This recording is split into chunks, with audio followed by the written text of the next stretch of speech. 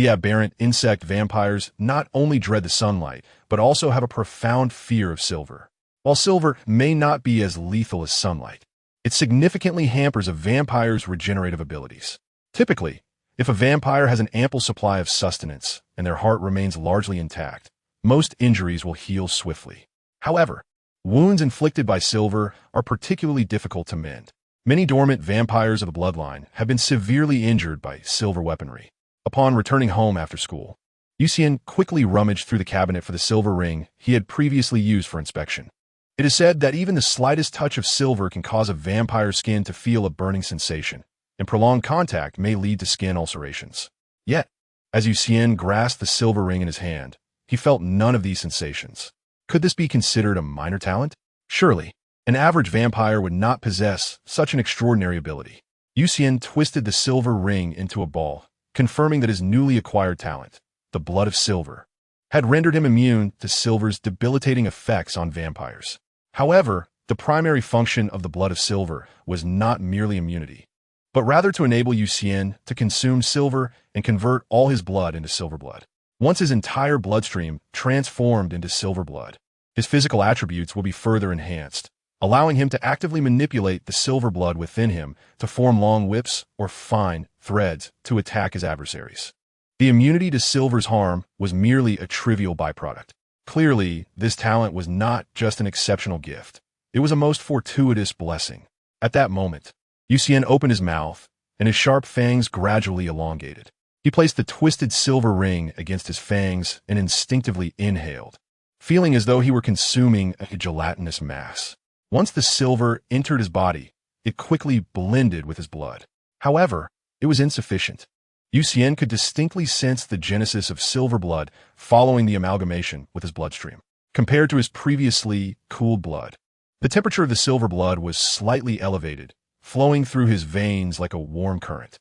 This sensation was not unpleasant. In fact, it was somewhat enjoyable. After acclimating, his desire for silver intensified. Nevertheless, acquiring a substantial quantity of silver proved to be quite challenging, as his remaining funds were insufficient for significant purchases. The primary reason was that the bloodline had been aggressively acquiring silver, inflating its price to surpass that of gold. Furthermore, the bloodline's purchases of silver occurred without any subsequent sales, leaving no one aware of the locations where silver was hidden. It is noteworthy that the bloodline has a stipulation. Any individual who contributes over 10 tons of silver can bypass all examinations and directly attain the status of a vampire. While this path does not grant access to the core of the bloodline's power, the allure of immortality is enough to entice wealthy individuals fearful of death.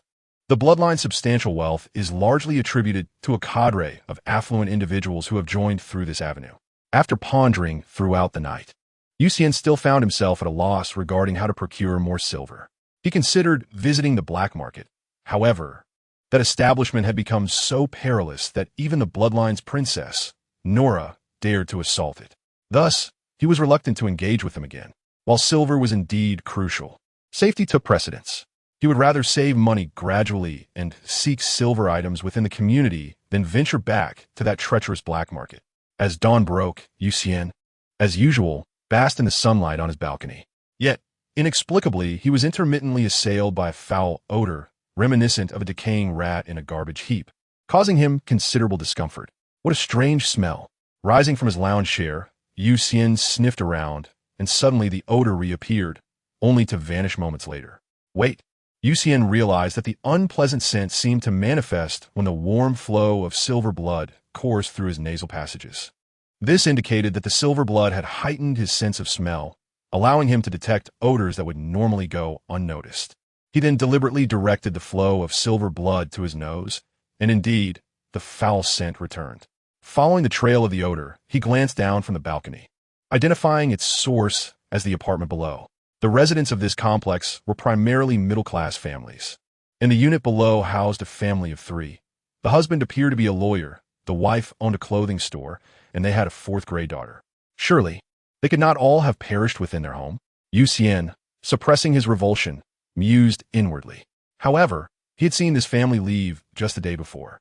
Even if they had met their demise, it was unlikely to have occurred so rapidly. Ultimately, Xian had little interest in meddling in others' affairs and quickly abandoned his contemplation, realizing it was time to head to school. As he slung his backpack over his shoulder and stepped outside, he happened upon the daughter of the couple from downstairs, who was also heading out with her own backpack. A thought struck him, and he concentrated the scant amount of silver blood in his nose, instantly overwhelmed by a pungent odor emanating from her. What a stench! Xian hastily redirected the silver blood from his nose to his right eye, and the foul smell dissipated. However, through his enhanced vision, he perceived what appeared to be countless red insects writhing beneath her skin. A shiver ran down Xian's spine, triggering his trypophobia. Just then, the girl glanced over, greeting him with a cheerful "Good morning, upstairs, brother." At that moment, Xian's pupils glimmered with a silvery sheen, and through her mouth, he seemed to witness the multitude of insects writhing like tendrils. "Good morning," Xian replied with a forced smile, before hastily descending the stairs and making his way toward school. On the road, Xian furrowed his brow, occasionally catching whiffs of the foul odor emanating from passers-by. A year prior, a shocking incident had unfolded in Rongqing, known as the Rongqing tragedy. The details revealed that an entire school had been unknowingly drained of its students' minds by a mysterious parasitic insect. Had it not been for a student who had unwittingly consumed a forbidden fruit and transferred to Rongqing No. 1 High School, discovering that the faculty and students were merely living corpses, the consequences would have been disastrous. Reflecting on the events of a year ago, the official government of Silver City had conducted a nationwide health check, during which Xian had been diagnosed with amyotrophic lateral sclerosis, or ALS. Following his diagnosis, Xian had spent an entire month in a state of confusion, rendering him oblivious to whether the health check had revealed anything significant. Little did he anticipate that the parasitic insects from Rongqing had silently infiltrated Silver City. This posed an enormous dilemma. Should he report this? Xian hesitated. If he did, the authorities would undoubtedly possess the means to eradicate the parasite. However, in the process of exterminating the parasites, there would inevitably be a second nationwide health check. And should he undergo such an examination, his identity as a wild vampire would be exposed. Salty fish, what are you pondering so deeply? At that moment, Zhang Shou's voice interrupted Xian's reverie. Xian turned to Zhang Shou, relieved to see that he had not been infected by the parasites. Nothing, just didn't sleep well. Xian replied nonchalantly. Zhang Shou yawned and inquired, "You didn't stay up all night browsing that forum, did you?" "What forum?" Xian replied, puzzled. Zhang Shou, realizing that Xian was indeed oblivious, proceeded to elucidate. "The forum is aptly named just that, and if you have the time, you might want to peruse it, particularly the forbidden fruit section, where individuals meticulously document the patterns of the forbidden fruit's appearances and predict its next possible locations. Should the forecast indicate a day when it might manifest in our Silver City, I shall undoubtedly strive to seize that opportunity. Not everyone is content to dwell in the shadows of others. Whether one joins the Blood Clan or any other faction, surpassing the progenitors seems nearly impossible. Consequently, some ambitious individuals have turned their gaze toward the elusive forbidden fruit, giving rise to forums specifically tailored for such individuals. However, Xian held no interest in such forums. His mind was preoccupied with the issue of parasites. Transferring from another school, Nora discovered that an alarming 30% of the student body was infected. Upon his arrival at the school, during the physical education break, Xian meticulously observed his fellow students, and his heart sank. The situation in Silver City appeared to be even more dire than in Rong City, and it was merely a matter of time before the parasite issue was exposed. Once the parasites became evident, it would only be a matter of time before he was implicated as well. This matter was urgent, and the situation could erupt at any moment. Action was imperative. Returning to the classroom, Xian extracted his phone to thoroughly review various reports regarding the Rong City tragedy. The parasite, formerly designated as the anomalous worm 6 months prior, still had an unclear transmission route. However, research indicated that once the eggs of the anomalous worm entered a host, they would swiftly infiltrate the circulatory system, ultimately taking root in the heart, where a multitude of tendrils would emerge. These tendrils could release a fluid that numbs the host's pain perception, quietly consuming the host's flesh and blood through the bloodstream, leaving only the brain intact.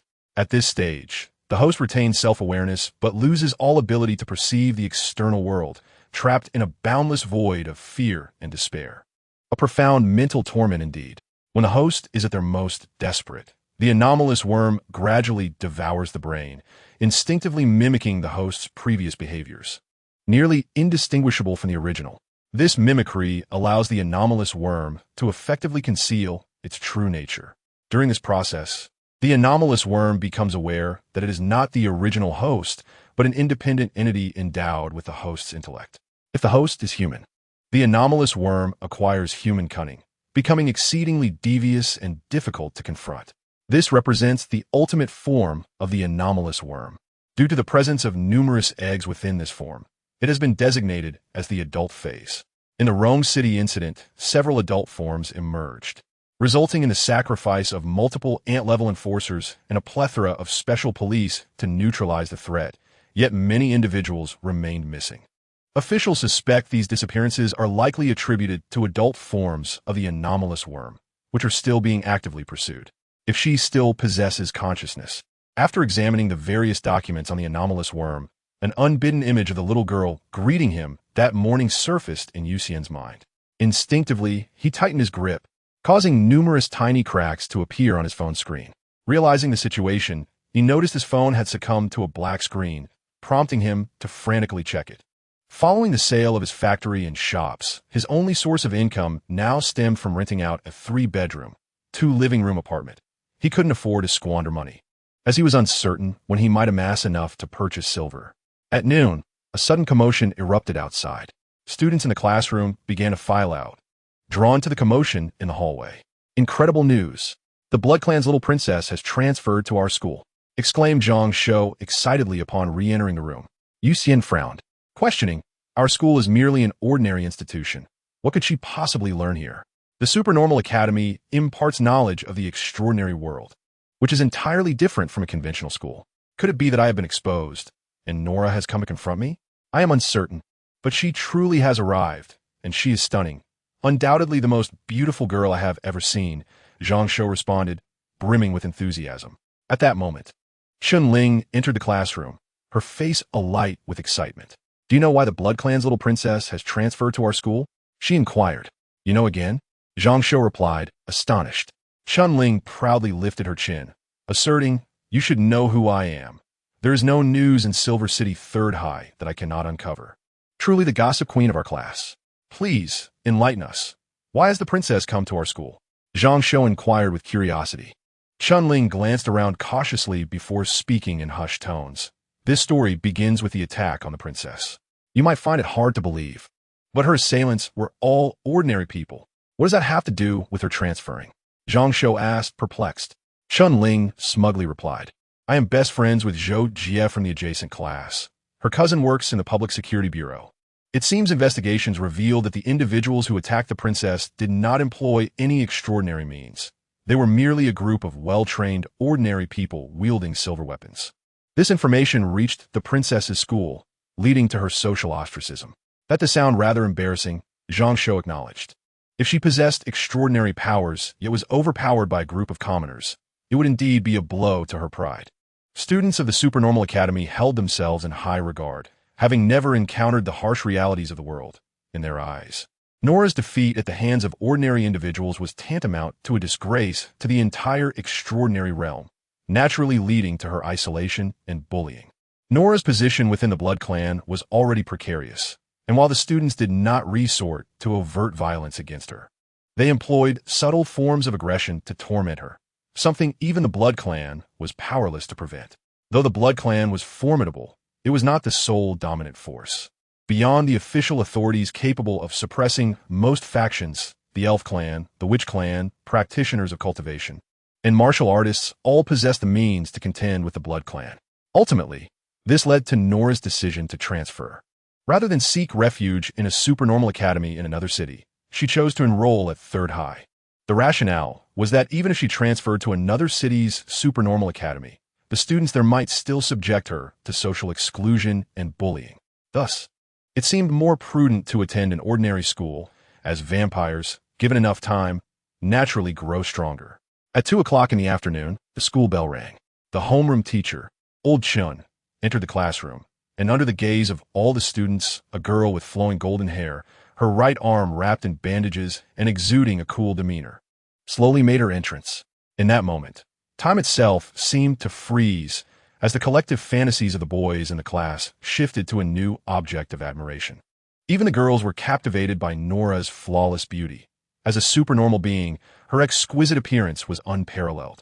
Although Third High had never designated a school beauty, from the moment Nora transferred, the boys implicitly agreed that she was the undisputed flower of the school.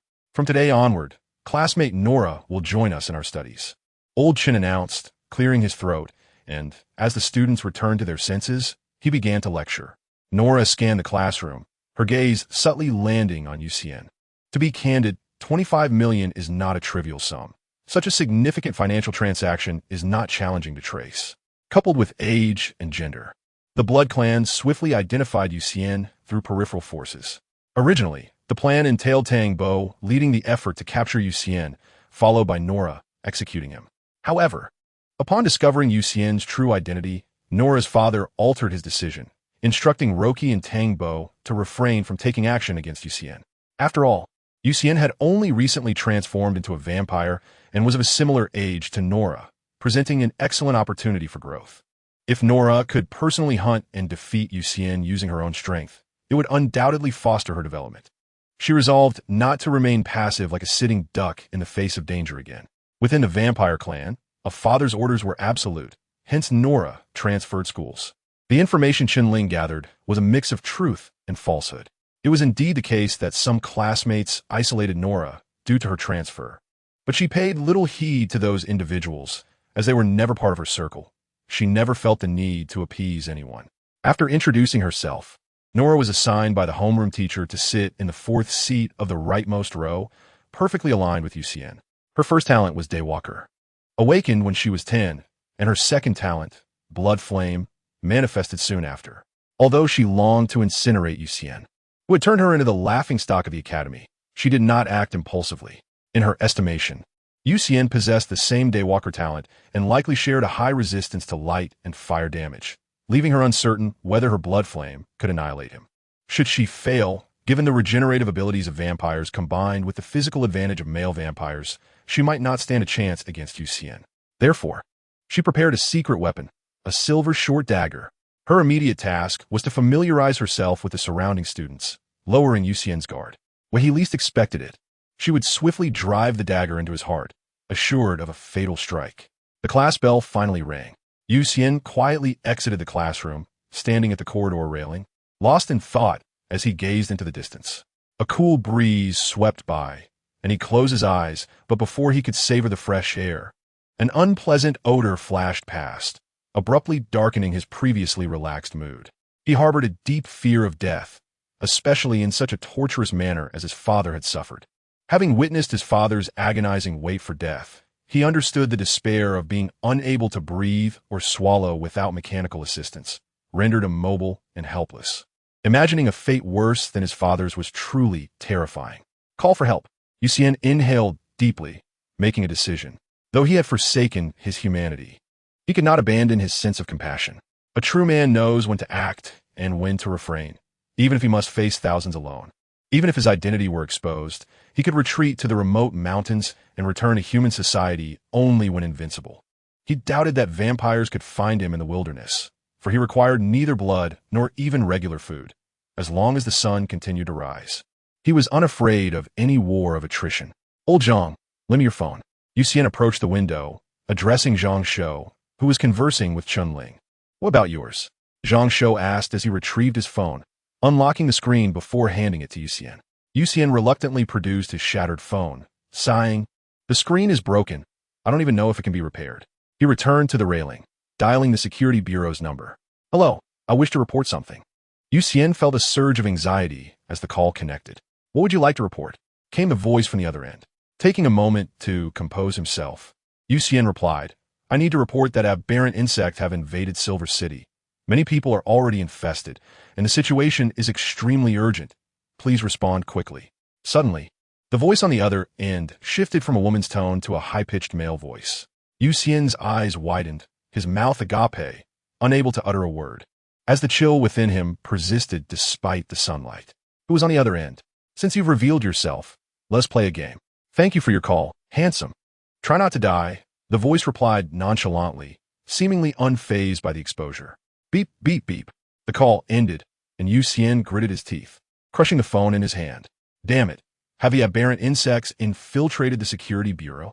Before he could contemplate his next move, a blinding light erupted from a nearby chemical plant, followed by a deafening explosion and violent tremors. The school's windows shattered instantly, and terrified screams erupted from the students.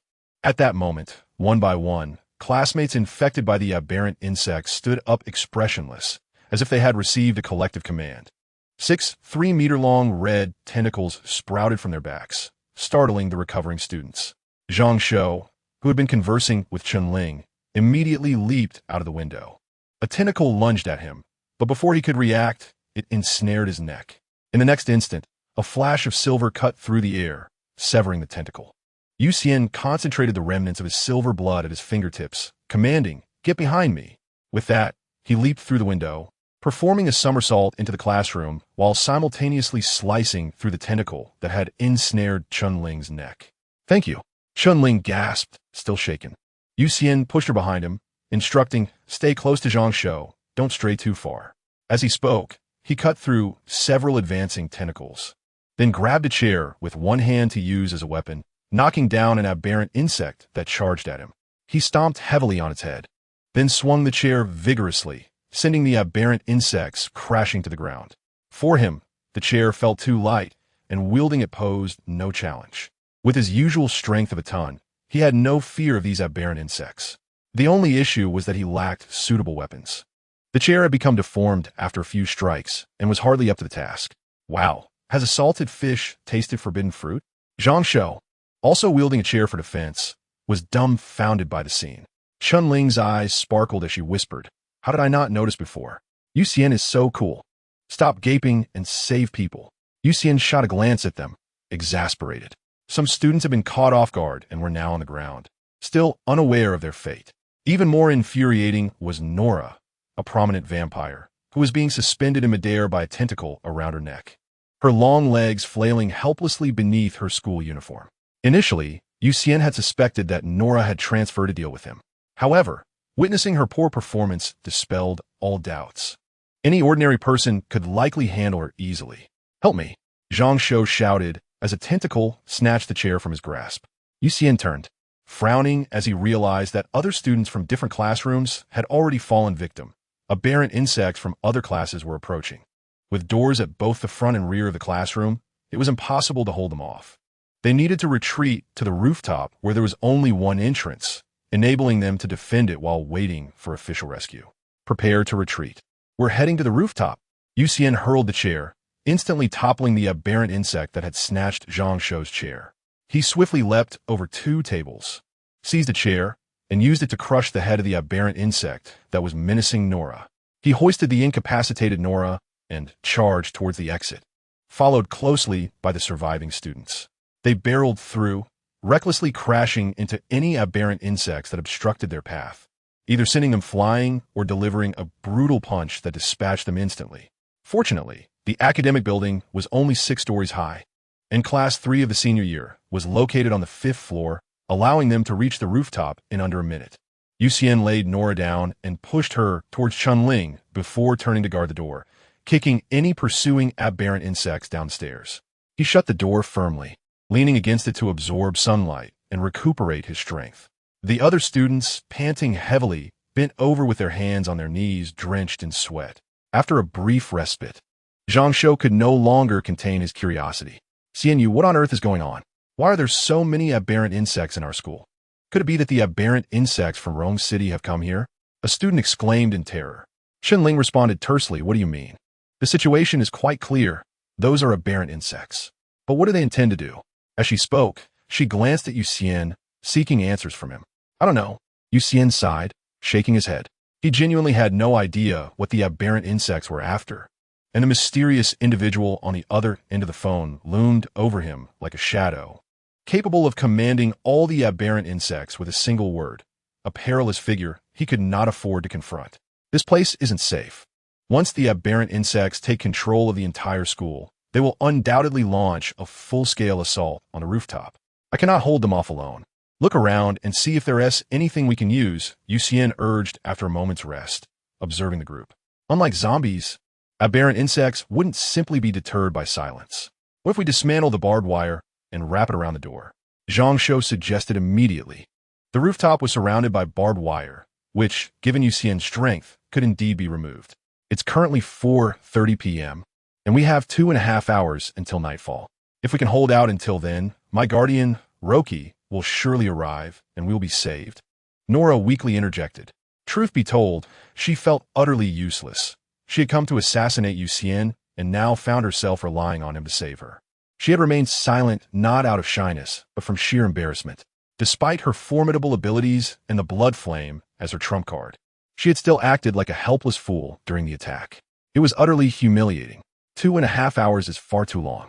By the time your guardian arrives, we might already be devoured by the aberrant insects, Xian stated, acutely aware that he had exposed his identity before Nora. When her guardian arrived, others might be fine, but he would surely be in grave danger. Moreover, it had only been about 10 minutes since the aberrant insect had first revealed themselves, and many classes had already suffered total annihilation. If the aberrant insects concentrated their forces for a strong assault, he was confident he could escape with 1 or 2 people by jumping down, but the rest would likely perish. Old Zhang, you and those few male classmates hold the door. I'll try to fashion a weapon, Xian declared, glancing at the barbed wire. If he could roll it up tightly, it might serve as a makeshift club. I have a weapon, Nora quickly interjected. As she spoke, she revealed a bracelet on her wrist, and in the next moment, a red handgun materialized out of thin air. Spatial equipment? All the students gazed at Nora in astonishment. While they had seen introductions to spatial equipment online, this was the first time any of them had witnessed it in person. What other weapons do you have? Xian asked as he took the handgun to aim at a distant target before returning it to Nora, casually inquiring. The handgun held only a limited number of bullets, and having never used a gun before, he doubted he could even kill an aberrant insect before exhausting the ammunition. Nora paused for a moment before retrieving a half-meter-long short blade. This is a silver knife. Although it's not particularly sharp, it is highly effective against vampires. Use it cautiously, she said. A silver knife? Xian received the blade, a smirk playing on his lips. Nora immediately lowered her head, her face flushed. She realized he had likely to do something. Thank you, this knife is quite timely, Xian responded, not elaborating further, though he indeed felt the knife was fortuitously useful.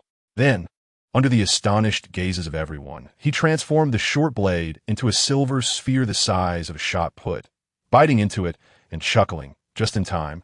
I'm feeling a bit hungry. Nora looked at Xian as if witnessing some incredible creature, unfazed by sunlight and treating silver as sustenance. Was this still a vampire? Had Roki and the others made a mistake? It was utterly absurd. After consuming all the silver, Xian felt a warm sensation enveloping him. His senses heightened to an extraordinary degree, allowing him to perceive every rustle and whisper in the vicinity of hundreds of meters. He then took a deep breath, his body swiftly darkening. Xian? Zhang Shou exclaimed in astonishment at this transformation. Xian reassured them. Do not worry, I'm perfectly fine, better than ever. To the others, he appeared engulfed in darkness, primarily due to his enhanced ability to absorb light after fortifying himself with the blood of silver. Previously, while he could absorb light, it had not been perfect, resulting in some reflection that made him visible to others.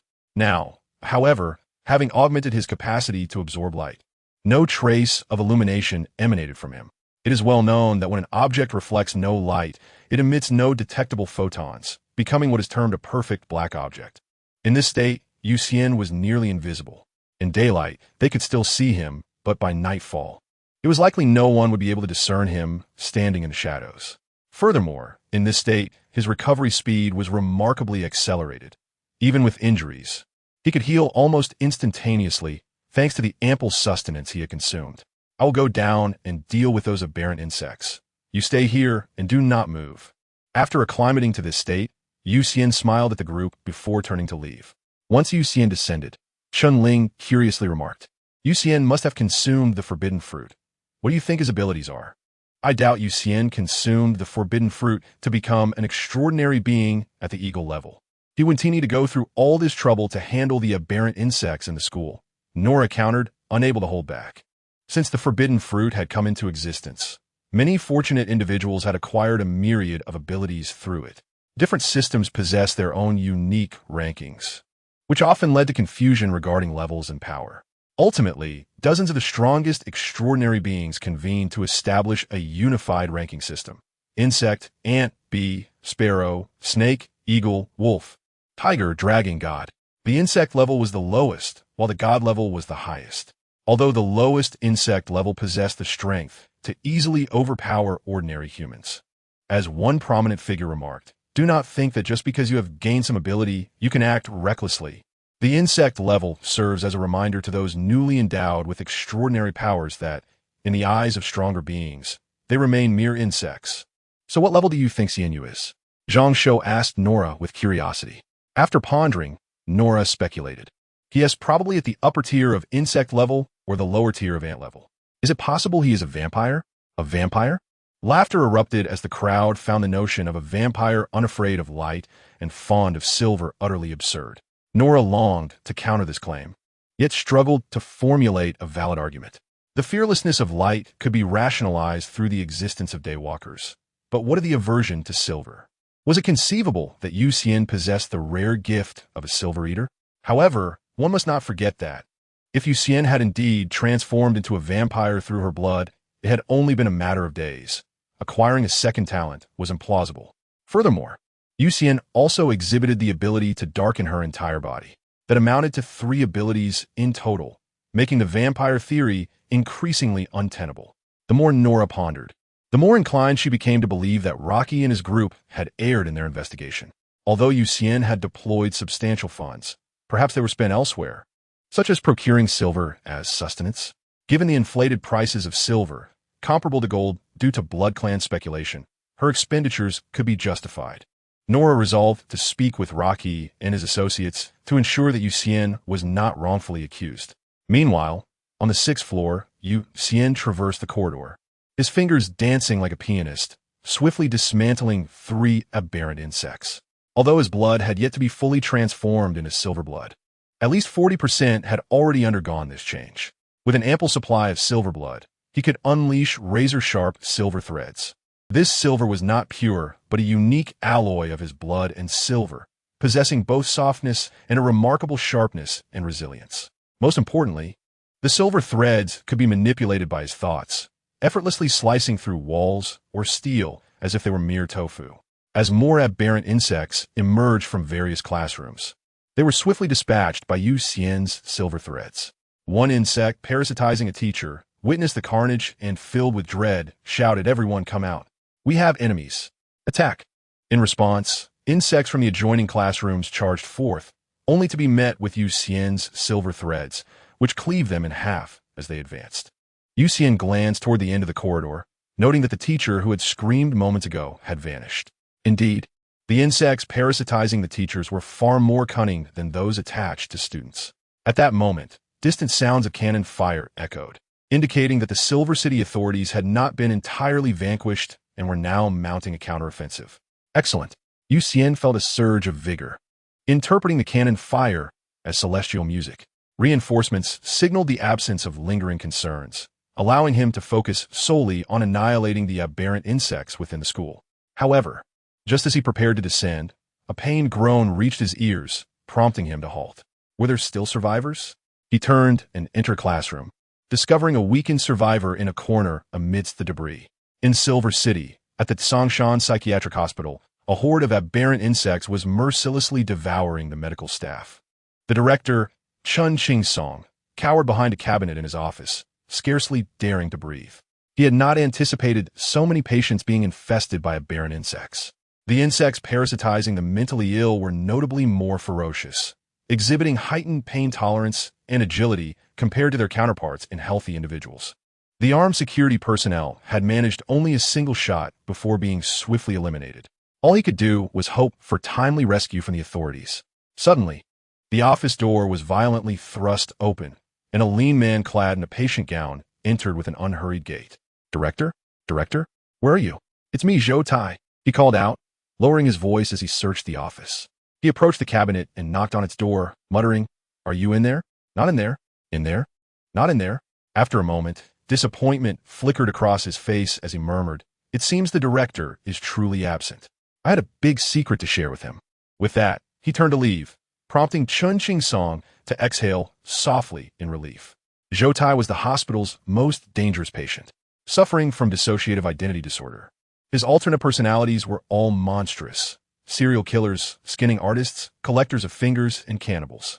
Confined to the hospital, he was under constant restraint, making Chun Ching Song shudder at the thought of how Zhou Tai had escaped his bindings and evaded the aberrant insects. He wanted no contact with this man, whether human or insect. As if fate conspired against him, just when he believed Zhou Tai had departed, the cabinet door was flung open. Zhou Tai grinned at Chun Ching Song and exclaimed, "Found you, my dear director." He yanked Chun Ching Song into a chair, taking a seat across from him. "What do you intend to do?" Chun Ching Song stammered, panic rising within him. Zhou Tai interrupted him with a chuckle. "What will you do? Lock me away again? Ha ha ha. From now on, no one can confine me." Suddenly, his expression shifted from manic to somewhat timid. "Director, am I ill? Please take my pulse." He placed his hand on the table, gazing at Chun Ching Song with anticipation.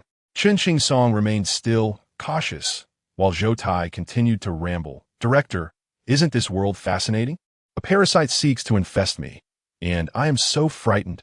Yet, it surprisingly chose the most useless host. After replacing the host, it ended up parasitizing us instead. This sensation is simply marvelous. Its body is so strong." "You mean the true Zhou Tai has been supplanted by the consciousness of the aberrant insect, while your personalities have infested the insect's consciousness, subduing it?" Chun Ching Song asked, his eyes widening in astonishment. Zhou Tai nodded enthusiastically. "Exactly. You're astute, director. You grasp the situation in just a few words. Do you consider yourself human or an aberrant insect?" Chun Ching Song's forehead dripped with cold sweat as he could not help but inquire. Zhou Tai's face gradually brightened with a smile, and tendrils emerged from his facial features, his eyes nearly closing in on Chun Ching Song's face. One tendril split open, issuing a sound, "I am, of course, human." Chun Ching Song stared at the horrific scene before him, his pupils quaking violently as terror overwhelmed him, leading to his untimely demise. "How dull," Zhou Tai murmured, retracting his tendrils and glancing at Chun Ching Song's lifeless body with a disdainful expression. Suddenly, an amusing thought crossed his mind, and he chuckled. "There's still time. Why not go find that handsome young man to play with?" As he spoke, his demeanor shifted repeatedly, and a gluttonous look settled on his face as he beheld Chun Ching Song's corpse, indicating a transition to yet another personality. Had Chun Ching Song been alive to witness this transformation, he might have surmised that the aberrant insects possessed a form of consciousness network, allowing Zhou Tai's personalities to act like a virus, infecting all aberrant insects through this network. His personalities could seize control of any aberrant insect's body at will, or even hide within the network to issue commands to all aberrant insects. Xian carried a student with a broken leg back to the rooftop. He gently laid the injured student down and said, "Lao Zhang, all you boys come help. I've dealt with the aberrant insects on the 6th floor, and there are many injured classmates who need our assistance." "All right." Zhang Shou nodded. The other boys gritted their teeth and resolved to go help as well. Chen Ling spoke up, "I'll go too. It's sufficient to leave 2 classmates here to care for the injured. Then I shall join you." Nora felt compelled to contribute. Xian did not refuse, for the number of injured students was considerable, and every additional person would lend a helping hand. However, upon descending to the 6th floor and entering the classroom of the 3rd-year class, they were unable to contain their horror and rushed to the hallway to vomit. For the scene within was utterly gruesome. Some students were devoured to the point of having only half a body left, while others were left with merely half a face. It was akin to a hell on earth. Zhang Shou and the others, being innocent and naive high school students, had never witnessed such terrifying sights before. "Are they all right?" Nora asked Chun Ling and the others with concern. Xian shot a surprised glance at Nora and chuckled. "I anticipated they might react this way. Yet, you of all people did not retch. I am a vampire. I lack the ability to vomit," Nora retorted, casting Xian a sidelong glance. It then dawned on Xian why he himself felt no physical discomfort despite the horrific scene before him. It was because he was a vampire. Just then, an aberrant insect charged up the staircase from the 5th floor. Xian flicked his finger, and a silver thread instantaneously sliced the creature in two. His confidence in allowing Zhang Shou and the others to descend to assist was rooted in his assurance of their safety. Silverblood. Nora's eyes widened upon witnessing Xian's silver thread attack, her mind racing as she gazed at the corpse of the aberrant insect on the ground. This was the extraordinary talent her father awakened at the age of 150. How could it appear in Xian? She looked at him in disbelief, her thoughts in disarray.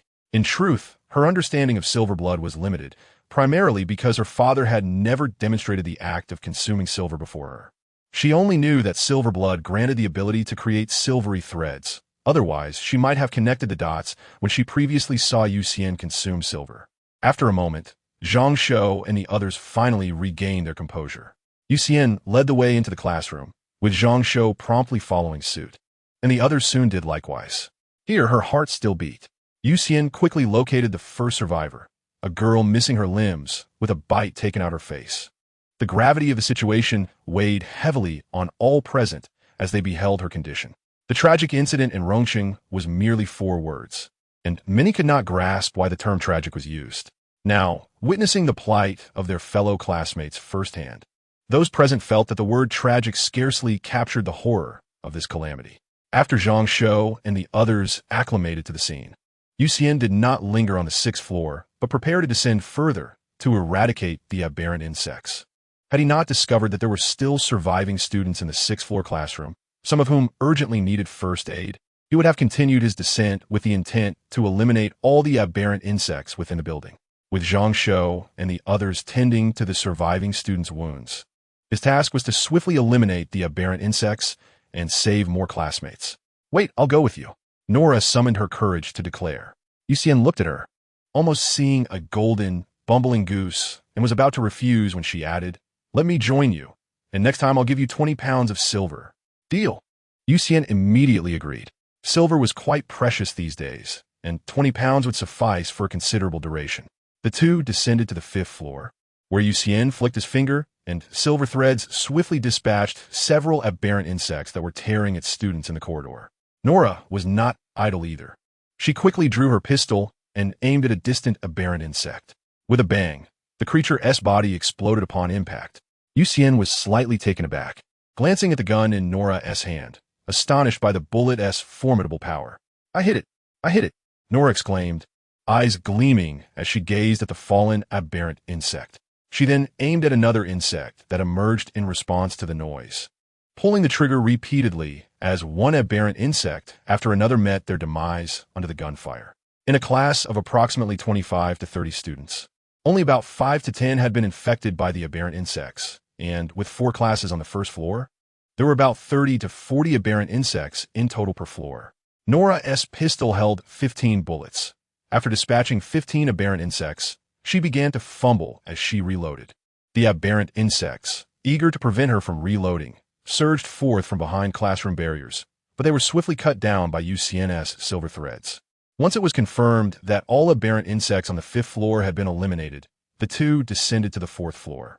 Again, Nora began by using her pistol to take down some aberrant insects, and then Xian lured the remaining insects into a final assault, ultimately resolving the last wave of attackers.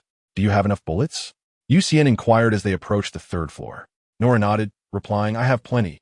I prepared 100,000 bullets." Ever since being attacked by ordinary people, she had stockpiled both a pistol and ammunition, ensuring she had more than enough. On the 3rd floor, the two worked in perfect harmony, slaying all the aberrant insects in a mere minute. After ensuring no stragglers remained, they continued down to the 2nd floor. "You're a vampire too?" Nora, trailing behind, cast a complex glance at Xian and then quietly asked. Xian, walking ahead, replied candidly, "Yes, I have illness. If I do not become a vampire, I will die. I heard that because of me, you were attacked by thugs and ostracized by other classmates at school. I sincerely apologize." He had already prepared himself for the consequences when he called the police, ready to flee after resolving this disaster, vowing never to return to human society until he was invincible. "So that is how it is," Nora murmured, her expression intricate as she regarded Xian. Upon reaching the 2nd floor, she immediately set aside her distractions, gripping her pistol tightly as she fired at the aberrant insects. Once her ammunition was spent, she swiftly reloaded while glancing at Xian. The remaining aberrant insects seized the opportunity to launch a full-scale assault, and Xian waved his finger, unleashing a silver thread that cascaded like a wave, instantly slicing the aberrant insects into bizarre shapes. At that moment, a previously fleeing teacher burst from classroom, leaping down from the corridor to the ground square. Still trying to escape, Xian thought upon witnessing this scene, promptly pressing a hand against the railing and leaping from the second floor to the square below. Before he could act, a gunshot rang out, and the teacher, now parasitized by the aberrant insects, exploded from the waist up, collapsing to the ground. On the upper floor, Nora held her gun, and as Xian turned back, she revealed a sly smile, the wind catching her golden hair, causing it to dance in the breeze, momentarily dazzling Xian. He retracted his earlier thoughts. She was not merely a bumbling goose, but a stunningly beautiful one. Suddenly, a look of terror crossed Nora's face, her mouth opening as if to say something. "Watch out!" Just as Nora's warning rang out, a shadow flashed past. Xian reacted swiftly, already dodging as Nora's eyes widened, but he was still struck, losing an arm in the process. Thud! A rectangular identification plaque crashed heavily onto the steps of the teaching building. The blood belonging to Xian trickled down from above the sign, flowing through the words "slow down" in front of the school, before finally dripping onto the ground. Xian pressed his hand against the wound and glanced at the sign, only to turn around abruptly. At some point, a woman in professional attire had perched atop the school wall. "Hello, handsome. I come to play with you," she exclaimed, her face adorned with a maniacal smile. Yet her voice resonated with a masculine timbre. Xian's expression turned grave, his eyes shimmering with silver light as he gritted his teeth. "You are the scoundrel on the other end of the line." "Indeed, am that scoundrel." The woman leaped down from the wall, grinning as she introduced herself. "I am Zhou Tai, once human, now an aberrant insect." She slowly approached the corpse of a teacher parasitized by the aberrant insect, murmuring to herself, "Tiska. Possessing such immense power, yet failing to utilize it properly. What a waste." Bang! Bang! Bang! From above, Nora seized the opportunity while Zhou Tai was crouched down, firing 3 shots at her. However, the explosions did not resonate. Instead, Zhou Tai caught the 3 bullets in her hand and stood up, laughing. The speed of the bullets is rather slow. All aberrant insects possess the ability to evade them. It's just that having masqueraded as humans for so long, even upon awakening to their true nature, they still adhere to certain human vices. Their reflexes and speed remain shackled by their subconscious. Humans have a self-preservation mechanism that sets a safety threshold when controlling muscle activity to prevent overexertion and damage to muscles and bones. Many aberrant insects are similarly affected, so they can only exert about 50% of their true strength. Zhou Tai, however, is different.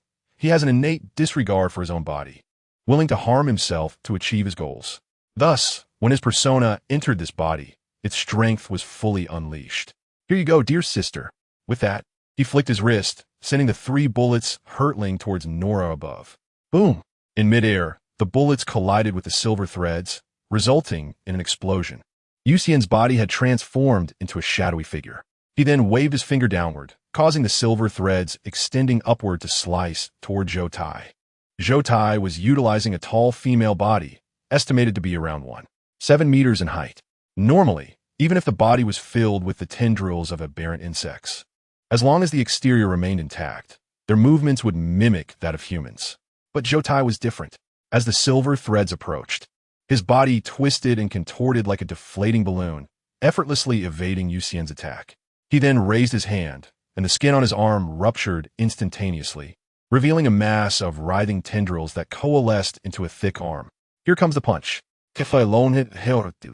Leaping into the air and delivering a powerful blow towards Xian on the ground. Danger! Xian immediately leaped sideways, landing and rolling away swiftly. It must be noted that losing an arm significantly affected him. Had his right hand still been intact, Zhou Tai would have been easily subdued. Boom! A resounding crash echoed as the ground shook violently where Xian had just stood. Zhou Tai's punch created a half-meter deep crater, and had it struck a human, it would likely have torn through their body. On the other side, having completed his role, Xian half knelt on the ground, his left hand digging into the earth as he manipulated the silver threads to penetrate the ground, swiftly launching an attack on Zhou Tai. In an instant, a multitude of silver threads erupted from the pit, weaving together to form a massive net that ensnared Zhou Tai and quickly constricted. In a critical moment, Zhou Tai maintained his smile. His body exploded into a mass of grotesque tendrils, skillfully slipping through one of the net's openings, even bringing along human skin. If one had ever witnessed an octopus navigating through small crevices in the sea, they could easily envision Zhou Tai's escape. Subsequently, all the tendrils swiftly re-entered the human skin, transforming back into the appearance of a youthful woman in the blink of an eye. This dexterity, this speed. Xian could clearly see Zhou Tai's movements and was taken aback. Although Zhou Tai's abilities did not surpass the limits of aberrant insects, his control over the insect body was exceptional. Such maneuvers were likely beyond the capabilities of most aberrant insects. At this moment, Zhou Tai noticed Xian's severed arm lying a few meters away on the ground. He cast a glance at Xian, and the severed arm sprouted numerous tendrils that picked it up, with each tendril burrowing into the arm. Aberrant insects possess a rather perverse ability. They can utilize their tendrils to mimic the flesh and nerves of other beings, allowing them to manipulate their bodies. This is the most fundamental capability of aberrant insects. Otherwise, if they consumed their host's body completely, the host's brain would suffocate from lack of oxygen and perish long ago. Dear brother, this arm of yours is quite nice. Shall we continue to play? Zhou Tai manipulated the tendrils, swinging the arm with a smile. No sooner had he spoken than he dashed toward Xian.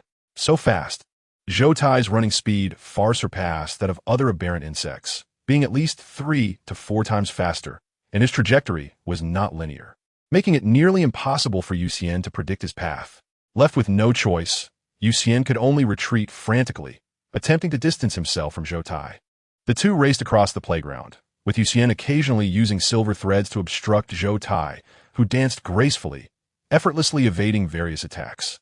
Meanwhile, Zhou Tai would wield Xian's right hand, occasionally extending it suddenly to deliver a punch. In truth, Xian's attacks posed little threat to Zhou Tai.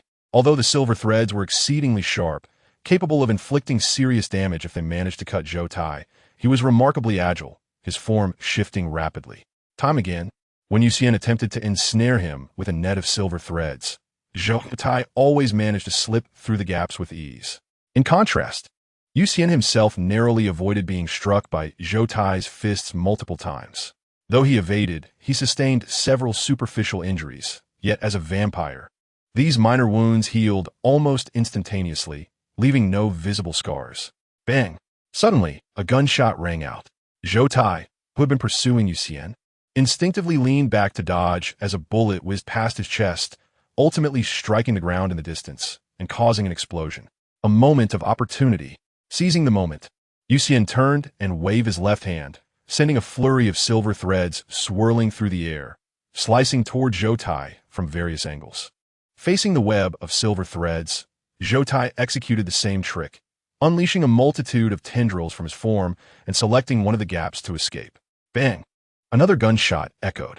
Just as Zhou Tai emerged from the web of silver threads, he was struck by Nora's shot, causing numerous tendrils to sever in the explosion. The remaining tendrils hastily retreated into the woman's form, rolling backward.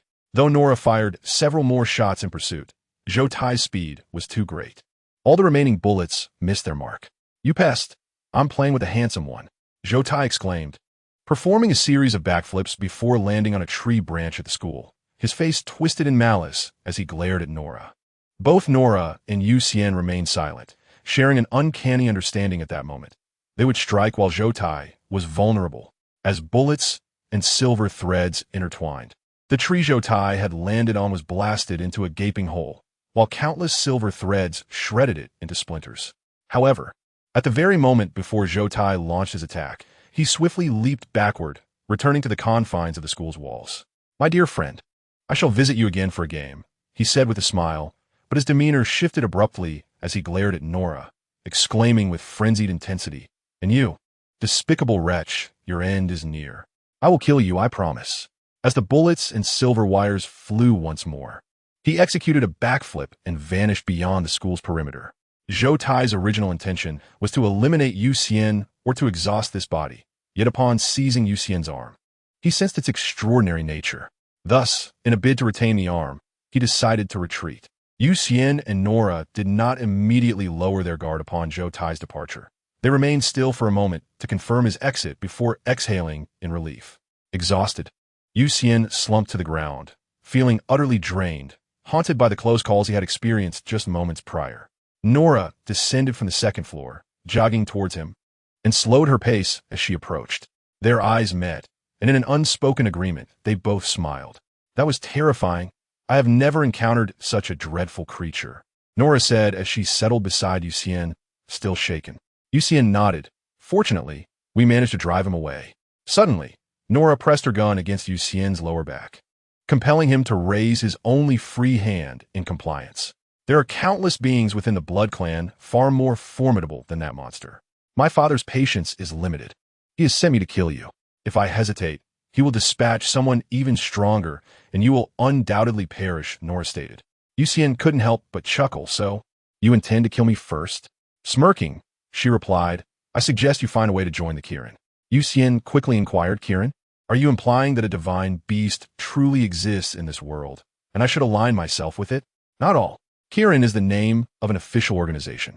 I'm not entirely sure of the details, but I heard 3 years ago about a vampire like you who joined the Xian, and the Blood Clan ceased their cleansing efforts against him, Nora explained.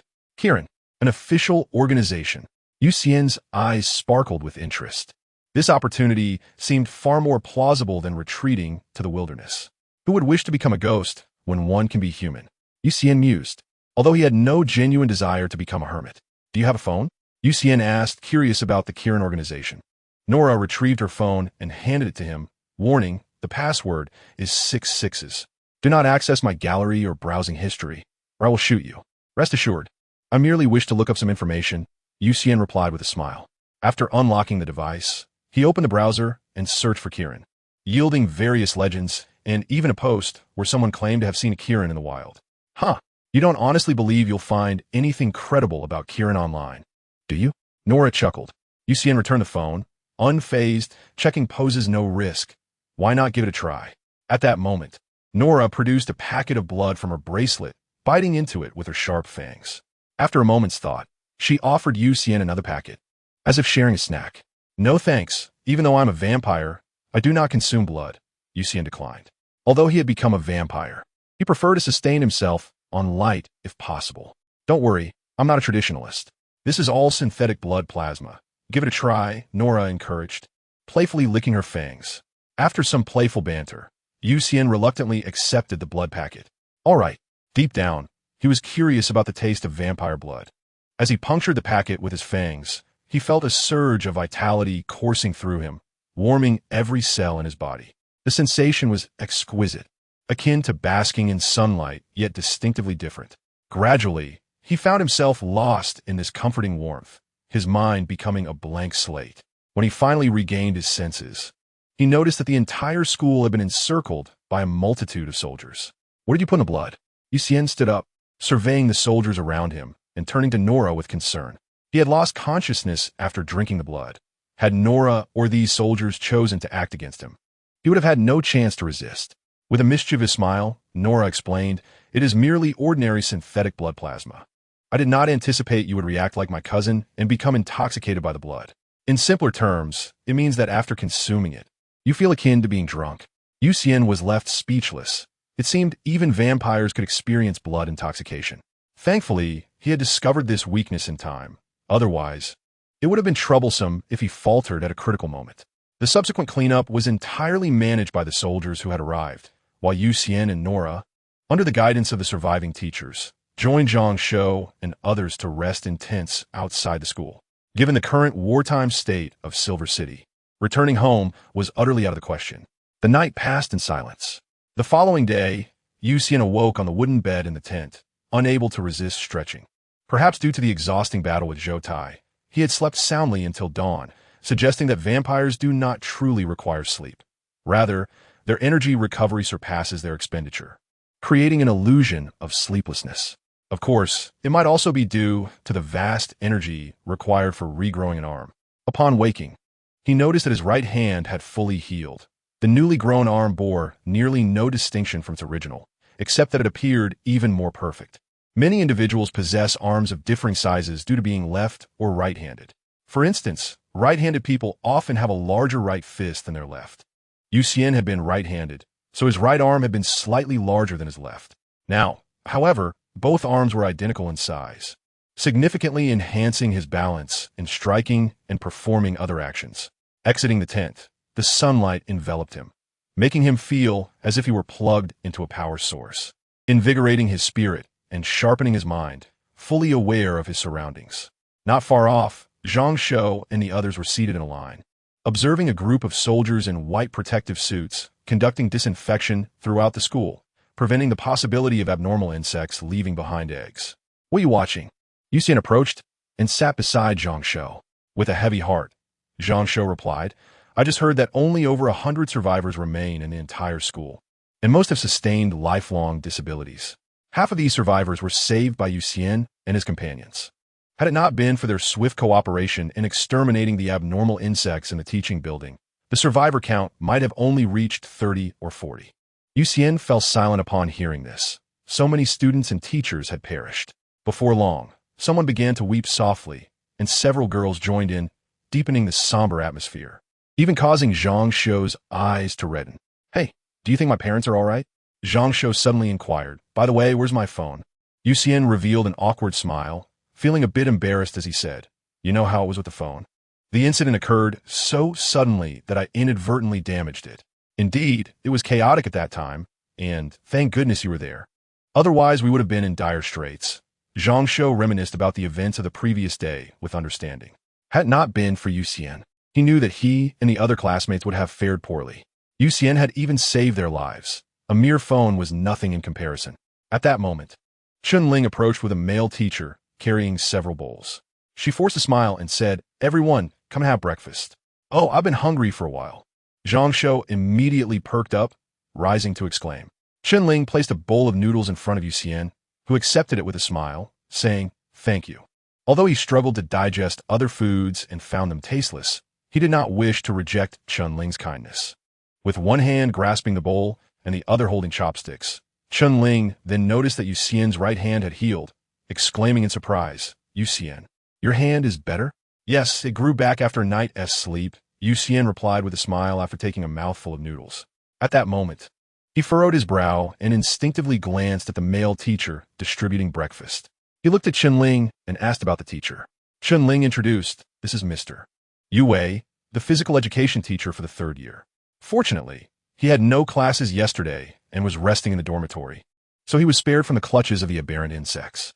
"Oh, Mr. You must have been ill yesterday," Zhang Shou chuckled.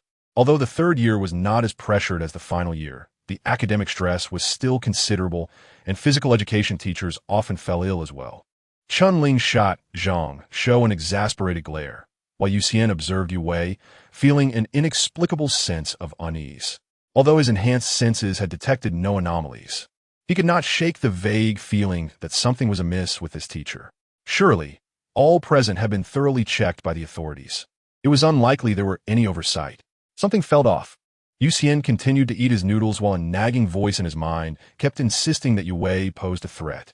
For the rest of the morning until noon, Xian kept a watchful eye on Yue. However, Yue revealed no flaws. His scent was that of a normal male, and there were no writhing appendages beneath his skin. His heartbeat was entirely normal, indicating no foreign objects in his heart. Furthermore, after prolonged observation, Xian discerned that Yue suffered from kidney stones, lumbar muscle strain, and rhinitis, summing him up as a middle-aged man with some signs of exercise. Yet not excessively so, quite fitting for a physical education teacher of the 3rd year.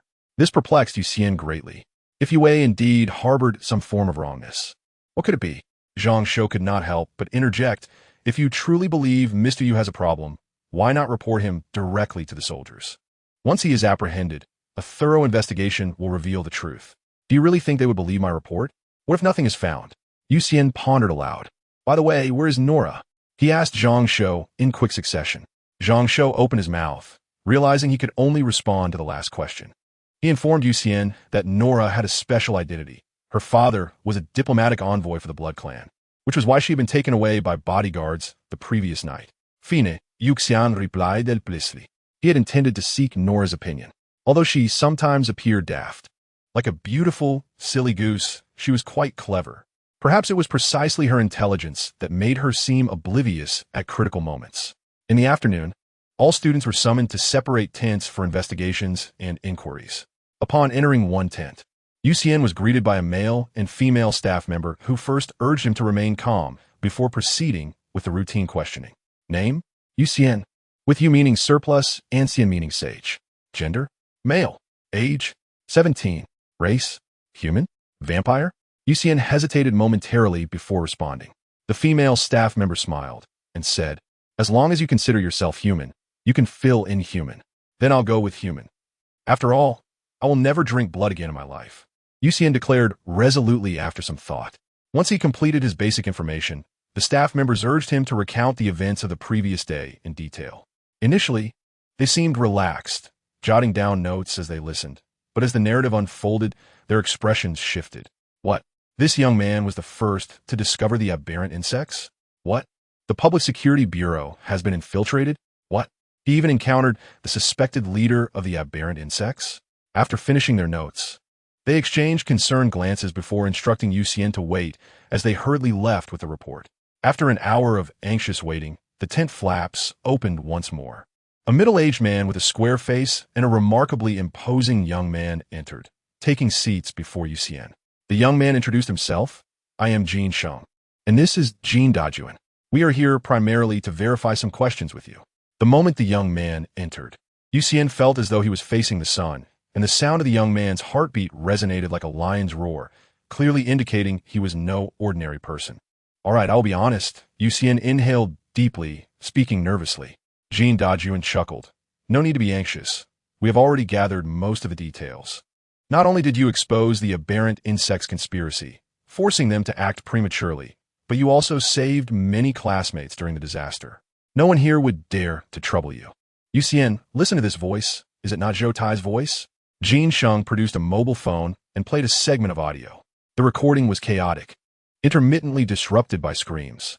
Xian listened intently as a distorted male voice murmured, Dean, I assent this world quite extraordinary. Chen Qingsong's office had been secretly equipped with a listening device by his wife, who intended to gather evidence of his infidelity for a more favorable divorce settlement. However, both Chen Qingsong and his wife ended up dead, yet the device captured crucial dialogue that eventually reached Jin Sheng and his team. The voice bore approximately 60% similarity, but the tone was nearly identical. I can confirm it is him, Xian stated seriously after listening to the audio. Jin Sheng and Jin Dajuan exchanged grave expressions. Zhou Tai had been dangerous even as a normal person, and now with those distorted personalities, he could control the aberrant insects and even parasitize them, significantly increasing the danger. If not resolved swiftly, the consequences would be dire. May I inquire what the original plan of the aberrant insects was? Xian could not help but ask. Jin Dajuan nodded, explaining, had you not exposed the aberrant insect invasion, they would gradually consume the entire Silver City, transforming all ordinary humans into their food and hosts until the city became their stronghold. By that time, we would likely have no chance to eradicate them completely. Xian, do you have any further questions?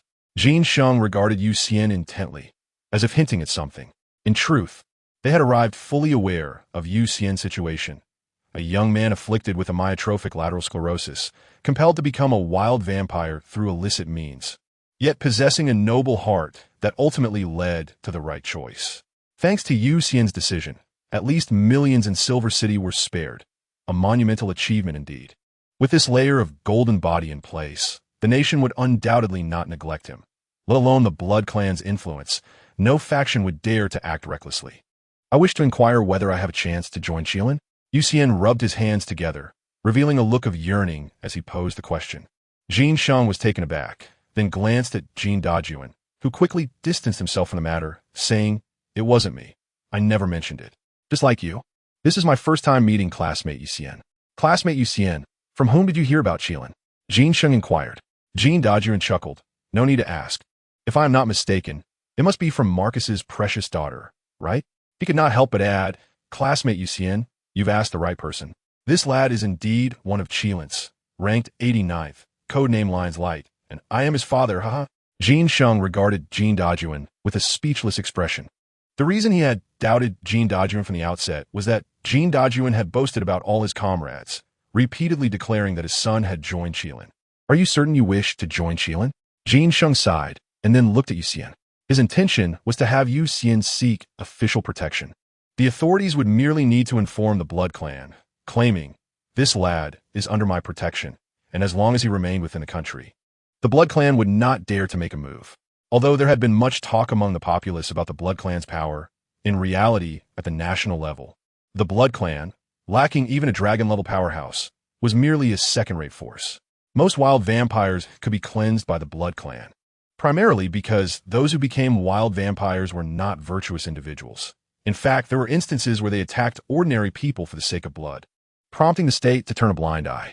For someone like Yu Xian, with a clean background and who had saved millions of lives in a city, the Blood Clan was insignificant. The unconditional trust in the Blood Clan, or rather, the vampires, was based on numerous weaknesses. They feared the sun, silver, garlic, and crucifixes, and their sustenance was solely blood. Should they go without blood for an extended period, they would fall into a deep slumber, their bodies gradually desiccating until one day, a drop of blood might awaken them. If becoming a vampire were not one of the easiest paths to immortality, it was likely that the Blood Clan would not even qualify as a second-rate force, at best a third or fourth-rate. The Blood Clan's notoriety among the populace stemmed mainly from their wealth. They were extraordinarily affluent. Consequently, those wealthy individuals turned into Blood Clan members have been incessantly hiring influencers to promote the Blood Clan's might, instilling fear and mystery. This created an illusion among ordinary people that the Blood Clan was a top-tier force, leading them to believe that offending the Blood Clan would result in death. In truth, the 5 major nations possessed the power to easily suppress the Blood Clan, alongside other extraordinary forces occupying numerous small nations, all capable of extinguishing the Blood Clan. The Blood Clan's survival to this day was not due to their strength, but rather their understanding of the situation. Yu Xian initially assumed that joining Xian would be challenging or require enduring various trials. Yet, the following day, Jin Sheng placed identification documents, a firearm, and a special phone before him. Jin Sheng, suppressing a smile, solemnly declared, "From this moment forth, you are a member of Xian's exorcism squad, ranked 6330. Codename Salted Fish." Yu Xian looked at the documents on the table, unable to contain his disbelief as he exclaimed, "Is this real? Indeed, it is authentic." Presenting the documents will allow all public security bureaus across the nation to verify their legitimacy and cooperate with your actions unconditionally, Jin Sheng replied with a smile. Yu Xian stowed the documents away and inquired, "How many members are in the exorcism squad? And who is the captain?" "I am the captain of the exorcism squad," Jin Sheng explained. "Originally, there were 5 members. With you, we make 6. However, the squad does not typically operate together, but rather takes on tasks individually. Only for tasks of Sparrow level or higher do we convene as a squad." He then detailed the specific circumstances of the squad to Yu Xian. The squads under Xian enjoyed a considerable degree of freedom, primarily because most members capable of joining Xian were extraordinary individuals with immense potential. Given that each extraordinary being's circumstances varied, enforcing joint operations could hinder some members' progress. Typically, members could freely undertake tasks of worm and ant levels, and 2 or more members could collaborate on tasks of B level. Tasks of Sparrow level and above require the entire squad to engage collectively. What level does Silver City currently hold? Yu Xian asked with curiosity. Jin Sheng responded, "The anomalous insect disaster is classified as Tiger level, not due to its strength, but because of its potential harm. Only by eradicating all anomalous insects can the task be deemed complete. However, this task is destined to be exceedingly difficult, as we are uncertain about its transmission or current numbers. I actually have a suspect. I suspect he might be an anomalous insect, but I cannot find any evidence." Yu Xian hesitantly mentioned, recalling Yu Wei. Jin Sheng immediately took on a serious demeanor, asking, "Whom do you suspect?" "Yu Wei, teacher Yu. Although I observed him for a significant time and found no flaws, when I encountered him again this morning, I still had that feeling. He is definitely not right," Yu Xian said, furrowing his brow in contemplation. Jin Sheng promptly turned and walked outside, stating as he went, "Let us go. Since you believe he is suspicious, we should detain him and investigate." The 2 exited the tent, and Jin Sheng instructed the soldiers to detain Yu Wei. confining him within a tent under the watch of several soldiers. Throughout the process, Yue offered no resistance, merely displaying a hint of fear, observing from a distance. Neither Jin Sheng nor Xian discerned any anomalies. Do you still think he is suspicious? Jin Sheng asked. Xian nodded. Yes, he definitely has issues. But with my current abilities, I can't pinpoint them. Let us wait and see. Jin Sheng decided, still choosing to trust Xian unconditionally. The two entered the tent where Yue was held. Upon seeing them, Yue quickly spoke up. Officer and classmate Xian, what brings you to me? Neither Jin Sheng nor Xian responded. They encircled Yue, and suddenly, Jin Sheng's eyes turned golden, while a silver light flickered deep within Xian's pupils. What are you doing? What is wrong with me? Yue asked, growing increasingly fearful as he leaned back. Jin Sheng's golden eyes gradually dimmed as he shook his head at Xian, indicating that he had not detected any issues. The silver light in Xian's pupils also returned to normal, and he found nothing amiss either. Are you certain? Jin Sheng asked without context.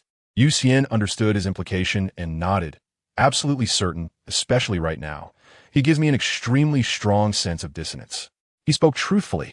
The distance between him and Yue was merely about 20 centimeters, and looking at Yue evoked an indescribable discomfort, as if something were fundamentally off.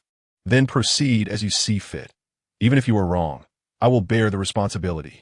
Jin Sheng, after a moment of silence, ultimately decided to stand firmly by Xian, as Xian was now one of his subordinates, and supporting teammates was part of the captain's duties. There had been instances in Xian's records where a team member discerned a problem, but the captain did not believe them, resulting in only 2 survivors. Since then, every captain has chosen to steadfastly support their teammates. Yue seemed to sense danger and exclaimed in terror, "What are you planning? Help! Help! They're trying to kill me." Silence. Be quiet. Jin Sheng snapped, glaring at him. In the next moment, a golden light enveloped Yue's mouth, rendering him capable only of muffled sounds. Let the proceedings commence. Do as you wish, whether to dissect him or to tear him apart, Jin Sheng coldly instructed Xian. Nodding, Xian cast a reluctant glance at Yue and said, "Teacher Yu, please endure. I shall do my utmost to avoid causing you harm." He then concentrated, conjuring a slender silver thread that gradually penetrated Yue's neck, traversing within his body with meticulous precision. Following their recent battle, his mastery over the silver blood had significantly advanced, and he maneuvered with utmost care to avoid injuring Yue. Concurrently, he conducted a thorough examination of the blood vessels, organs, bones, and nerves. Suddenly, his eyes narrowed slightly. The silver thread seemed to encounter an unusual sensation. Before he could fully comprehend it, a transformation occurred. Revealed at last. Young man, it seems you are indeed the greatest adversary of the insects. In an instant, Yue's head twisted at a 90-degree angle, his face contorting into a grotesque expression as Zhou Tai's voice emanated from his mind. In the next moment, a multitude of nerve fibers burst forth from his eye sockets, nostrils, and ears, rapidly lunging towards Xian. However, Jin Sheng radiated a golden aura, effortlessly intercepting Zhou Tai's assault and firmly grasping the aberrant insect disguised as Yue's nerve fiber. So that's it. No wonder I couldn't detect anything amiss. Jin Sheng murmured as he examined the creature in his hand. Xian, realizing the gravity of the situation, frowned and remarked, "Such a level of infiltration is terrifying." In truth, the aberrant insect had not completely seized control of Yue. It merely masqueraded as a segment of his nerve fibers. Since Yue was still alive, Xian could not detect any foul odor, and because the aberrant insect simulated nerve fibers, it was nearly undetectable unless one resorted to dissection. Xian surmised that his instinctive awareness of something being amiss was primarily due to Zhou Tai observing him through Yue. Without Zhou Tai's scrutiny, he likely would have remained oblivious to Yue's predicament. Thus, should the aberrant insect infiltrate the entire nation, it might go unnoticed by anyone, making their current discovery a significant breakthrough. That evening, several high-ranking officials from the Xian headquarters descended upon Silver City. Following closely behind Jin Sheng, Xian encountered several formidable figures exuding an aura akin to demigods. Although these dignitaries greeted him with smiles, warmth, and even affectionate gestures, Xian felt an overwhelming tension, akin to a chick finding itself amidst a pride of lions. Notably, the term descended was literal, as these officials had flown directly from the capital. The following day, Yu Wei's body, along with the captured aberrant insect, was taken away by one of the dignitaries. It was anticipated that the Xian headquarters would conduct extensive research on them, perhaps soon devising methods to identify victims manipulated by aberrant insects hidden among the populace. At noon, the sun radiated its scorching heat as soldiers stood resolutely beneath its glare, maintaining their military posture despite being drenched in sweat. Xian sat outside his tent, soaking up the sun while perusing his phone, a device specifically designed for Qian's internal use. Boasting waterproof, dustproof, shockproof, fireproof, and electric-proof features, while also maintaining signal integrity in most environments. Additionally, the phone housed several official applications, with Xian's favorite being the file panel. This panel documented numerous extraordinary events resolved by various Qian teams, including incidents involving criminals who obtained powers unexpectedly or animals that turn malevolent after consuming forbidden fruits. The teams engaged in a battle of wits against these extraordinary beings, ultimately achieving resolution. Of course, there were also cases of discord among teammates or leaders lacking trust in their subordinates, leading to mission failures and losses. The rationale for publicly sharing these cases internally was the grave and complex nature of superhuman crime. Continuous learning and broadening perspectives were essential to avoid being misled by the myriad abilities of complex offenders. Xian was gaining invaluable insights, realizing that obtaining forbidden fruit did not guarantee success. One particular file chronicled a youth named Chen Xing, who discovered a forbidden fruit on his balcony and, upon consuming it, attained godlike powers. However, the price for such power was the complete obliteration of his self-awareness. Presently, Chen Xing remained sealed within the Qian headquarters extraordinary containment facility, designated as 006. With the codename Fortune God, anyone who worshipped him would receive a boon of luck, but should worship cease, misfortune would follow, with the extent of prior fortune directly correlating to subsequent calamity. Another case, numbered 001 and codenamed Pengu, shared a similar tale, except he was trapped in eternal slumber, rumored to awaken only when the world faced annihilation, at which point he would create anew. The Pengu blood available in the Qian merit shop originated from this being, with officials having discovered methods to extract blood without harming him. The more Xian delved into the files, the more he grasped the profound depth of the organization's resources. Compared to their power, the Blood Clan seemed insignificant. He pondered what would be like to consume even a drop of Pengu blood. Having perused one file, curiosity danced across his features as he learned that the team involved in resolving an incident had a captain who was once an ordinary soldier. Through remarkable achievements, he had earned the right to exchange for Pengu blood, thus becoming a fledgling, extraordinary individual. A single drop of Pengu blood could create a minor practitioner of extraordinary abilities. Indeed, no one could escape the allure of such temptation. Although Xian had sworn never to consume blood again, he couldn't deny a twinge of desire for the Pengu blood. In fact, there were warriors in Silver City who had consumed Pengu blood, namely those in the Public Security Bureau's Tactical Police Unit. However, most members had only ingested heavily diluted Pengu blood, resulting in strength equivalent to low-level insects. And aside from superior physical capabilities, they lacked any additional abilities. Currently, the tactical police were collaborating with armed police to methodically inspect every building in Silver City, searching for potential hiding spots for aberrant insects. With a resident population of approximately 30 million, the task was daunting. Historically, Silver City had only housed about 10 million residents. But following the tragic events in Rome City, a significant influx of people had surged into Silver City, leading to its dramatic population increase. Presently, it stood as one of the only 2 cities in the country with a population exceeding 30 million. Interestingly, due to the influx of residents from Rome City, the value of Xian's remaining properties had appreciated. However, following the recent events, it was likely that the 2 properties he had left would depreciate significantly. Fortunately, having joined the exorcism squad, he now earned a salary and held a position, rendering any losses a mere trifle to him. As he prepared to open another file, classmates Zhang Shou and Chun Ling approached. Zhang Shou leaned in, conspiratorially asking, "Xian Yu, there are rumors online that the authorities are planning to popularize superhuman education. Is this true?" "Popularize superhuman education?" Xian paused, then shook his head, replying, "I'm not sure. I haven't heard anything about it. In truth, the entire nation was focused on the situation in Silver City, with major cities initiating comprehensive health checks, leaving many on edge and apprehensive.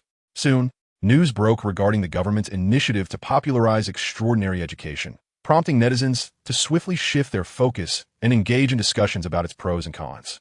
If that really comes to pass, I shall undoubtedly become a cultivator of the mystical arts, for my fate shall lie in my own hands, not dictated by the heavens. Zhang Shou expressed with a gleam of aspiration in his eyes. Xian opened the contact list on the Xian device, remarking, "Let me inquire, perhaps the captain is aware." Over the past few days, he had come to comprehend the significance of holding the 89th rank. At the Xian headquarters, Jinsheng not only possessed a seat in various meetings, but also wielded voting rights, allowing him to gain early insight into numerous policy updates. He tapped on Jinsheng's profile and typed swiftly, "Salty fish, Captain, are you busy? Lion's Light just dealt with some scoundrel taking advantage of the chaos. What's up, Salty fish? There are rumors online that the government plans to popularize extraordinary education. Is it true? Lion's Light. Indeed, discussions are ongoing. In fact, this has been a topic since the Rongqing tragedy, and the recent incident in Yinxing merely expedited the process. After all, the two previous anomalous insects were discovered by students, and you share the status of an extraordinary individual with that classmate. However, I estimate that widespread implementation will not occur immediately. A few cities will likely be chosen as pilot sites first. Salty fish, oh I see. Xian looked up at Zhang Shou and said, "The captain confirmed that there is indeed such an initiative, but it appears that only a few cities will be selected as trial locations. Historically, martial heroes have often transgressed boundaries through force. While a comprehensive promotion of extraordinary education could unveil many hidden talents, it would equally empower those with ill intentions. Thus, the authorities are undoubtedly cautious and would not make a hasty decision. I have resolved that once the government announces which city will be a pilot, I shall relocate there for my studies," Zhang Shou exclaimed excitedly. Conversely, Chun Ling offered a composed analysis. "I believe that both Yinsheng and Rongqing have a significant chance of being chosen as pilot cities. After all, we are victims of the anomalous insects, and the government will likely pay us a bit more attention. It would be wonderful if it were Yinsheng," another female classmate sighed. In recent days, the good news has been scant, while bad news has proliferated. Reports indicate that the casualties at both first and second middle schools have been particularly severe, with the anomalous insects seemingly infiltrating from schools, primarily targeting students. Especially in many elementary schools, it appears there were no survivors at all. The extent of devastation for countless families remains unknown. Observing the anxious yet hopeful expressions of his classmates, Xian felt a twinge of empathy. Reflecting on his own journey, prior to being afflicted with amyotrophic lateral sclerosis, he too had harbored dreams of extraordinary powers, but gradually accepted his mundane reality. Clearly, after narrowly escaping death, his classmates, like him, now yearned even more fervently for extraordinary abilities. This yearning stemmed from a deep-seated anxiety about the future and a profound fear of death. Ultimately, they were not so different after all. Even if he were to gain extraordinary powers, he would merely be stronger. His heart would still beat as a human's, and his emotions would mirror those of his peers. The female staff member was correct. As long as one perceives oneself as human, regardless of the extraordinary race one becomes, they shall always remain human. A vampire is merely a lineage. As night fell, Xian sat outside the tent, basking in the moonlight. After midnight, clouds gradually obscured the moon, and a thin mist enveloped the ground. Realizing he could no longer enjoy the moonlight, he placed his phone in his pocket, inverted his body, and began executing inverted push-ups. Since joining the Qilin's exorcism team, he should, in theory, no longer be pursued by the Blood Clan, meaning he was safe. As a vampire, his lifespan was effectively eternal. As long as he obediently soaked up the sunlight, he could indeed lead a languid life. The irony, however, was that while his name spelled salty fish when read backward, he was not one to indulge in hedonism. Over the past few days, he had been contemplating how to live the remainder of his life and the purpose behind it. The loss of his father had instilled a profound fear of death within him, yet this very fear intensified his love for life. The scenes from school, the earnest students, the playful ones, the shy and silent ones, the exuberant and cheerful ones, ultimately transformed into mere remnants of bodies, their faces etched with terror, traces of tears mingling with blood. Forever imprinted in his heart. After perusing a multitude of documents, he envisioned brave souls silently safeguarding the ordinary lives of others, witnessing young lives succumb in pools of blood. The unconditional trust Xian placed in him stemmed from the sacrifices of predecessors who paved the way with their lives. In the depths of his heart, he had found his answer. He aspired to be a beacon of light, to dispel the fears residing within every heart, to protect the smiles of all. To achieve this, he required immense strength. Thus he vowed to grow stronger, and stronger still. With a single finger supporting his body, he executed inverted push-ups with remarkable speed. At that moment, Xian returned from outside, carrying several oversized rodents, larger than an adult country dog. He paused, observing Xian. As Xian prepared to switch hands and continue, Xian approached, inviting, "Shall we practice over there?" Indicating the school's playground behind him, he added, "Is this considered instructional guidance within the team?" Xian's eyes brightened as he asked with a smile. Xian replied with a grin, "You could consider it that way. Are you interested?" "Absolutely." Xian promptly flipped himself down and clapped his hands, after handing off the rodents to a soldier for disposal. Xian and Xian made their way into the campus. Once at the playground, they distanced themselves from one another, and Xian spoke. "I will control my power at the insect level. Come at me." "Be careful, Captain." Xian nodded in agreement. He began to manipulate silver threads, launching them swiftly toward Xian. Standing his ground, Xian's fingers glimmered with golden light, and as the silver threads approached, he deftly flicked them away with his fingers, effortlessly deflecting all of Xian's attacks. "Is the movement of your fingers truly necessary?" "It's quite conspicuous," Xian remarked, observing Xian's dexterous control of the silver threads with curiosity. Xian, while maneuvering the silver threads in a swirling motion, responded, "This method allows for better control." Additionally, the silver threads, launched from different positions, possess varying degrees of flexibility. The threads from the fingertips are the most agile, followed by those from the palm, wrist, forearm, elbow, and upper arm. Threads from other areas are considerably harder to control. Given the limited amount of silver blood within him, he had to concentrate on the most flexible points, which also explained his significant power reduction after Zhou Tai severed his right arm. The disparity between flexible and rigid silver threads during combat was substantial. That is merely a reflection of your lack of proficiency. I have witnessed Marcus wielding the same ability. He manipulates silver threads with such fluidity that it becomes nearly impossible to defend against, even forming a silver armor that envelopes his entire body, far surpassing your current capabilities. Xian evaded Xian's silver threads with ease, all the while conversing. Xian's eyes sparkled with realization. The physical defense of a vampire was indeed lacking. If he could weave the silver threads into armor, it could provide substantial protection. Perhaps he could learn to knit, as the principles of both should theoretically align. However, the immediate priority was to compel Xian to take action. Thus far, he had been on the defensive, effortlessly blocking all of Xian's attempts. Facing Xian, although the pressure was not as intense as that of Zhou Tai, the vast disparity in practical experience between the two combatants was unmistakable. Xian persistently attempted to breach Xian's defenses from various angles, yet it was as though Xian possessed eyes in the back of his head. No matter how Xian approached, his assaults were effortlessly thwarted. Realizing that further attacks would merely deplete his energy, Xian swiftly retracted all of his silver threads. Contemplating his next move, he immediately controlled the silver threads to coil around his hands, forming a pair of coarse silver gloves, and then charged at Xian. He sought to glean more knowledge from Xian, whether through ranged attacks or close combat. An admirable strategy, Xian commented with a smile as he observed Xian's advance. He then assumed a serious demeanor, a faint golden light emanating from his palms. In response to Xian's punch, he easily deflected it with his palm. The two engaged in a relentless exchange on the training ground, each encounter culminating with Xian's finger gently tapping Xian's forehead as a decisive conclusion. "Have you studied martial arts?" Xian inquired mid-fight. "In truth, I learned a few techniques online, but they seem rather ineffective," Xian candidly replied. "The combat techniques found online are designed for dealing with ordinary individuals. We possess extraordinary abilities. Many of the usual weaknesses do not affect us, which may give rise to the illusion of ineffectiveness. You have a long life ahead of you." and you ought to embrace a vast array of knowledge. As for skills, they are merely a matter of practice. Improvement is inevitable, Jin Sheng remarked with a smile. Through their exchanges, Jin Sheng had already keenly discerned that Xian was markedly different from the typical vampire.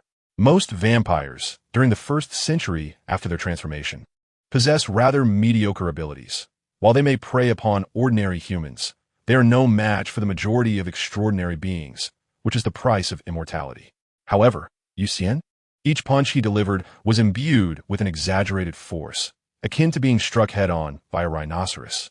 To put it simply, Xian's strength and speed had already reached a lower tier of ant-level prowess, far from resembling a newly turned vampire. He bore the traits of those who had lived for 2 or 3 centuries. All right, I have a clearer understanding of your capabilities now. Be cautious from here on. Jin Sheng warned as he blocked Xian's thrust. Watch out. Xian's instincts flared, and he quickly retreated. Yet Jin Sheng seemed to anticipate his every move, closing the distance between them without any gap.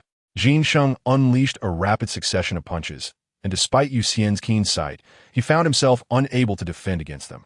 Blow after blow landed, culminating in a powerful uppercut that sent Xian soaring into the air. Essence of the tiger fist, lion's radiance, he proclaimed. In midair, golden particles erupted from within Xian, coalescing into a massive golden lion. With a single paw, the lion struck Xian towards the ground. A tremendous crash resonated as Xian fell heavily to the earth, his bones fracturing, rendering him immobile. The dark clouds gradually dispersed, revealing the bright moonlight that bathed the earth. Jin Sheng approached Xian, sitting beside him and poking his finger at Xian's hand. Still alive? He chuckled. Not dead. Xian groaned, struggling to respond. Though every part of his body throbbed with pain, he was acutely aware that he had not sustained any serious injuries. It was evident that Jin Sheng possessed a profound understanding of vampire physiology, targeting non-lethal areas. A few minutes later, Xian managed to sit up, his injuries nearly healed. Indeed, you are rather extraordinary. I expected you to be incapacitated for hours, yet here you are, up in less than 10 minutes, Jin Sheng remarked, sensing that Xian surpassed most extraordinary beings he had encountered. Is this still a normal vampire? Xian mused as he gazed at the moon. If it were daytime, perhaps I wouldn't need even a minute. Are you a vampire or a superhuman? Jin Sheng quipped, unable to suppress his amusement. How can a vampire's recovery be stronger during the day? It completely defies logic. In their small team, trust was paramount. When Jin Sheng chose to unconditionally trust Xian had already resolved to reciprocate that trust. Their seemingly casual conversation belied Jin Sheng's awareness that Xian could replenish his stamina through the absorption of light, which explained his lack of need for blood. Captain, are you an extraordinary being? Xian inquired curiously. What was that line all about? Jin Sheng looked up at the sky and replied, I'm not an extraordinary being, but rather a pure martial artist. I began my training in the Golden Light Boy technique from a young age, and upon mastering it at 18, I transitioned to Tiger's subduing divine skill. About 5 years ago, I ingested a drop of Panga's blood, which transformed Tiger subduing divine skill into Golden Light Lion divine skill. This has become my exclusive technique, and it was from that day forth that I acquired my current title, Lion's Radiance. So you're a martial artist. That explains your prowess in close combat. Xian realized.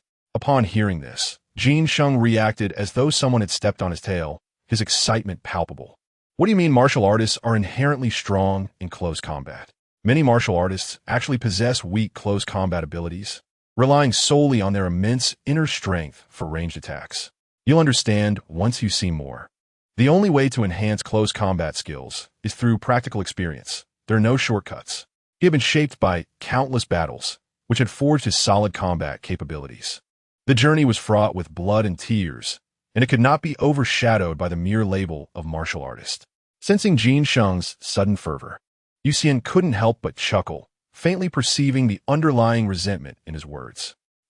Jin Sheng sighed, finally shaking his head with a wry smile. In the following days, restrictions were gradually lifted. The anomalous insects within Silver City had been eradicated, leaving only certain areas outside the city to be cleared. Residents who had taken refuge in various sports facilities began returning home. On the 5th day, Xian returned to his abode. He changed into casual attire and promptly reclined on a chair on the balcony. For the past several days, he had been basking in the sunlight. Perhaps due to the energy depletion from his rebirth after losing an arm, he had only just managed to achieve 9 heartbeats by the previous day. If all went according to plan, he would awaken his second minor talent today. He opened his phone and navigated to the task section. With the lifting of control in Silver City, he could finally accept missions. The merit shop contained numerous valuable items, such as Panga's blood, silver, storage equipment, extraordinary weapons, and extraordinary armor. All of these required merits for exchange. Although Xian had mentioned that he would receive a substantial merit reward once the Silver City incident was thoroughly resolved, Xian believed that accumulating more merits would be advantageous. Additionally, since he had time to spare, he thought he might be able to gather enough merits to purchase 1 or 2 items before the school year commenced by accepting tasks. The tasks in the task section varied widely, comprising both official missions and those issued by other team members. Xian filtered the tasks to focus solely on insect-level and ant-level missions, instantly blocking out all higher-level tasks, leaving only the lower-tier missions available. He began meticulously searching for tasks he could undertake. Insect-level task: capture the frostlight snow ferret, 10 merits each, total required, 100. Official insect-level task: collect mutated ghost hand greens, 15 merits per pound, total required, 1,000 pounds. Ant-level task: gather zombie fangs, 25 merits each, total required, 66. Official ant-level task: exterminate zombies appearing in Fengshui Town, 50 merits each, total required, total annihilation. Xian discovered that tasks provided by official sources often carried substantial rewards, yet demanded considerable effort. He also noted a significant overlap in content between the tasks released by the authorities and those posted by individuals, allowing one to undertake both simultaneously to reap double rewards. As he pondered whether he could complete these tasks, his heart began to race violently, a surge of warmth radiating from his chest throughout his body. Drawing upon his previous experience, Xian remained calm this time. He took a deep breath, closed his eyes, and patiently awaited the emergence of his new ability. After about 10 minutes, he slowly opened his eyes, his expression somewhat peculiar. With an outstretched hand, a crimson energy materialized in his palm, resembling both water and fire. This blood energy could be deemed the quintessential ability of vampires, as well as their most vital one. According to the informative section provided by the Xian, this ability could only awaken in vampires who have lived for over 3 centuries, constituting a rare and formidable talent. The guide also advised that any members below the Sparrow level should retreat immediately upon encountering a vampire wielding blood energy. Once a vampire possesses this ability, they can learn various blood-related spells, no longer remaining at the bottom tier among the many extraordinary races. Even among spellcasters, vampires who master blood energy are considered formidable adversaries. If ordinary vampires are likened to fragile assassins, then those who wield blood energy are akin to noble sorcerers, their status vastly elevated. However, as Xian gazed at the blood energy in his hand, his foremost concern was identifying a mentor to teach him blood spells. It was known that only 2 races currently possessed knowledge of blood spells: the Blood Elves and the Blood Clan. The blood spells passed down within the Blood Clan originated from their progenitor, who, having benefited from the forbidden fruit, acquired such knowledge instinctively during their growth.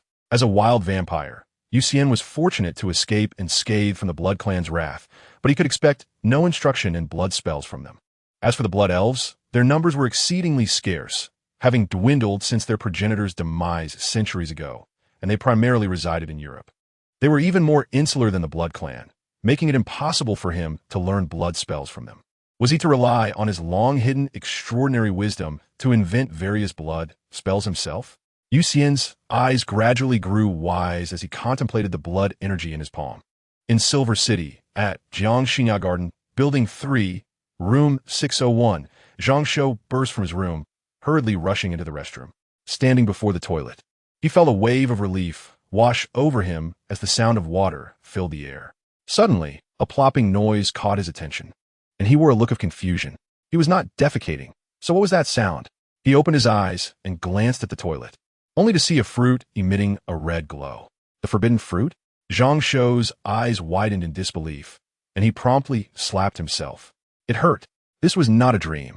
It was real. Without hesitation, he bent down and retrieved the forbidden fruit from the toilet, disregarding the filth. He looked up at the ceiling and then surveyed his surroundings, instinctively swallowing hard. Should he eat it? After all, no one would know it had come from the toilet. To avoid any unforeseen complications, he quickly donned his pants, washed the forbidden fruit under the sink, and swallowed it whole. It still bore a hint of urine scent, intensifying the reality of the moment. He dared not wish for too much. A system would suffice. A few days earlier, he had heard Xian mention that the forbidden fruit was not omnipotent, and the greater the wish, the higher the cost. He did not wish to become a vegetable or sleep for 1,000 years. Thus, he kept his expectations modest. A system would be a blessing. Ding! Super Nanny system activated. Zhang Shou felt a surge of excitement at the sound echoing in his mind, but his enthusiasm waned upon hearing the system's name. Wait a moment. He had wished for the Sword Immortal system, so why had it transformed into the Super Nanny system? A male caregiver? No. Zhang Shou's expression fluctuated between laughter and tears. After a prolonged moment, when the system showed no signs of changing, he could only resign himself to his fate. Attributes. Zhang Shou lamented. Before him, a luminous screen appeared, revealing his attributes in rapid succession. Name, Zhang Shou. Gender, male. Age, 17. Occupation, Super Nanny. Skills, beginner healing spell. Consume some stamina to conjure a light orb to heal the target. Beginner touch of healing. Consume stamina to summon tendrils capable of healing, detoxifying, and curing ailments. Upon contact, it removes most abnormal states from the target. Passive. Nanny does not die from injuries or illness. Upon receiving a fatal attack for the first time each day, the user immediately recovers to full status. Upon receiving a fatal attack for the second time, the user retains 1% of their life. Upon receiving a fatal attack for the third time, the user dies and resurrects in place after 1 hour. Gazing at his attributes, Zhang Shou felt increasingly exhilarated.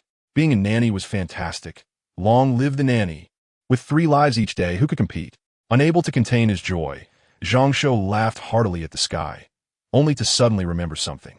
He swiftly turned and punched the wall. His face quickly shifted from red to blue and finally to pale white. That hurt. After a while, he regained his composure, cradling his fist and blowing on it. Wasn't the consumption of the forbidden fruit supposed to elevate him to eagle level? How could he feel so weak at eagle level? Zhang Shou stared at his now swollen and discolored knuckles, his mind swirling with questions. He rushed back to his room, retrieved his newly purchased phone from the bedside, and immediately dialed Xian's number. At Xian's residence, he was perched on the ceiling, contemplating further applications of blood energy. Since he could not learn traditional blood spells, he resolved to experiment independently. After all, he had already acquired blood energy. Would he not be able to invent spells? It was akin to possessing a generator. Could he not manually operate a fan, a rice cooker, an electric scooter, or even an electromagnetic cannon? For instance, Xian had already devised several uses for blood energy. By adhering it to his body, he could traverse walls like Spider-Man, defying gravity even while upside down on the ceiling. He could also affix it to silver threads, enhancing their hardness and enabling them to exhibit stickiness akin to spider silk. Essentially, he was transforming blood energy into a viscous substance. Additionally, he could mentally induce the blood energy to become corrosive, where a single drop could erode the floor into a gaping hole. Was the essence of spells merely altering the properties of blood energy to yield wondrous effects? Could fire be fueled by blood energy? Xian focused on controlling the blood energy, envisioning flames, attempting to ignite it. Suddenly, his phone rang. Glancing at the blood energy in his hand, he dropped down from the ceiling, picked up the phone from the table, and answered. Xian, I just ate a forbidden fruit. Zhang Shou's voice came through the line. Most of the time, Zhang Shou referred to him as lazy fish, while Xian called him Old John. It was only during moments of heightened anxiety and seriousness that Zhang Shou would address him as Xian. Xian frowned slightly and asked, Are you certain it was a forbidden fruit? You're not dreaming, are you? I slapped myself hard, and it really hurt. I'm not dreaming. I'm already an extraordinary being, though it seems something is amiss, Zhang Shou replied earnestly. Xian contemplated for a moment and instructed, Stay at home and don't move. I'll come to find you. With that, he hung up the phone. He was not entirely convinced that Zhang Shou had indeed consumed the forbidden fruit. Rather, he harbored doubts that Zhang might have ingested some toxic mushrooms at home, leading to hallucinations. It was reminiscent of a scenario where your dearest friend suddenly calls to proclaim they have won the grand prize in the lottery. lacking any semblance of reality, merely an illusion. Xian changed his attire and hastily departed. 5 minutes later, he arrived at the residential complex where Zhang Shou resided, swiftly ascending to the 6th floor and knocking on Zhang's door. "Come in, you lazy fish," Zhang Shou whispered conspiratorially as he opened the door. Xian entered, and Zhang hurriedly shut and locked the door behind him, as if that would provide him with a greater sense of security. "All right, you claim you've consumed the forbidden fruit. What extraordinary abilities do you possess now?" Xian inquired as he took a seat on the sofa, gazing at Zhang. Zhang slightly altered the narrative of how he discovered the forbidden fruit, saying he found it in the room instead of the bathroom, and proceeded to divulge everything else without reservation. "Then why don't you attempt to summon the touch of healing?" "I wish to observe," Xian suggested. Zhang nodded and immediately activated the skill, a phantom green tendril materializing beside him, swaying languidly like an octopus tentacle devoid of suckers. Xian's eyes widened in astonishment as he witnessed the tendril's sudden appearance, compelled to acknowledge that Zhang Shou had indeed stumbled upon an extraordinary stroke of luck. He approached the tendril and gently touched it, only to recoil sharply as he realized his hand had been burned. This tendril possessed a restraining effect on vampires. "Huh, now do you believe?" Zhang Shou asked, a smug expression on his face. Xian nodded. "I do, but do you understand why your power hasn't reached the eagle level?" "Indeed, why?" Zhang inquired eagerly. Xian's expression turned grave as he replied curtly, "Because you are far too greedy. Do you realize you are on the brink of becoming a system rather than merely a person with one?"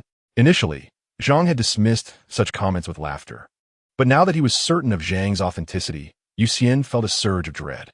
Zhang Shou believed his desires were modest, yet they were boundlessly grand. The system he acquired bore almost no side effects, and his professional skills were incredibly exaggerated, particularly that passive ability, remarkably overpowered.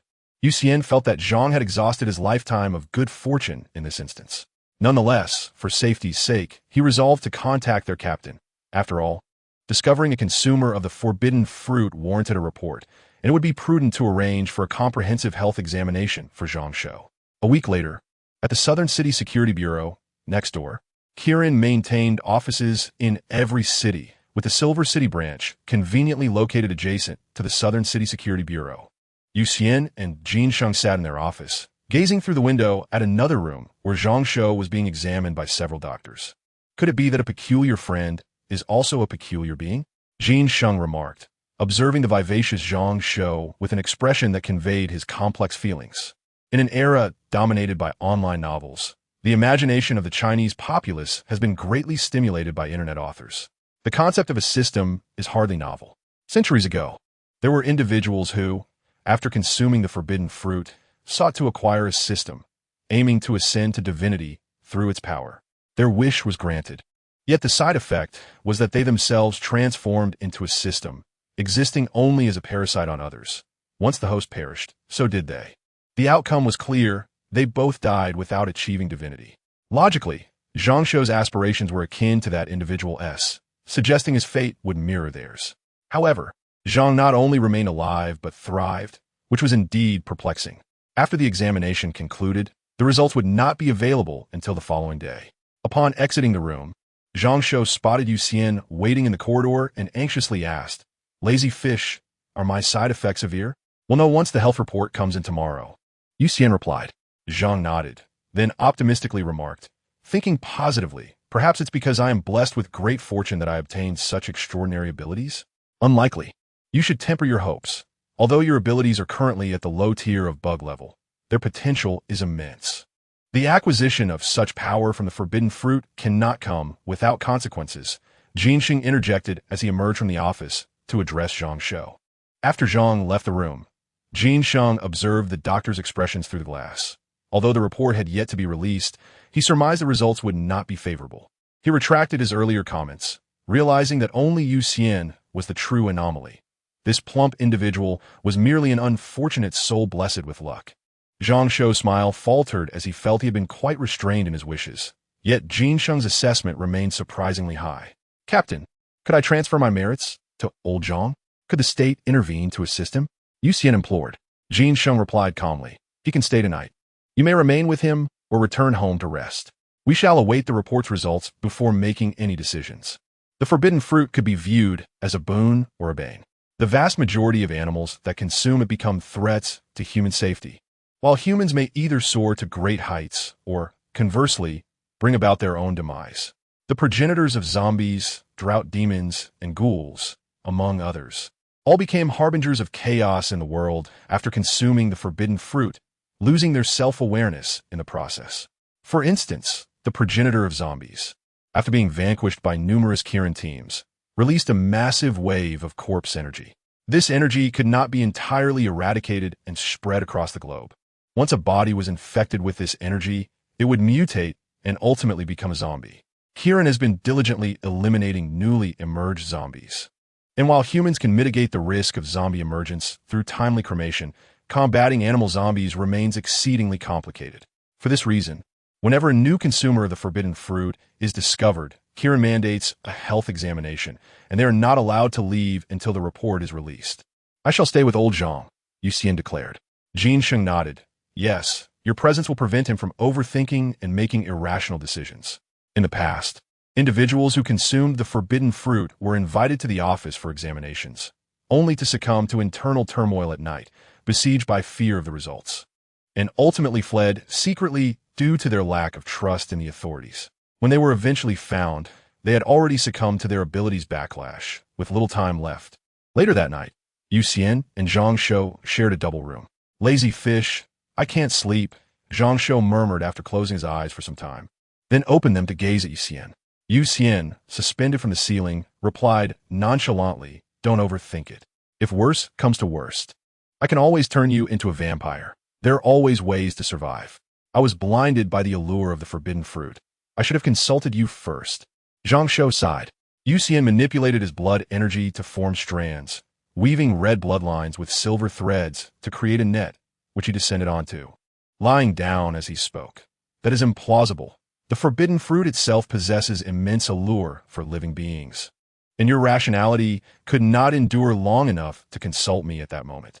In the wild, if two individuals simultaneously discover the forbidden fruit, even the closest of friends may turn against one another under its influence, and even father-son conflicts have occurred.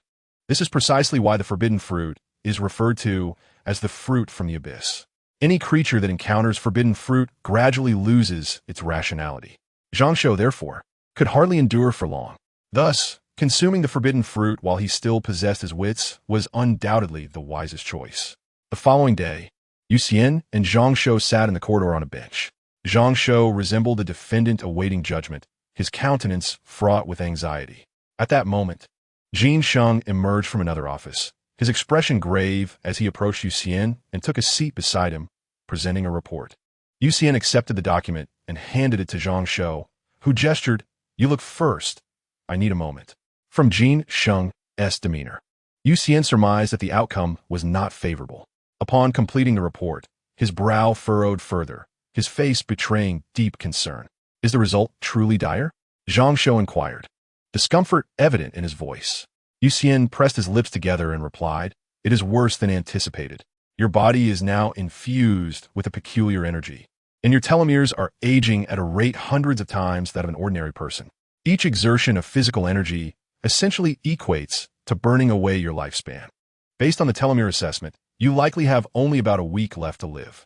What if I become a vampire?" Zhang Shou immediately pressed. Xian shook his head, clarifying, "The energy within you possesses an exceptionally strong exclusivity. The blood of a vampire would likely disintegrate upon entering your body, rendering you incapable of transformation. Similarly, other extraordinary powers that could extend life would probably have no effect on you. So, I am to perish in a week." Zhang Shou's complexion turned ashen. "There is no such thing as a free lunch. What use are 3 lives? If the king of hell demands your demise at the 3rd crow of the rooster, even 100 lives would not suffice. The forbidden fruit has never been a magic lamp or a wishing pearl. Gaining something from it invariably incurs a cost." In the corridor, silence enveloped the 3 of them. Jin Sheng felt a twinge of regret, for individuals like Zhang Shou, endowed with extraordinary healing abilities, were sorely needed worldwide. Had Zhang Shou not been so gravely flawed, he would have undoubtedly been recruited into the exorcism squad without hesitation, thus making it one of the rare teams within Xian to possess a healer. "Captain," Can Panga's blood save Zhang? Xian inquired, clutching the report, still unwilling to concede hope. Jin Sheng shook his head. Panga's blood, at its core, is merely a product of the forbidden fruit. Given the severity of Zhang Shou's side effects, it is likely on par with Panga's. The exclusivity of the energy within him cannot be lower than that of Panga's blood. Thank you, but there is no need to trouble yourselves. Allow me to be alone for the next week. Zhang Shou exhaled deeply, offering a forced smile to Xian. He rose to depart, but Xian, unable to quell his concern, stood to follow. Jin Sheng, however, placed a hand on his shoulder, gently shaking his head. Let it have some personal space. Xian acquiesced, watching Zhang Shou retreat into the distance, his fists clenched tightly. He longed to grow stronger, vowing never again to find himself so helpless in the face of adversity. In a daze, Zhang Shou wandered to a nearby park. He sat on a bench, staring vacantly at the sky, feeling as though the world had turned gray. The park was desolate. Even in the morning, few elderly individuals were seen exercising. The aftershocks of the aberrant insect incident evidently still lingering. Having anticipated a windfall, he now found himself bereft of even a consolation prize. Reflecting on his previous exuberance, he couldn't help but chuckle bitterly. He lingered in the park for a full half-hour before meandering through the streets for a considerable time, ultimately returning home and locking himself in his room. He slept until dusk, awakening ravenous, and descended to dine at a nearby steamed vegetable restaurant. Just as he was nearing the end of his meal, a piercing cry erupted from the back of the establishment. Curiosity piqued. He glanced back to discover a little girl had accidentally scalded her arm with hot tea, her entire arm flushed with red. The server apologized profusely. While a young couple scrambled to comfort the girl, the father attempted to soothe her, while the mother dabbed at the burn with a towel. Observing the little girl, Zhang Shou hesitated for a moment before rising and stepping forward, saying, "Let me help." Healing art. He bypassed the server, pointing his finger at the girl's injured arm, expending energy to activate his skill.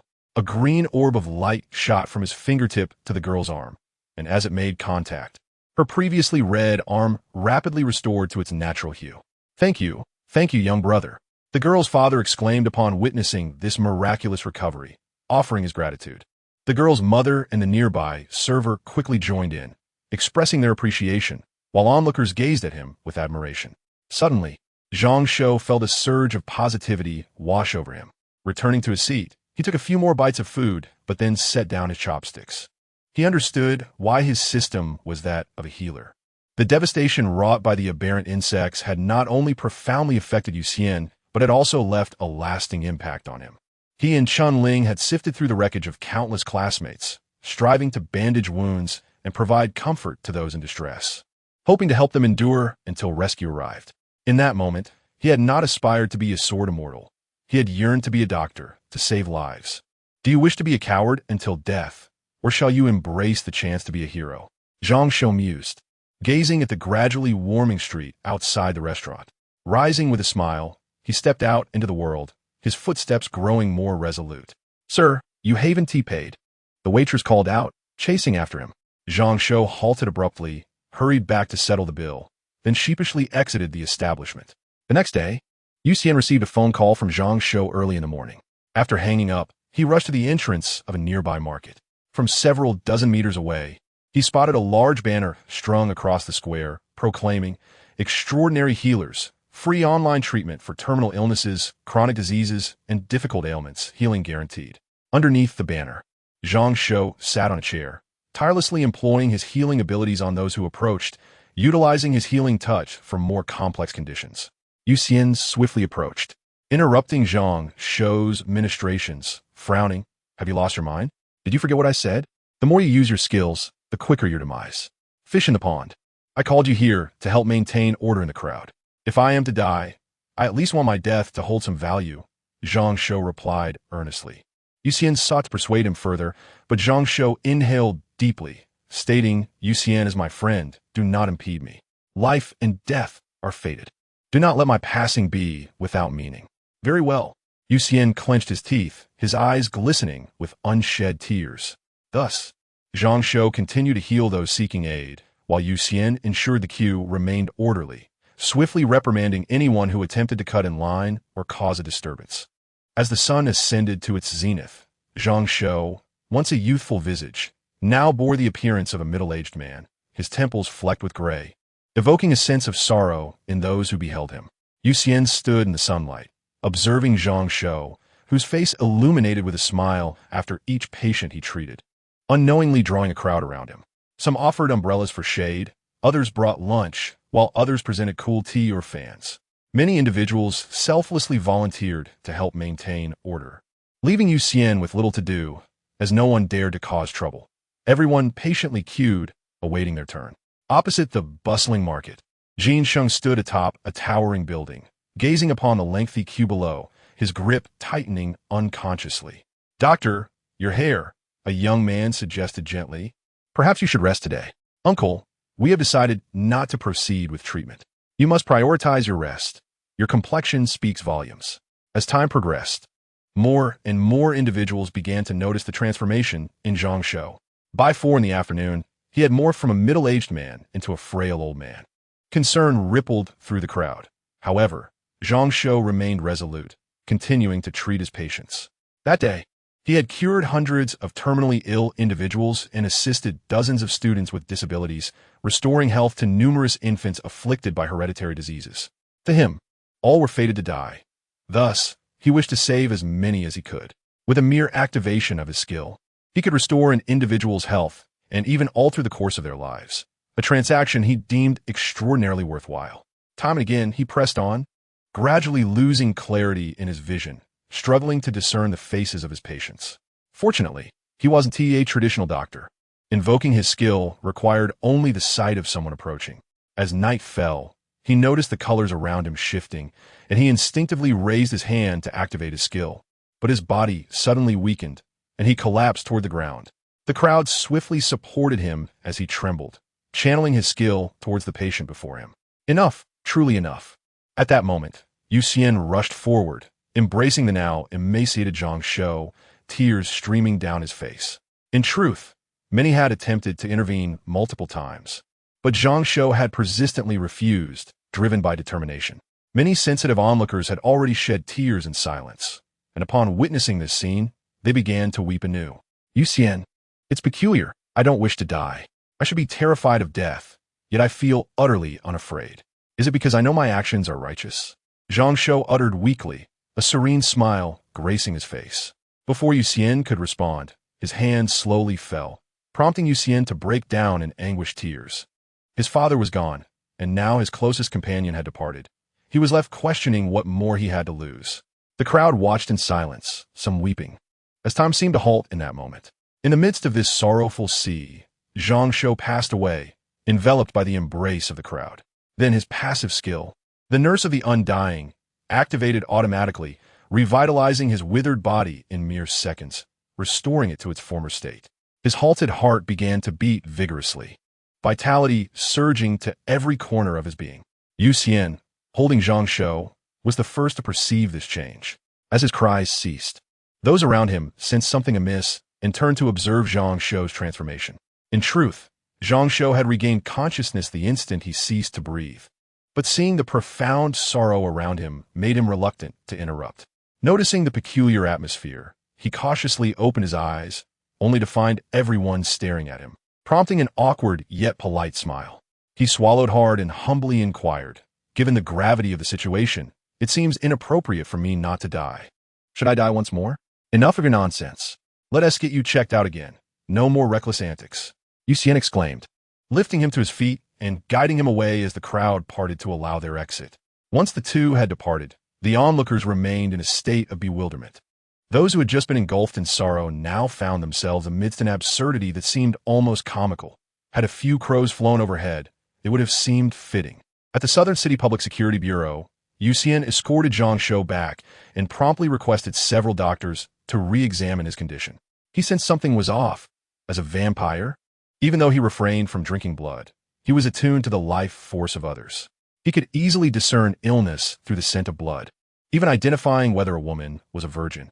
Legends speak of vampires being drawn to the blood of maidens, likely stemming from their acute sensitivity to blood odors, combined with psychological factors that fostered such peculiarities. Fortunately, Xian had no inclination toward bloodsucking, so it bore little consequence for him. However, he was certain that Zhang Shou's revival had compromised his life force in some way. The following day, Xian and Zhang Shou sat side by side in the office. Jin Sheng, holding the freshly printed report, took a moment before speaking. The latest findings reveal that Zhang Shou's body has completely reverted to its pre-examination state, indicating significant side effects, albeit not as severe as we initially presumed. Let me see, Xian interjected promptly. Jin Sheng handed the report to Xian, who quickly skimmed through it. The report detailed that Zhang Shou's side effects were termed the 7-day cycle of life and death. In essence, without activating his skill, Zhang Shou would experience a cycle of aging and dying every 7 days, and the use of his skill would accelerate this cycle. Furthermore, the report indicated that Zhang Shou's passive effects began recording upon system activation. With each death, his body would revert to the state recorded at that activation. In simpler terms, as long as Zhang Shou remained alive, he would be trapped in a perpetual loop between the ages of 17 and 77. On Mondays, he would be 17, and by Sunday, he would have aged into a frail old man of 77. This also explained Xian's suspicion regarding the peculiar scent of Zhang Shou's life force, as the difference between the vitality of a 17-year-old and a 77-year-old would be substantial. Take a look, Xian said after finishing, handing the report to Zhang Shou. Upon reading, Zhang Shou found himself at a loss, unsure whether to laugh or cry, and could not help but ask, "So, does this mean I am destined to die and come back to life for eternity?" Not necessarily. For instance, if you were to die 4 times in a single day, even divine intervention wouldn't save you, Jin Sheng replied, eyeing Zhang Shou. Xian, with a serious demeanor, warned, "Old Zhang, do you understand? Don't assume you can act recklessly just because you have multiple lives. I'm not saying you can't use your skills, but at the very least, you should be mindful and not leave everything to chance. I thought, since I was going to die anyway, I might as well go out heroically. Now that I'm alive, I certainly won't act recklessly," Zhang Shou replied sheepishly. The memory of yesterday's emotional scene made him cringe, wishing he could escape it entirely. At that moment, Jin Sheng produced a form and presented it to Zhang Shou, saying, "Please fill out this form. Also, are you interested in joining us?" "Captain, can I?" Zhang Shou's eyes lit up. He was aware that Xian had seemingly joined a prestigious official organization, yet he still hadn't learned its name. This office lacked even a nameplate.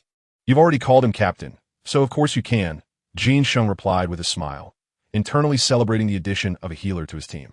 He then elaborated on the details of the Xian and exorcism teams, concluding with, "So, do you wish to join?" Yes, I want to join. Can I be paired with the salted fish?" Zhang Shou nodded eagerly. Jin Sheng glanced at Xian and chuckled.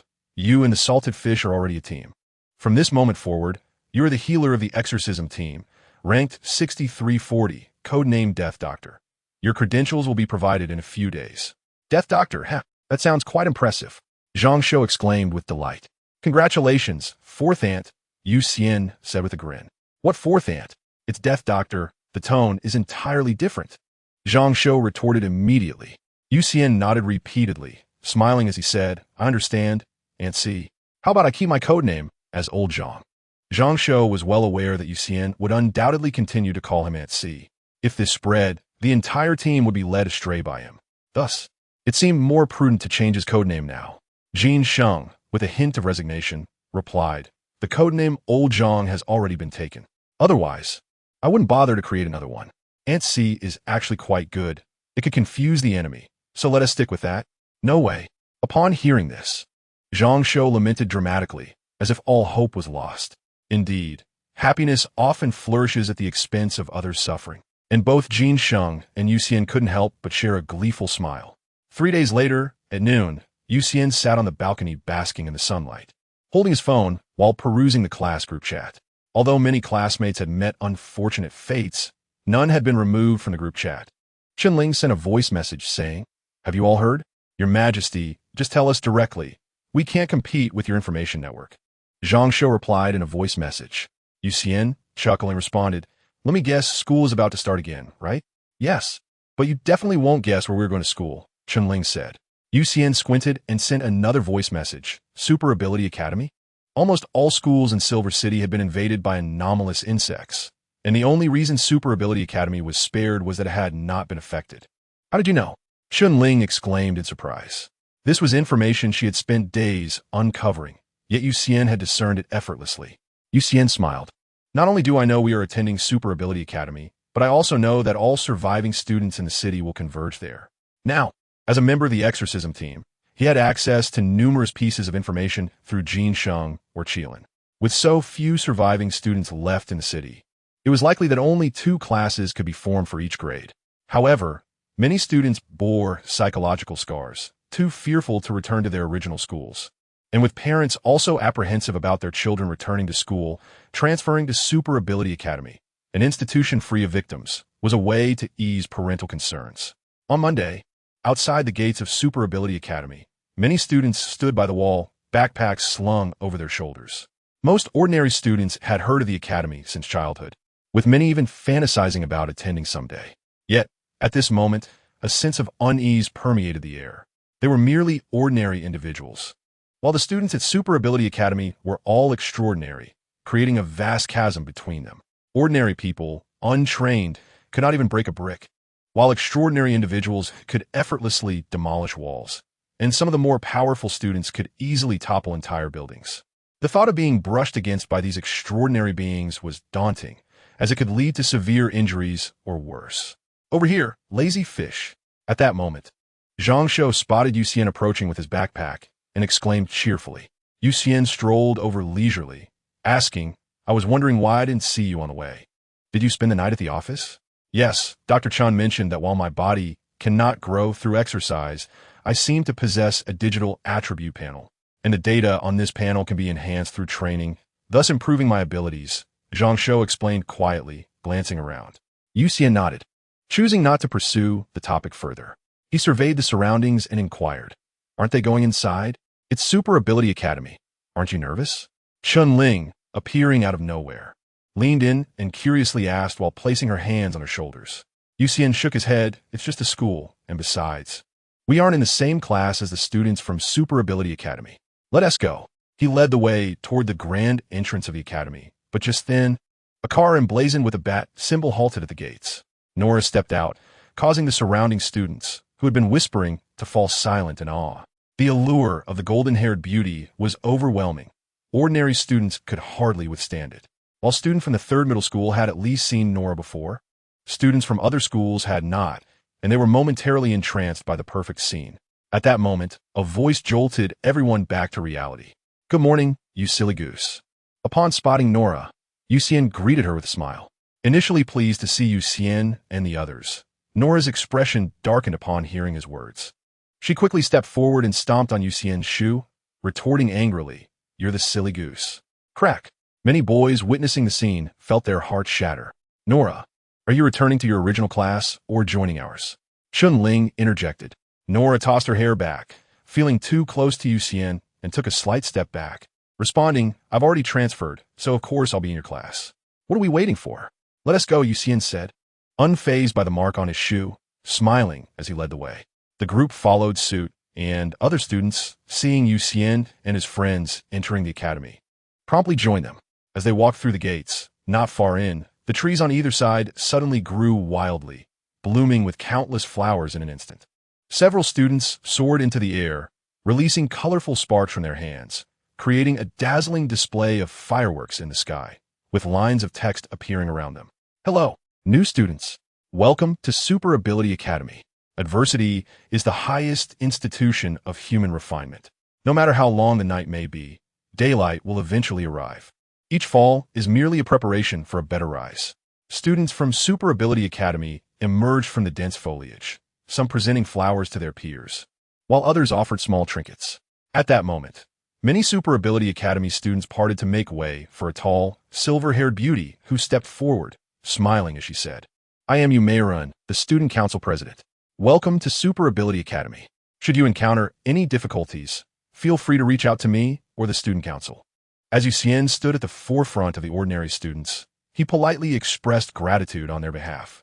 However, as he gazed into Yumeirun's eyes, a peculiar sensation washed over him. It seemed as though there was no reflection of ordinary students within her gaze. Is this a performance? Xian's mind stirred, though he maintained a smile on his face. Following Yumeirun's lead, they proceeded toward the teaching building where teachers awaited at the entrance. Upon arriving at the new classroom, Umarin reiterated that students could seek her or the student council for any issues, assuring them that all difficulties would be addressed. Finally, after Umarin departed with all the extraordinary students, Xian and his peers began to separate into classes. The ordinary class at Super Ability Academy for the third year was divided into two groups, Class 1 and Class 2. Generally, students from the same school were grouped together. Since Xian had timely rescued many classmates, Class 1 was predominantly filled with students from the third middle school, though they had not previously shared a class. Due to the anomalous insect incident, everyone had prior connections, and once seated, they quickly familiarized themselves with one another. Several students even brought gifts, expressing their heartfelt gratitude to Xian and his friends for saving their lives, and among them were several who had been treated by Zhang Shou, who held them in high esteem. Xian, Zhang Shou, Nora, and Chunling sat on the left side of the classroom, occupying the first and second seats of the third and fourth rows respectively. To my surprise, the students from the Superpower Academy were quite warm and friendly. I had initially expected them to look down upon us. Chunling, seated to the right of Nora, remarked with a smile. Nora replied confidently, "They're not fools. How could they behave that way? If any student dares to discriminate against these ordinary students today, they would find themselves making headlines in the morning, facing national outrage by evening, and perhaps even drawing the attention of official authorities to remind them who holds the power in this country." After all, the reason they were admitted to the Superpower Academy was due to the Silver City anomaly bug incident, a matter that shocked the entire nation. Anything related to it would undoubtedly attract significant attention. The Student Council was organizing a warm welcome for the surviving ordinary students, which not only would garner goodwill from the public, but also enhance the reputation of the Student Council president. Even if some students held differing opinions, Umarin would swiftly suppress dissent. "By the way, here," Nora said as she turned around, wearing gloves, and placed a large silver ingot on Xian's desk. She had promised to give Xian 20 pounds of silver, and after being taken back to the manor by Rocky, she finally had the opportunity to fulfill her promise. "Wow, that's a massive piece of silver," exclaimed Zhang Shou, his eyes wide with astonishment. The price of silver was now comparable to that of gold. Not only were vampires acquiring silver, but various governments were also in pursuit of it. Professions such as wizards and Taoists required silver as well. It was said that wizards could employ alchemy to refine silver with several other metals and substances to create secret silver. Due to these factors, silver prices on the international market were consistently rising each year. "Thank you," Xian said, taking a bite out of the silver to confirm its purity before smiling.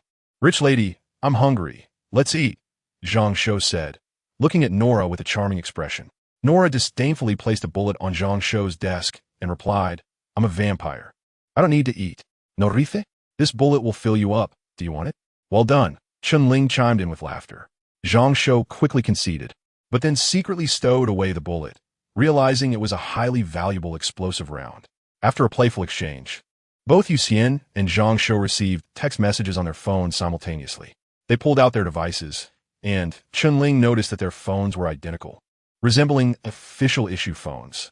After reading the text from Jin Sheng, the two exchanged glances and nodded slightly. After school that afternoon, Xian and Zhang Shou departed for the South City Security Bureau next door. They entered Jin Sheng's temporary office, where he was hunched over his desk eating fast food. Upon seeing them, he quickly took a couple of bites before covering his lunch. Wiping his mouth, he said, "Take a seat. I have something to discuss with you." Once they were settled, he looked at them and said, "I need to return to Beijing tonight for a debriefing, and I have a task for both of you." He then elaborated on the assignment. Recently, the nights in Silver City had been quite unstable. Various extraordinary creatures were lurking, and some nefarious individuals were taking advantage of the chaos. However, following Jin Sheng's recent ruthless crackdown, the majority of high-level extraordinary creatures and malicious entities had been dealt with, leaving only a swarm of lesser threats. These lesser beings were not particularly powerful, yet their numbers posed a considerable danger to ordinary citizens. The task for Xian and Zhang Shou was to patrol the nights while Jin Sheng was away and eliminate these minor threats. In the past, such responsibilities fell to the Security Bureau, with patrol officers covering the city at night, but recent casualties among the officers had left them short-staffed, necessitating the inclusion of Xian and Zhang Shou as supplementary forces. "I like this task. As the prince of staying up late, I can finally do so with justification. Zhang Shou exclaimed excitedly. Xian smiled silently.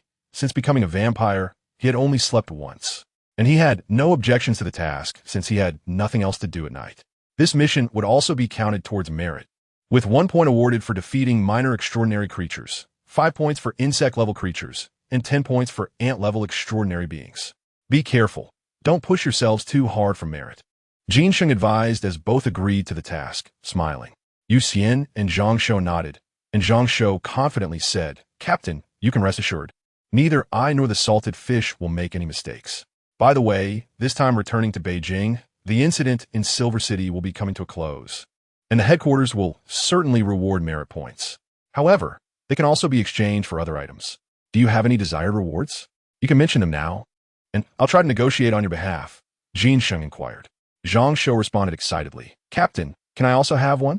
All students involved in the rescue will receive rewards, but they will likely consist of bonuses, honors, and extra points for college entrance examinations. You and the salted fish are one of us, so the rewards will certainly be in merit points, Jinsheng clarified. Zhang Shou quickly said, I want a storage ring, Captain. Can it be exchanged for a storage ring? He had seen the prices of storage equipment in the exchange shop, where even a storage bag with a space of just 1 cubic meter cost around 50,000 merit points. He felt that it was unlikely the headquarters would reward him with such a high amount of merit points.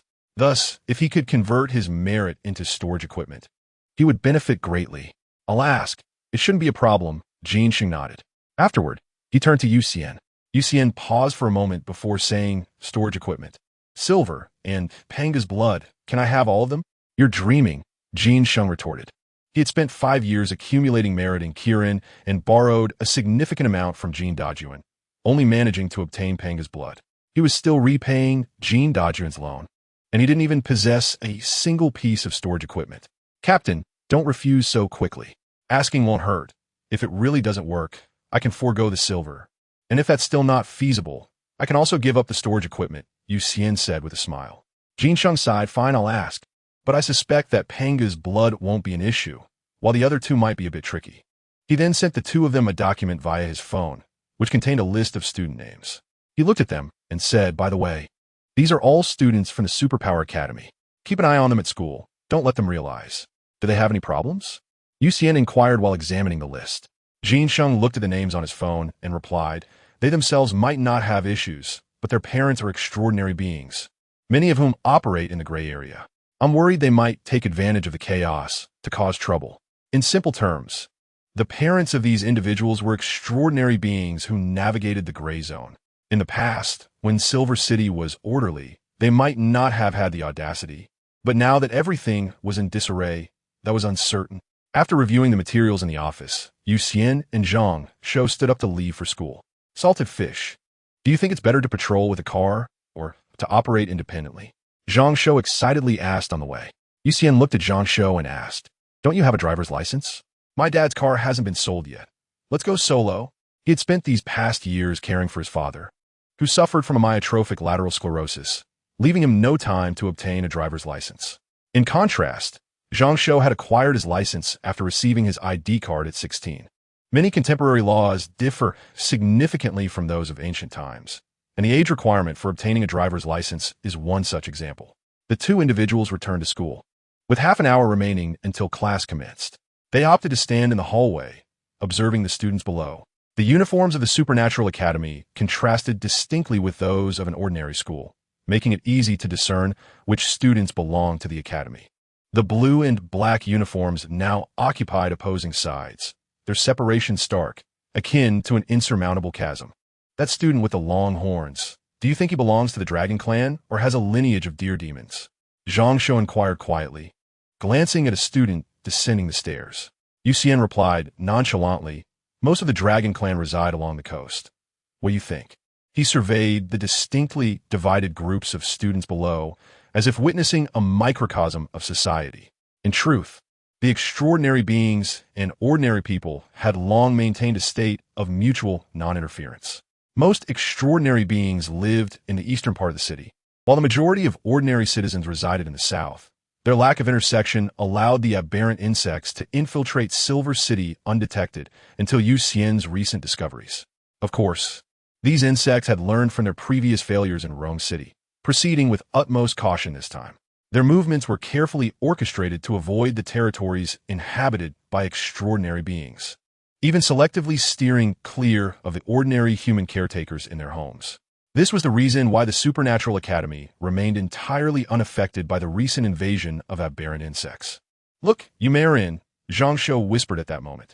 Yumerin was an extraordinary being who had awakened her ability to communicate with beasts after dreaming of the divine creature by Zhe in her childhood.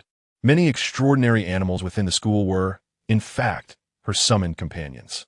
As the two observed her, Yumerin glanced up, offering a slight smile and nod of acknowledgement before entering the teaching building. It was said that the president Yu kept a watchful eye over the entire school, a notion that seemed far from unfounded. At this moment, Chen Ling stood behind them, speaking softly. It seems that rumor might hold some truth. Zhang Shou jumped in surprise, shifting to the side as he exclaimed, "Chen Ling, are you human or a ghost? You walk without making a sound." Xian then noticed a sullen-faced girl, despite the sweltering heat, was wrapped in a scarf that obscured much of her face, revealing only a pair of lifeless eyes. His gaze fell upon the book she held, which emanated a scent reminiscent of blood, human blood. Zombie rabbit. Xian's physical prowess had been steadily increasing, and along with it, his senses had sharpened. Even without utilizing his enhanced olfactory abilities, he could now easily distinguish various scents, particularly those associated with blood, to which he was exceedingly sensitive. The girl below seemed to sense Xian's scrutiny, quickening her pace before swiftly disappearing into the teaching building. Her name is Wang Qian. She belongs to the witch clan and seems quite adept at curses. You two should refrain from attempting to flirt with her, Chen Ling remarked. Zhang Shou was taken aback, exclaiming, "Chen Ling, are you truly not an extraordinary being? It seems you know everything. Dog, you've changed. You no longer refer to me as your majesty." Chen Ling replied enigmatically, patting Zhang Shou on the shoulder with an air of significance. Zhang Shou immediately shifted his demeanor, smiling ingratiatingly. "Then, your majesty, are you an extraordinary being?" "Yes," Chen Ling replied with a mysterious smile. In truth, she was merely an enthusiast for gossip, having joined numerous student groups. Xian could determine whether someone was extraordinary based on scent alone, and he merely smiled at Zhang Shou's doubts, continuing to observe the students below. "Hey, handsome!" At that moment, a girl with an innocent yet alluring appearance suddenly looked up and greeted Xian. With wine-red short hair and a tail peeking from beneath her skirt, she caught his attention. Xian merely nodded slightly without speaking. This girl, who to her was one of the individuals Jin Sheng had instructed him and Zhang Shou to monitor. She possessed a nine-tailed fox lineage, and her family operated a bathhouse. Her father, Hu Weijia, was a renowned figure in the gray world. If anyone were to stir up trouble, he would certainly be a candidate. However, today, Hu Tuer's scent posed no issues. If her father were indeed up to something nefarious, Xian could uncover clues through the scent lingering on Hu Tuer. As the class bell rang, it appeared that all other students were without issue, save for the witch clan's Wang Qian. Night fell. Zhang Shou drove, while Xian sat in the passenger seat, busily knitting. At 7:30, codename Salty Fish, codename Death Doctor, we shall commence our patrol, Zhang Shou announced, tapping his phone to activate the security patrol software, then focusing intently on driving. The route near the city wall of Silver City saw little traffic, and the sidewalks were devoid of any pedestrians. After driving for an hour along the patrol route, Zhang Shou yawned in boredom, observing Xian still engrossed in his knitting. "I thought patrolling at night would be exhilarating. Instead, it's dreadfully dull. At this rate, I might fall asleep." "No worries. When you doze off, I'll give you a shot. You've yet to experience death today, have you?" Xian replied with a smile. Zhang Shou's state would refresh upon death, as his skills recorded his status during the morning, causing him to awaken feeling revitalized. Of course, by morning, he would likely sleep throughout the day. "Wow, Salty Fish, when did you become so malicious?" Zhang Shou feigned terror at Xian's cold remark. Just as Xian was about to respond, he suddenly sensed a disturbance, his fingers deftly flicking the knitting needle, sending a silver thread shooting out of the car window. "Stop the car," he instructed. Zhang Shou hastily complied, and they both exited the vehicle, making their way to the right side of the road. In the grass by the roadside lay a 2-meter-long venomous snake, its body severed in half, the lower half still writhing. 1 point of merit secured. Xian quickly took a photo with his phone, then retrieved a collection bag from the back seat. using a pair of tongs to place the snake inside. Zhang Shou, wielding a flashlight in one hand and a gun in the other, stood ready for any potential threats. No need to look further. This is the only snake here. I wonder how it made its way into the city, Xian mused. This was indeed peculiar. Silver City's perimeter boasted a 15-meter-high wall, and with military barracks situated outside. It was improbable for any animals to breach both barriers and enter the city. Yet, the reality was that animals had consistently appeared from nowhere, as if they materialized out of thin air. However, this was not entirely surprising. It was akin to how many individuals resided in high-rise buildings, yet still encountered cockroaches. No one could ascertain where those pests originated. Perhaps animals were simply adept at finding a way to survive. The two resumed their journey, and approximately half an hour later, a shadow darted from the grass. Zhang Shou slammed on the brakes. They both leapt from the vehicle, pursuing the shadow. A rabbit, possibly of the insect level. I'll take the lead, Xian declared, accelerating past Zhang Shou in an instant. After running for a while, Zhang Shou, panting heavily, finally halted, exclaiming, "Wait, I want to eat rabbit meat." Before he could catch his breath, another shadow flashed by. Another one? Zhang Shou's eyes widened as he turned to look back. On the opposite side of the road lay the grass, leading to a river, beyond which was a forest, extending further to the city wall. Where did this rabbit come from? Zhang Shou muttered to himself, then began to retrace his steps. He was determined to search for any burrows hidden within the grass. Meanwhile, the rabbit darted away swiftly, but Xian's speed surpassed its own. The distance between them steadily diminished, and a surge of blood energy manifested in Xian's hand. With a flick of his finger, a silvery thread enveloped the blood energy and shot forth, effortlessly penetrating the rabbit ahead. The silver thread then twirled rapidly, severing the rabbit's bones and flesh with precision. The potential of blood energy was vast, and he had been diligently studying its applications. Just moments earlier, he had harnessed the blood energy to amplify the kinetic force of the silver thread, resulting in a swifter and more potent strike. However, something felt amiss. Observing the quivering rabbit, Xian furrowed his brow and approached it cautiously. Using the silver thread, he peeled back the rabbit's fur and discovered it possessed two prominent fangs, exuding a strong stench of decay. A zombie rabbit. Xian was taken aback and hastily tightened the bindings with the silver thread. If this creature were to bite an ordinary person, it would spell trouble. He lifted the rabbit and retraced his steps, reaching the roadside where he spotted Zhang Shou rummaging through the grass. He approached and inquired, "What are you searching for?" "A rabbit burrow." "Huh, why is there only one?" "I just saw another one scurry past." "Didn't you encounter it?" Zhang Shou responded, glancing at the rabbit in Xian's grasp. Xian was startled. "Another one?" He quickly moved towards the vehicle, retrieving a corpse collection bag covered in talismans from the back seat. After stuffing the zombie rabbit into the bag and securing it tightly, he dashed back. Typically, he refrained from using the blood of silver to enhance his sense of smell, as the overwhelming stench of the mortal world was often unbearable. However, the current situation necessitated its use. The consequences of a zombie rabbit biting someone could be dire, particularly since some individuals, upon being bitten, might delay seeking medical help, harboring false hopes of self-recovery, ultimately resulting in disaster. Zhuo Jingzong, a 45-year-old cremator and enthusiast of metaphysics, had long aspired to become an extraordinary being, diligently studying various publicly available supernatural systems. In the past, he had contemplated becoming a wild vampire. But after witnessing the public execution of several foreign wild vampires by the Blood Clan, he deemed the risks too great and abandoned the idea. Between the ages of 20 and 35, he became obsessed with forbidden fruits, spending considerable sums in pursuit of his dreams, but all was in vain, a mirage. To repay his debts, he had to work diligently for the next decade, though he never relinquished his research on becoming extraordinary. Eventually, he devised a comprehensive plan to become a zombie. However, he did not desire to be a mindless zombie. He aimed to be the first self-aware zombie in existence. Through extensive research in various ancient texts, he discovered a method of achieving this. First, he procured a soul fixation talisman to anchor his spirit to his corporeal form. Next, he prepared a coffin imbued with the ability to seal zombies. Once infected by zombie venom, he planned to find a suitable burial ground and entomb himself within the coffin. As his body transformed into a zombie, his soul would mutate into a malevolent spirit. A sufficiently powerful zombie would develop a faint self-awareness, growing increasingly intelligent. At that point, he would seize the opportunity to absorb the consciousness generated by his zombie form, seamlessly merging with it. Thus, when he emerged from the burial ground, he would become the world's sole conscious and perfect zombie. Such an exquisite plan. He had even spent a year's salary to acquire a genuine soul fixation talisman. As soon as he obtained a zombie fong containing the venom, he would commence the execution of his plan.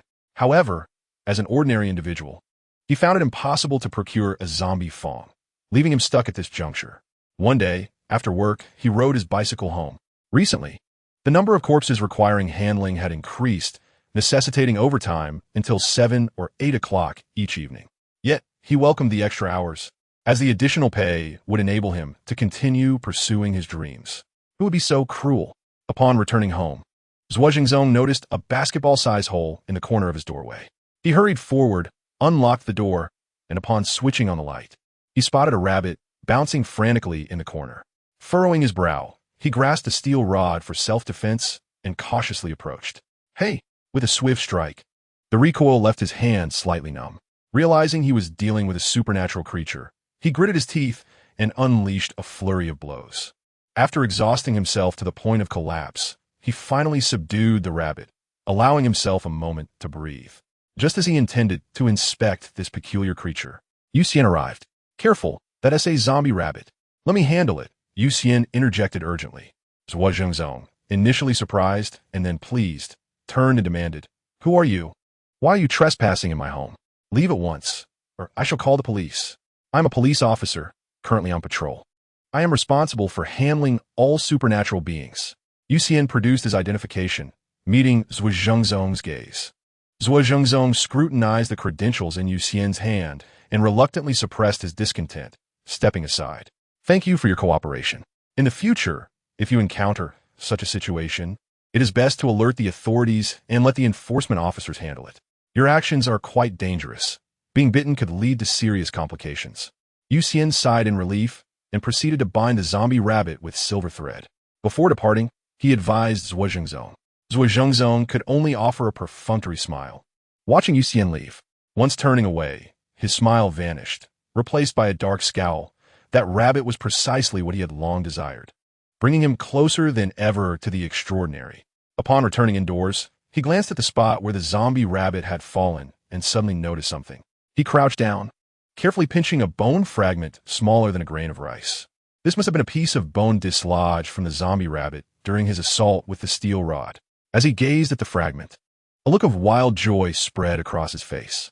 According to the Supernatural Alliance's research report, since the inception of corpse energy, its scale had only grown, leading to the renowned corpse energy expansion theory. A minuscule amount of corpse energy could give rise to a zombie, and, as the zombie grew stronger, it would generate even more corpse energy. When a zombie was eradicated, this energy would not vanish, but rather disperse into the natural world. Thus, corpse energy would only proliferate, ultimately dragging all of humanity into the realm of the deceased. Upon reading this theory, Zhuozhengzong felt as though the world was crumbling around him, leading to a prolonged period of depression. Eventually, he stumbled upon the ancient wisdom. If you cannot defeat them, join them. Suddenly, he felt as though his meridians had been unblocked. Since this world would inevitably belong to the deceased, why not embrace the transformation ahead of time? As Xian walked along the road, he sensed a potent stench of decay emanating from the man he had just encountered, raising his suspicions. He retrieved his phone and logged into the Public Security Bureau system. Using the house identification number, he quickly uncovered the man's identity. He paused for a moment, then shook his head, realizing he had indeed overthought the situation. A cremator naturally bore the scent of decay. Xian hastened back to the roadside. Finding Zhang Shou still searching for the burrow, he secured the zombie rabbit and stood at the edge of the grass, asking, "Old Zhang, have you found anything?" "No, this is quite strange. Where could they have come from?" Zhang Shou stood up, his head filled with questions as he looked at Xian. Xian chuckled. "This is one of the 3 great unsolved mysteries of the world. If I could provide an answer, I would gain fame. In a realm of the extraordinary, there are numerous enigmas yet to be unraveled, and the sudden appearance of mystical creatures is among them. Some speculate it is a phenomenon of the world, while others attribute it to the effects of some forbidden fruit. Regardless, the discussions abound, Yet the mystery of these animals' abrupt emergence remains unsolved. The two returned to the car, and Zhang Shou resumed driving. Along the way, extraordinary creatures occasionally manifested, causing Xian and Zhang Shou to stop intermittently until they gradually reached the eastern part of the city. Compared to other districts, the eastern area was undoubtedly more vibrant, with many people strolling the streets even past 11 o'clock, and all the shops were open, a sight unseen in other neighborhoods. Xian, you look, who tu air? Zhang Shou whispered at that moment. Xian, who had been knitting, raised his head to glance outside the car window, and indeed saw Hu Tu air mingling with several young men, flashing smiles that captivated them utterly. Truly a vixen. Impressive indeed, Zhang Shou remarked. Xian twitched his nose, finding nothing amiss, and calmly replied, "Let us proceed with the patrol." In truth, the Eastern District hardly required their vigilance, as the extraordinary beings residing there were formidable, some even reaching eagle rank. If any mystical creatures did appear, they would possess the capability to handle it themselves. However, out of duty, Xian and Zhang Shou dutifully continued their patrol in the vehicle. After a sleepless night, their first patrol yielded no incidents. Yet, this was merely the initial foray. Frequenting the riverbank inevitably leads to wet shoes, and the outcome of future patrols remained uncertain. Zhang Shou parked the car near the school and went off for breakfast, while Xian, who had no need for a morning meal, headed to school ahead. "Xian, you're here quite early today," Chen Ling exclaimed, holding her phone and perusing gossip in the classroom, surprised at Xian's arrival. "Good morning. You're also early," Xian replied with a gentle smile as he took his seat. He placed his hand in the drawer, and with a thought, silver threads swiftly emerged, weaving themselves into gloves in the blink of an eye. Compared to knitting with yarn, the silver threads, crafted from the blood of silver, were far easier to manipulate. With the right technique, he could conjure the desired protective gear with a mere thought. He practiced diligently, repeatedly creating and vanishing silver gloves with increasing speed. Once he achieved the ability to weave gloves in 1 second, he began extending their length. "Xian, did you know?" Chun Ling suddenly turned around, blinking curiously at Xian. Just moments ago, he had entered in his school uniform, a blue attire, yet now he donned a silver trench coat, with a matching silver vest beneath. "You didn't change clothes behind me, did you?" Chun Ling asked, astonished. In the instant Chun Ling blinked, Xian retracted all the silver threads, and when she looked at him again, he appeared in his school uniform. "Did I not sleep well last night?" she muttered to herself. Xian smiled and inquired, "What were you about to say? By the way, did you hear? The Dragon King of the EC has announced plans to venture into the realm of ordinary people's protective gear, creating equipment to defend against extraordinary beings," Chun Ling said, eyeing Xian's attire with suspicion, unable to resist her curiosity. The Dragon King of the EC is merely a nickname. His true name is Li Donghai, a direct descendant of the dragon ancestor and a wealthy magnate. The renowned Donghai Dragon Palace Group is his enterprise. Previously, he catered solely to extraordinary beings, but it seems he now intends to profit from ordinary people as well. "It's probably just hot air," Xian assessed. The Dragon King of the EC is known for his grandiose claims. Netizens have dubbed him Big Mouth Dragon for his tendency to latch onto every trending topic. Undoubtedly, this announcement is merely a ploy to capitalize on the momentum of Silver City. That's disappointing, Chun Ling sighed upon hearing this. She genuinely wished to purchase useful protective gear, as her parents had provided her with pepper spray for self-defense against wolves, bear spray, and even a stun gun. While these items might suffice against ordinary threats, they would likely be ineffective against extraordinary beings. If protective equipment capable of defending against such creatures were available, she would eagerly buy it. Extraordinary gear is bound to be exorbitantly priced. Even with cost reductions, it would likely amount to millions. The material costs alone dictate that. Wouldn't you agree? Xian understood well the rarity of extraordinary materials. Even extraordinary beings might not possess a piece of equipment, let alone make it accessible for all ordinary people. All right, I was naive to believe in Big Mouth Dragon, Chun Ling conceded, her hopes dashed by Xian's words. She began typing on her phone, clearly preparing to vent her frustrations on Li Donghai's account. Xian smiled faintly, taking out his phone to continue honing his knitting skills while checking for any genuine breaking news on Xian. The Twin Peaks of the West have witnessed the emergence of flying corpses. A search is currently underway. Members below Eagle rank are advised to refrain from approaching the Twin Peaks. The internal ranking assessment will commence on the 1st of next month. Members confident in improving their ranks should register promptly. The Xian Research Department has discovered a detection method for the aberrant brain-eating neurobug. Nationwide screening will commence in 3 days. Upon reading the third piece of news, Xian's eyes brightened. Approximately 2 days prior, he had seen related reports, noting that the scientists within Xian had thoroughly studied this new variant of the aberrant bug, naming it the brain-eating neurobug. This creature morphs its body into a structure remarkably akin to human neural pathways, infiltrating the target's brain to usurp their nerves, akin to a multitude of tendrils tightly grasping the human brain. At this juncture, the host brain remains alive, yet all incoming information is filtered through the brain-eating neurobug. Simply put, whatever the neurobug wishes the host to perceive, the host perceives. Whatever it desires the host to hear, the host hears. The host becomes a mere puppet of the neurobug, devoid of any capacity for resistance. Furthermore, once the brain-eating neurobug successfully parasitizes a host, although the individual remains alive, the situation is no different from death. Currently, no existing methods can guarantee the survival of a host after the neurobug is detached. After all, the neurobug consumes the host's neural pathways, and losing that portion of their brain renders survival impossible. Xian experienced a mix of emotions. He felt relief that the country finally had a means to prevent the invasion of aberrant bugs and brain-eating neurobugs. However, he also felt concern for the families that would inevitably face devastating outcomes during the impending screening. Doghead Gold Mountain, named for the discovery of a massive gold nugget resembling a dog's head, has seen the population residing nearby migrate to the city due to the increasing presence of extraordinary creatures. Now, it has become a paradise for animals. Within a man-made cave on the mountainside, various creatures congregated, including wolves, bears, tigers, and even humans. This coexistence was evidently abnormal, as such beings could not harmoniously dwell together. Suddenly, the earth trembled. A towering 3-meter-high white ape descended from the mountain peak to the ground below, turning to tear apart one wall of the cave, and proclaimed to all the creatures, "This body is truly powerful. What a delight. Lao San, be careful not to ruin this body. It is our vital tool," Zhou Tai remarked, perched upon a stone, his legs swinging idly.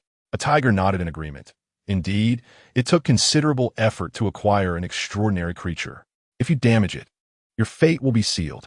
The extraordinary being is exceedingly sensitive. Any foreign intrusion into its body will be detected, rendering the abnormal insects particularly challenging to parasitize.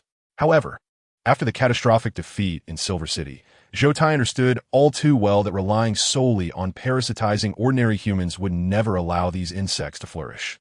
Therefore, upon discovering that this colossal ape was a solitary entity, he sacrificed a significant number of abnormal insects, exhausting the giant ape to the brink of collapse, thus successfully achieving parasitism and seizing control.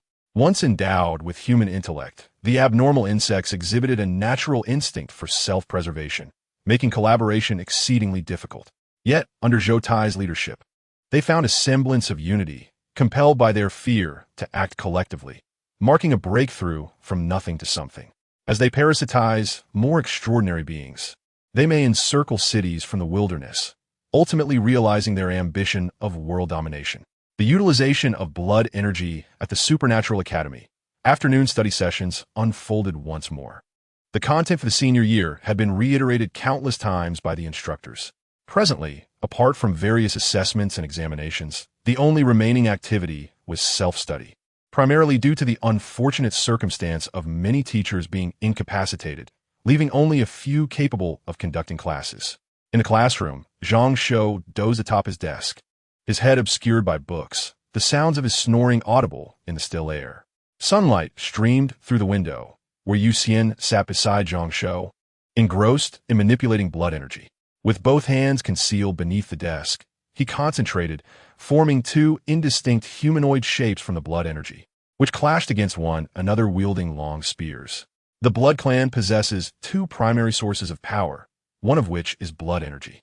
Any vampire who awakens the talent for blood energy is meticulously nurtured by the clan.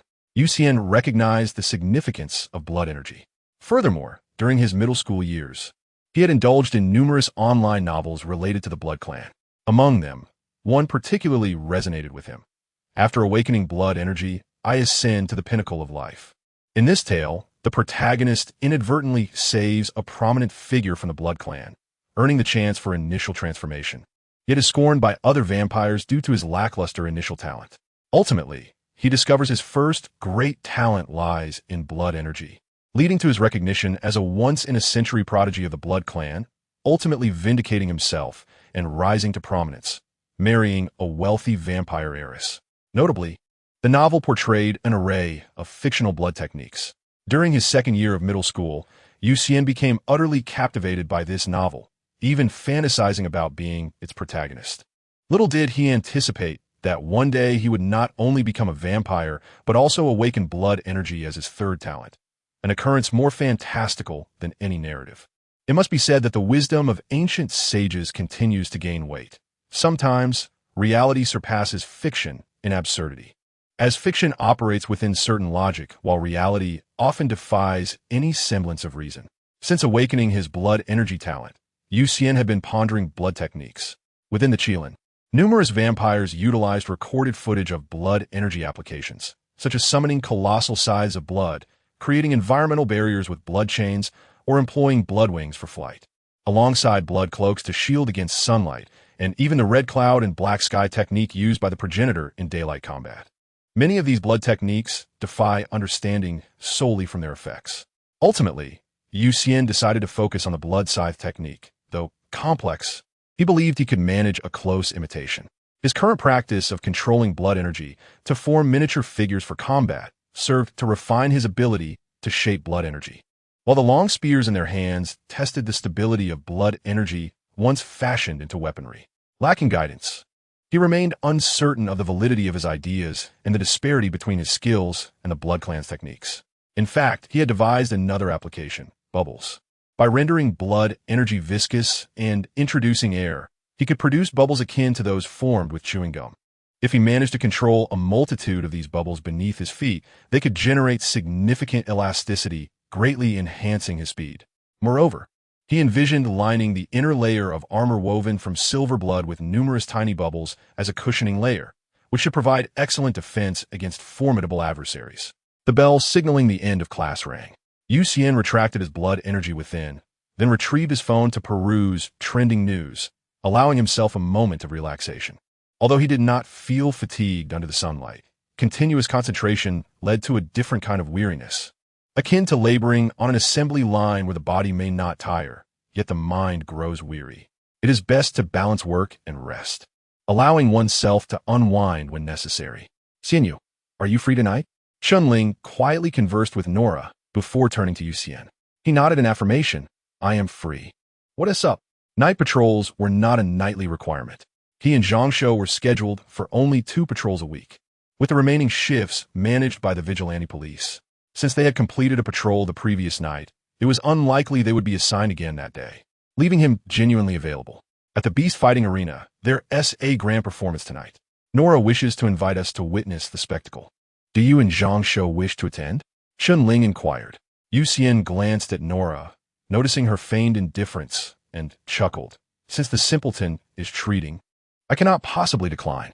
The Beast Fighting Arena is essentially a venue where extraordinary beings are captured in the wild and placed in a cage to compete against supernatural beings, akin to bullfighting culminating in the death of these extraordinary creatures. Xian had never witnessed a live match but had viewed many paid videos online. The renowned beast fighters were, in essence, superstars, endorsing various products and amassing legions of fans, earning substantial income from merchandise alone. Had he not joined the Xian, he believed he might have become a beast fighter himself, once he grew powerful enough to no longer fear the Blood Clan. You are the simpleton, Nora retorted, rolling her eyes at Xian, though a smile tugged at her lips. In truth, due to her association with Xian, her standing within the Blood Clan had not only remained intact, but had risen swiftly.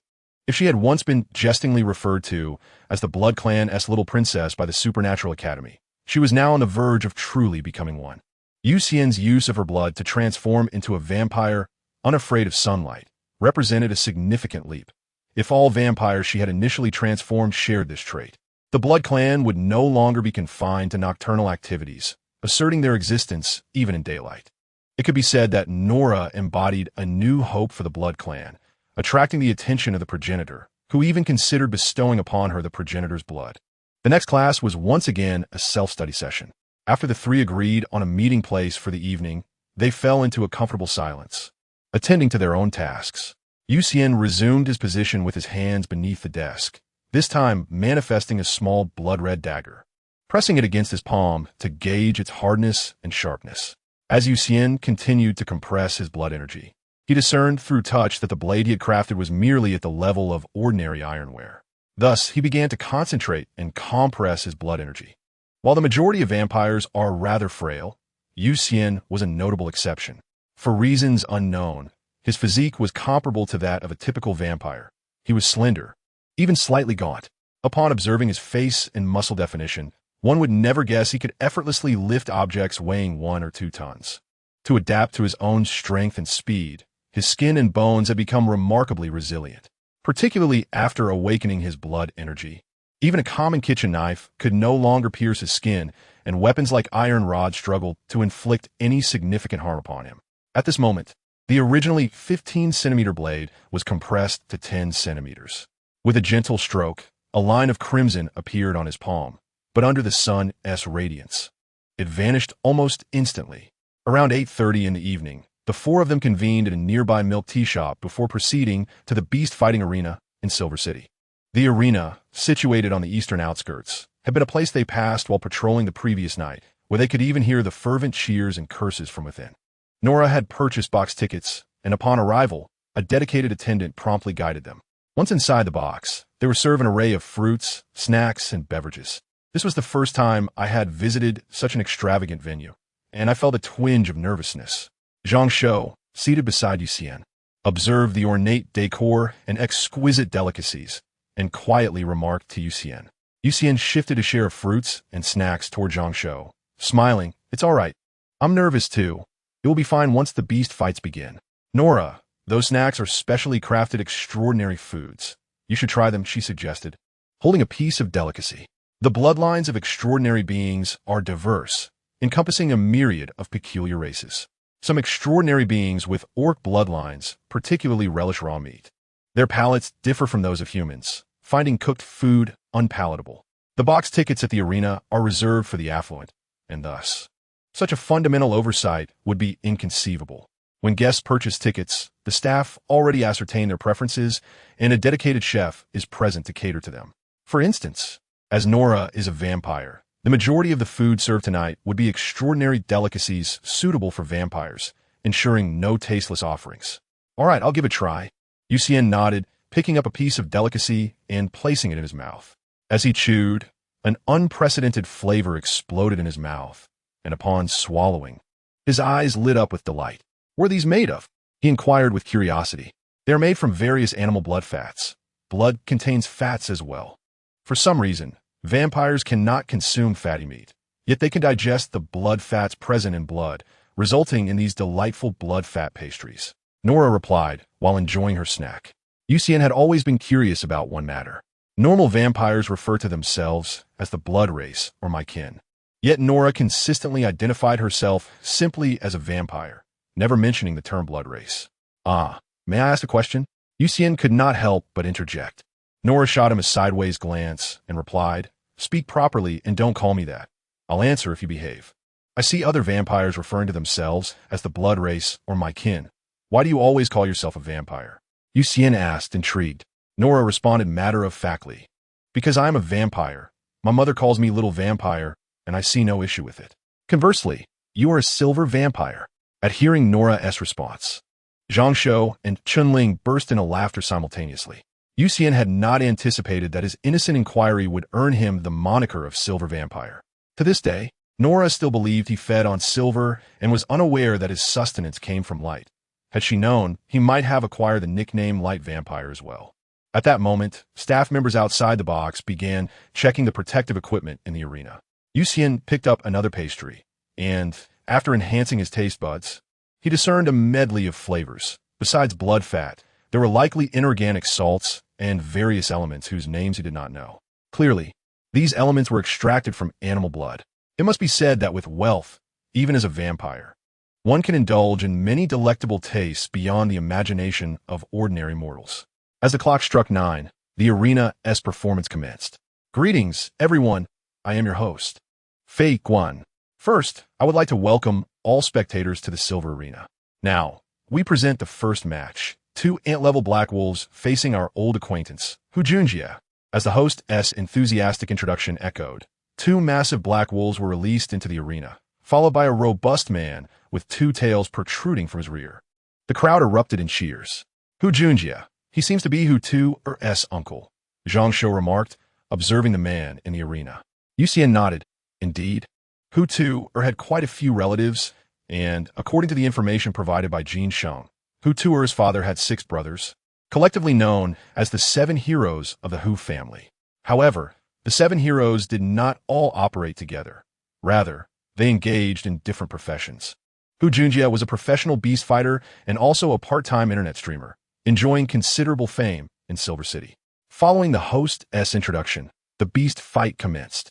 The arena features 2 types of performances, beast fights and competitions.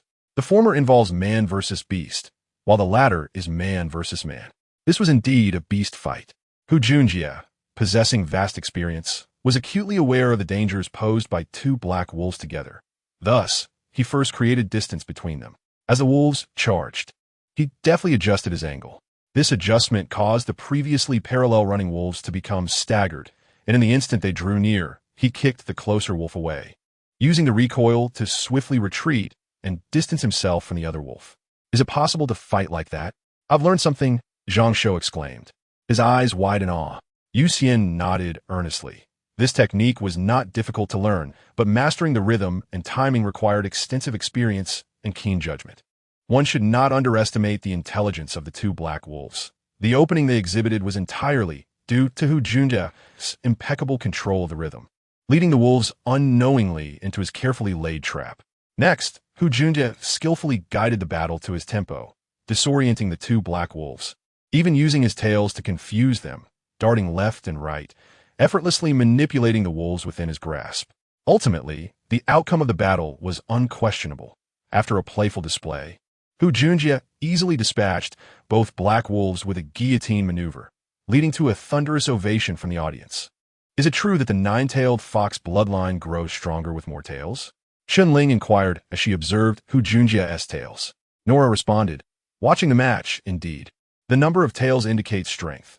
1 tail is insect level, 2 tails are ant level, 3 tails are bee level, 4 tails are sparrow level, 5 tails are snake level, 6 tails are eagle level, 7 tails are wolf level, 8 tails are tiger level, and 9 tails are dragon level. What about the divine level? 10 tails? Zhang Shou asked with curiosity. Xian chuckled. When the progenitor of the 9-tailed fox ascends to the divine level, you will understand. Currently, the fox ancestor possesses only 8 tails, and there remains a considerable distance before reaching the dragon level, let alone the divine level. Doubts persisted as the subsequent matches unfolded one after another, each lasting approximately half an hour. Xian and Zhang Shou found the spectacle immensely enjoyable, primarily because each beast warrior that took the stage was formidable.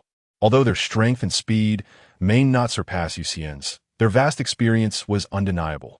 The intricate maneuvers, angle control, rhythm management, and battle predictions created an exhilarating spectacle, far surpassing the experience of watching it on video. Particularly the nuanced details of their exertion were nearly imperceptible unless witnessed in person. Ladies and gentlemen, was the previous battle not exhilarating? The announcer's voice resonated through the arena, and Fei Chuan shared the sentiment, expressing that the matches of the Beast Warriors were truly thrilling, igniting a fervor among the spectators. However, the grand finale was yet to come. Tonight's highlight was a super monster captured by our hunting team earlier that day, an extraordinary white ape endowed with human-like intelligence. As the announcer's voice echoed, a cage slowly ascended, revealing a robust, 3-meter-tall white ape, with its head lowered and eyes obscured by shadow. The mere silhouette exuded an immense sense of pressure, despite being merely a low-level extraordinary creature that should not be underestimated. Our contestant is the king of 1,000 victories, the Iron God by Jin Long. On the other side, a burly man, standing at nearly 2 meters tall, emerged. He surveyed the audience with a slight smile, raising a hand to wave at the spectators. In an instant, the venue erupted with cheers for the Iron God. In the VIP box, Xian was perusing Bai Jinlong's profile, conveniently accessible via a tablet connected to the power source of his chair. Bai Jinlong, age 32, a B-level superhuman with the ability to transform his entire body into black iron alloy, not only possessed rich combat experience, but also formidable strength. If he encountered a type he could counter, he could even engage in battles beyond his level. This individual was indeed formidable. Xian mused, contemplating that despite exhausting all his means, he might struggle to breach Bai Jinlong's defenses, though Bai Jinlong would not be able to eliminate him either. The match commenced. The electric cage gradually opened after power was cut, and the white giant ape lifted its head to gaze at Bai Jinlong. Zhou Tai could hardly fathom the turn of events. The day prior, he had been dreaming of world domination, and now he found himself easily captured by the extraordinary hunting team. His other bodies, attempting to facilitate his escape, had been effortlessly dispatched by these ruffians. Now, his 9 personalities resided within the bodies of weak creatures such as mice, rabbits, and sparrows, with the strongest body having fallen into human captivity, forced to perform like a jester. "Come on, big fella," Bai Jinlong called out to Zhou Tai with a wave and a smile. Zhou Tai felt an intense surge of rage, wishing to tear all humans apart. Among his personalities, the third was the most tyrannical, aspiring to rule the world. Unlike those fools who merely wished to kill or play games, he understood that only by becoming the king of the world could he act with impunity.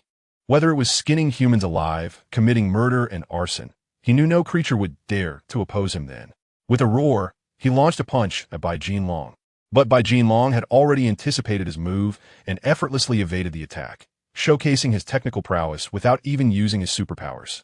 The ground trembled from Zhou Tai's blow, prompting the audience to erupt in cheers, which felt like mockery towards him. Again, Bai Jinlong called out to Zhou Tai with a grin.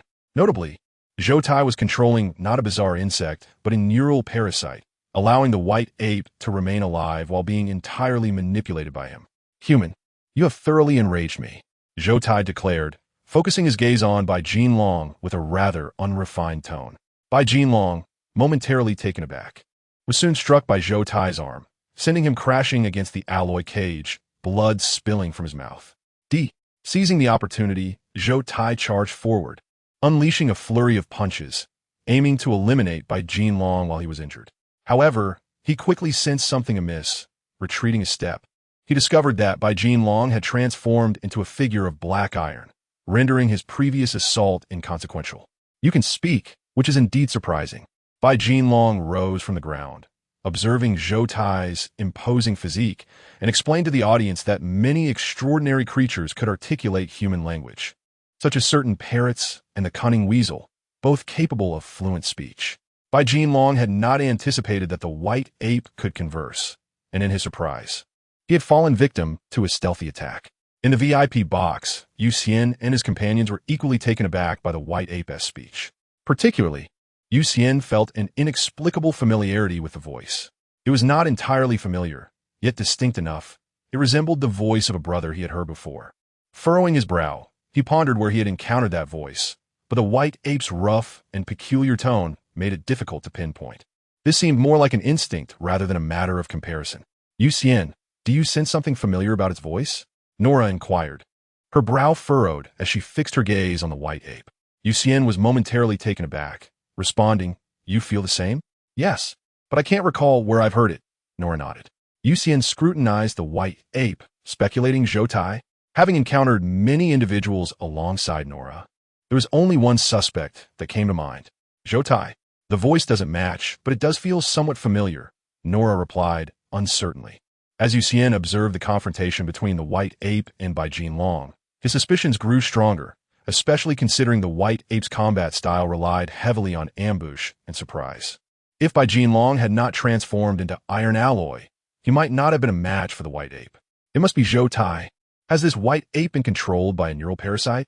Xian's expression grew serious, his pupils shimmering with a silvery light, confirming that the white ape bore no tentacles beneath its skin. He pondered quietly, There had never been a recorded case of a parasite infecting an extraordinary creature.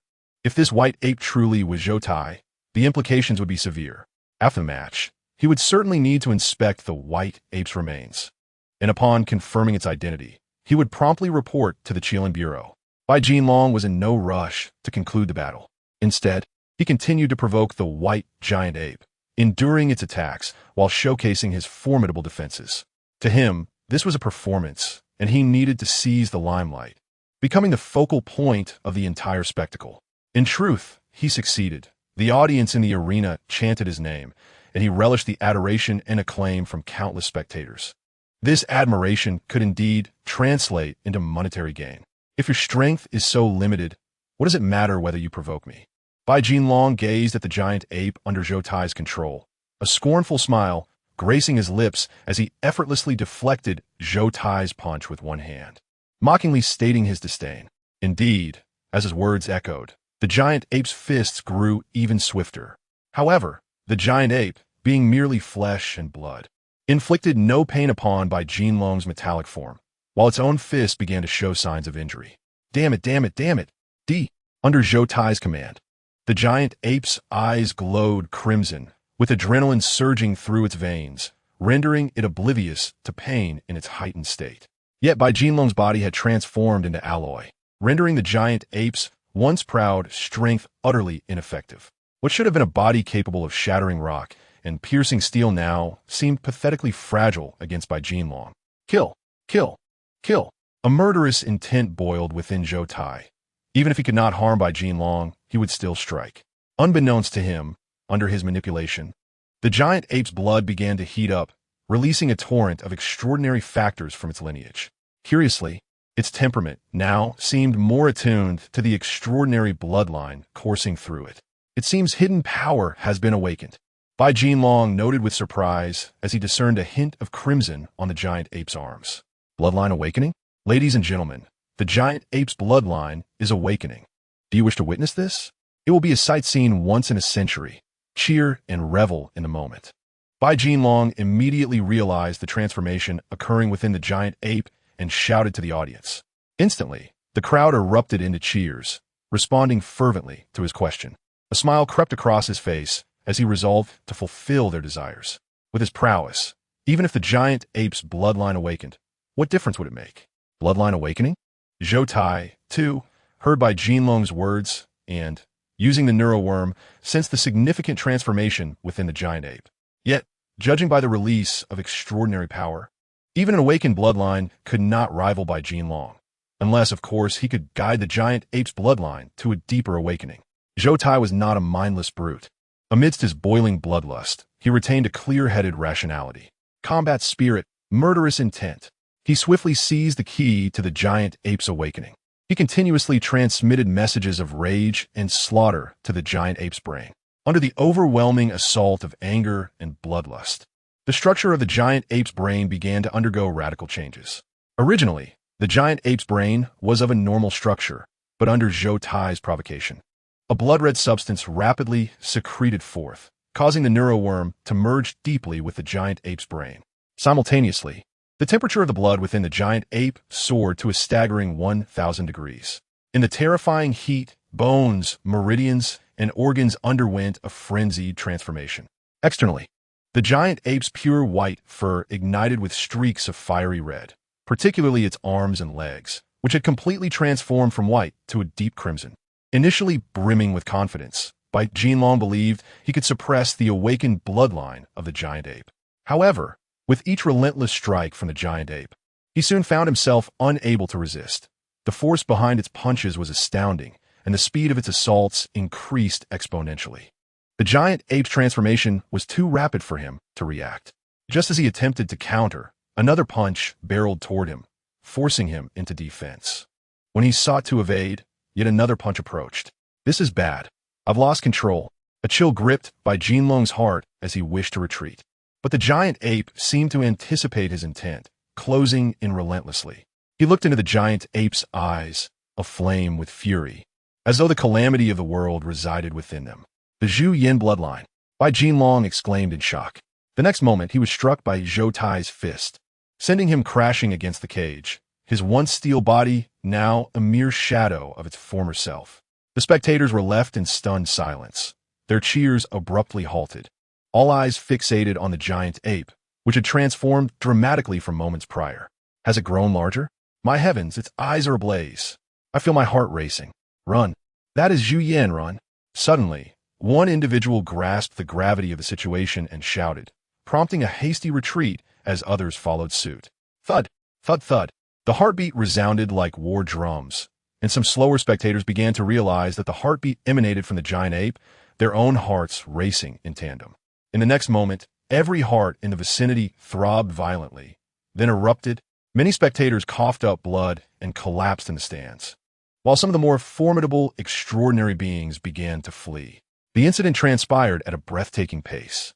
At that moment, four extraordinary beings burst forth from the arena's entrance. One penetrated the cage, launching a lethal strike at Zhou Tai.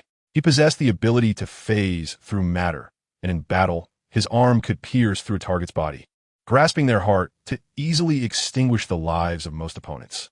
However, this time he miscalculated, as his palm pierced the giant ape's body, seizing its heart. The overwhelming heat instantly scorched his hand. His body could no longer maintain its abilities, and with a scream, he attempted to retreat, but in an instant, he was caught by the giant ape. The giant ape's body temperature was now extraordinarily high. To touch it felt akin to being seared by fire. The man let out a more agonizing scream before being swallowed whole by the giant ape, originally somewhat emaciated due to the deep awakening of its bloodline. The giant ape now absorbed energy, its physique gradually filling out. It turned its gaze toward the other three outside the cage and spoke. Come in. The trio simultaneously retreated. In the VIP box, it seemed materials that negated Zhu Yan's abilities shielded the four within. Thus, the previous wave of heartbeat attacks did not affect them. This is troublesome. An unforeseen incident has occurred. Old Zhang, go check on the audience to see if anyone can be saved. I will buy us some time. Xian stood, eyes fixed on the arena as he addressed Zhang Shou. Everything transpired too quickly. From the giant ape's counterattack to the mass casualties among the audience, it had all unfolded in the span of merely 10 seconds. By the time Xian realized this was no mere performance, countless lives had already been lost. Nora rose, declaring, I shall go too. No, you stay with Chunling. If there is genuine danger, evacuate immediately. Xian refused. The current giant ape was clearly beyond the reach of firearms. Had he not diligently honed his abilities during this time, he would have fled at the first sign of danger.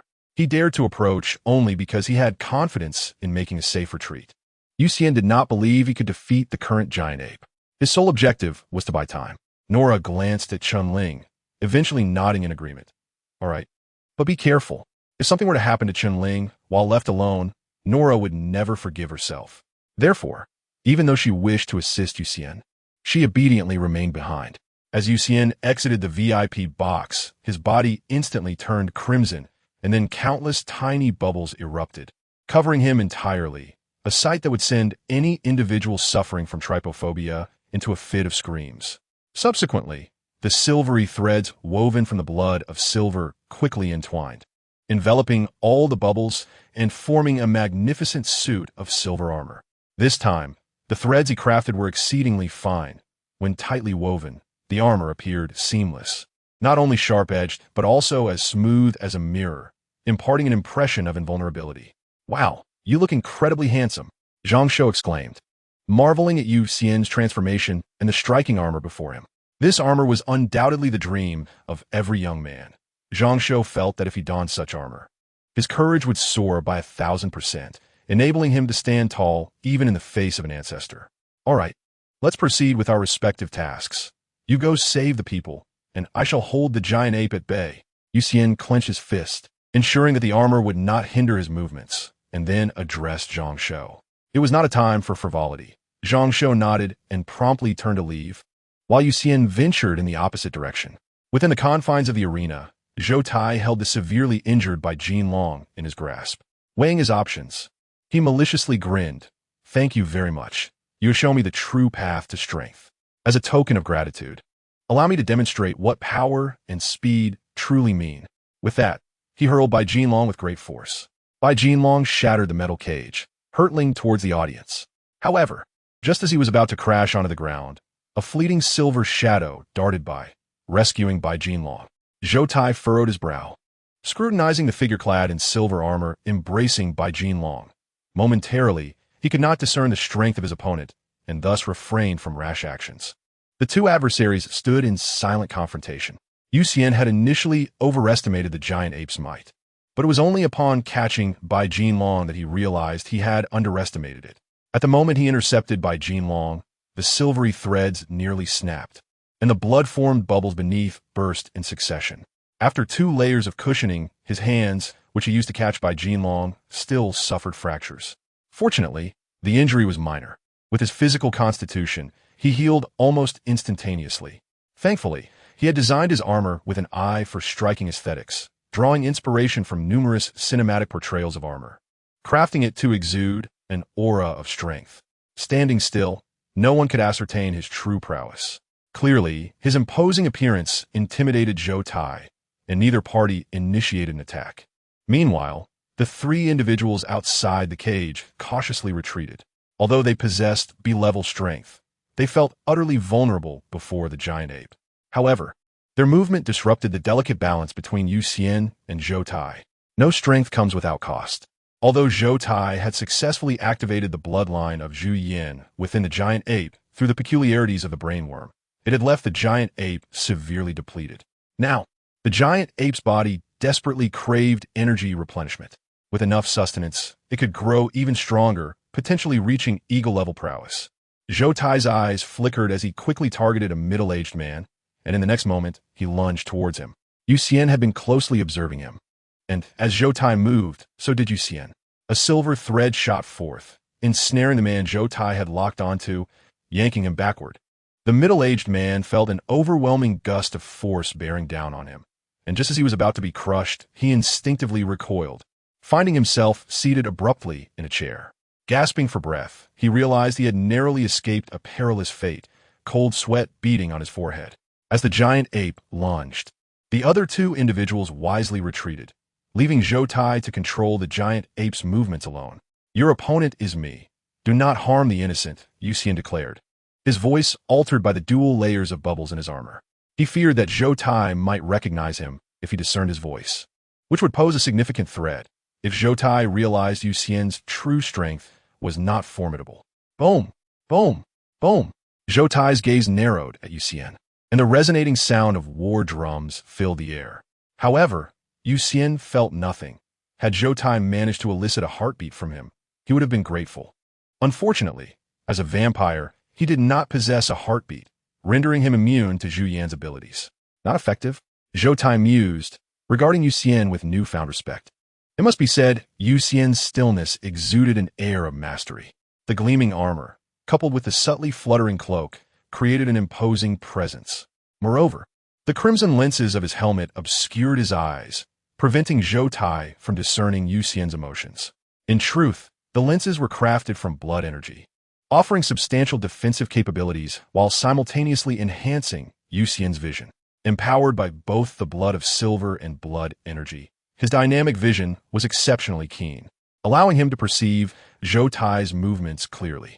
In an alternate scenario, Zhou Tai might have possessed the patience to engage Xian in a standoff, but the present circumstances did not afford him such luxury. This was the arena, a territory belonging to humanity. The longer he delayed, the more perilous his situation became. Furthermore, the giant ape's body was ravenous, urgently requiring sustenance, leaving Zhou Tai with little time to squander. He commanded the white ape to grasp the metal cage, suddenly exerting force and hurling it with all his might. The once firmly anchored cage was uprooted, hurtling towards Xian. Truth be told, the spectacle was indeed dramatic, startling Xian. However, he reacted swiftly. The blood energy bubbles beneath him provided ample elasticity. Bending his legs, he leaped as the cage descended, using his hands to push against it and propel himself backward. Several silver threads instantly latched onto the chandelier above, narrowly evading the cage's assault. With a resounding crash, the cage struck the audience area, sending dust billowing into the air. The impact left deep dents where it landed, and numerous cracks appeared in the walls. Had the cage collided directly with Xian, his body would have likely been cleaved in two. While he might have survived, it would have been far from pleasant. Truly terrifying, Xian thought, observing the deformed cage below, feeling more apprehensive than when facing Jin Sheng. The giant ape exhaled a plume of steam, having expended considerable energy in that last attack. Unfortunately, it failed to strike its target, wasting its strength in vain. Yet, through Xian's actions, Zhou Tai began to grasp the situation. At least Xian was evading the giant ape's attacks rather than confronting them head-on, indicating that Xian's strength was surely inferior to his own. Thus, it was time to test his speed. If both his speed and strength significantly surpassed Xian's, the battle could be concluded swiftly. Zhou Tai scanned his surroundings and then maneuvered the giant ape to the arena's base, directly dismantling the barrier in front of the audience. With the two panels in hand, his attack range expanded from 2 meters to an impressive 10 meters. As long as Xian entered within that range, Zhou Tai could effortlessly crush him. Observing the giant ape dismantle the barriers, Xian's brow furrowed slightly. In the next instant, Zhou Tai commanded the giant ape to spring forward, its legs propelling it like a cannonball towards Xian, while simultaneously wielding the panels to flank him. Yet, Xian deftly maneuvered, for silver threads dancing like serpents, slicing through the panels. The silver thread woven from the blood of the silver blood, comprised not solely of silver, but also the essence of Xian's blood, became abundant after receiving Nora's promise of 20 pounds of silver. After the construction of the armor, there remained surplus silver threads for both offense and defense. However, it was impossible to unleash a multitude of silver threads like he did in his previous battle against Zhou Tai. In his armored state, he could only deploy 4 to 5 silver threads, with a maximum attack range of 50 to 350 meters. Nevertheless, this was entirely sufficient. In an instant, the barriers crossed Xian's form, shattering into fine fragments, yet his armor remained resplendent and intact amidst the cascading debris. The formidable Bull King, Zhou Tai, roared in fury upon witnessing the destruction of his weapon, discarding the barrier in frustration. He then charged forth like a cannonball, harnessing his immense explosive power to collide with Xian. Undoubtedly, this aggressive approach intensified Xian's pressure. The giant ape was merely a numerical beast, possessing exceptional strength, speed, and explosive force. Without the enhancement of silver blood to bolster his reflexes, Xian would likely have been crushed within a second. The giant ape radiated intense heat, akin to a searing fireball as it approached. Without the protective armor, even the scorching air would inflict burns. With a swift motion, Xian unleashed 2 silver threads that ensnared a nearby chair and pulled, simultaneously generating a bubble beneath his toes for propulsion. As he pressed down, his body retreated rapidly. A colossal fist grazed past him, and even through the visor, he could feel the terrifying heat wave. A resounding crash echoed as the fist struck the ground, creating a massive crater. Xian executed a backflip, landing atop the back of a chair. Before he could catch his breath, the giant ape lunged at him again, its other arm swinging horizontally. This direct combat style tested Xian's overall capabilities, and he remained tense, unable to relax for even a moment. He fixed his gaze intently on Zhou Tai's movements, swiftly evading as the giant ape's arm descended. With a missed strike, the giant ape immediately hurled the chair. And suspended in midair, Xian employed silver threads to maneuver in ways he would typically find impossible, narrowly dodging the chair's assault. It was merely a pest. After a flurry of attacks, Zhou Tai finally grasped the reality of the situation. He realized Xian was not inherently strong. Instead, he was merely an illusion of mystique. Once he felt reassured, Zhou Tai unleashed his assaults without restraint. He commanded the giant ape to rise, its muscles coiling like a mountain hurtling towards the newly grounded Xian. A single hit would surely shatter Xian into pieces. Xian retreated rapidly, leaping from the audience stands into the arena, continuously shifting to evade.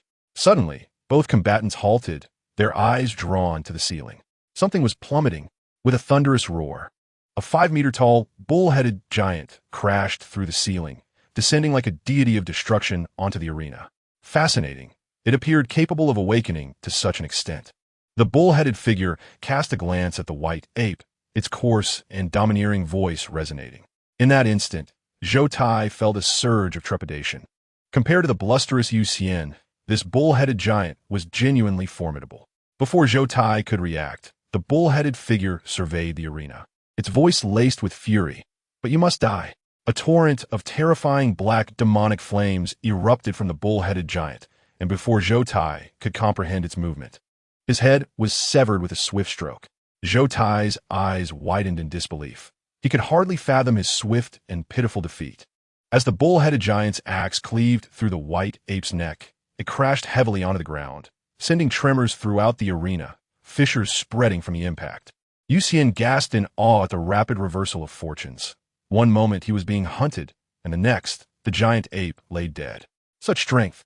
Truly. The Bull King, the foremost expert of Silver City. This individual, known widely in Silver City as Tang Dali, possessed the bloodline of the Bull Demon King and stood as the strongest extraordinary being in the city. He held numerous stakes in various enterprises, yet managed them from afar, indicating his ownership in the arena. After slaying the white ape, Tang Dali's imposing aura immediately diminished.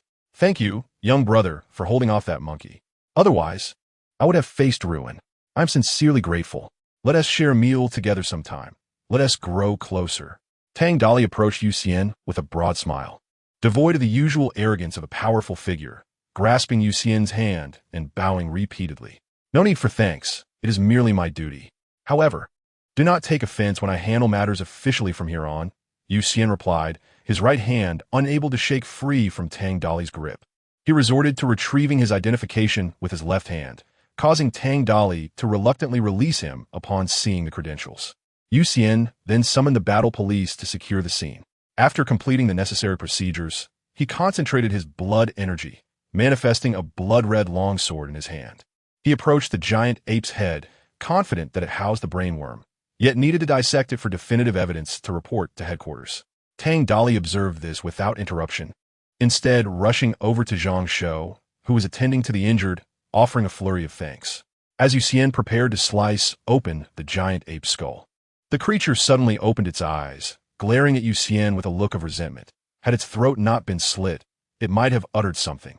Disregarding the creature's glare, Xian plunged his blade into the center of the giant ape's forehead, methodically slicing open the cranium. In truth, the giant ape skull was remarkably dense, and Xian exerted great effort to pry it open. Upon seeing the creature's brain, his eyes widened, unlike a typical brain. The giant ape's brain bore intricate patterns resembling ancient script. Combatants of the front line? Xian snapped a photo of the inscriptions, speculating inwardly. He then stabbed the brain with his knife, and, as he breached the outer layer, numerous nerves surged forth. However, he was prepared, swiftly using silver threads to seize control of the nerves. Indeed, the brainworm was present. He captured images with his phone and promptly sent them to Jin Sheng, detailing the events that transpired in the arena. Within 10 seconds, Jin Sheng replied, "Preserve the body. Await reinforcements." Understood, Xian responded, glancing at his phone. In under a minute, the battle police arrived. The entire episode, from Zhou Tai's explosion to Tang Dali's decisive strike, unfolded in approximately 3 minutes. Everything transpired with remarkable speed. Xian's confrontation with Zhou Tai merely delayed for a brief moment before he was relentlessly pursued. Had Tang Dali not arrived in time, Xian would have needed to devise an escape plan shortly. The battle police were not summoned by Xian's call. Instead, they were dispatched following reports from fleeing spectators. Upon meeting the team leader, Xian presented his credentials, instructing him to secure the entire arena, permitting no ingress or egress. With Zhang Shou present, those who could be saved would receive assistance. Those who could not required no futile attempts at resuscitation. Thus, when the ambulance arrived, it was politely directed by the battle police to wait aside.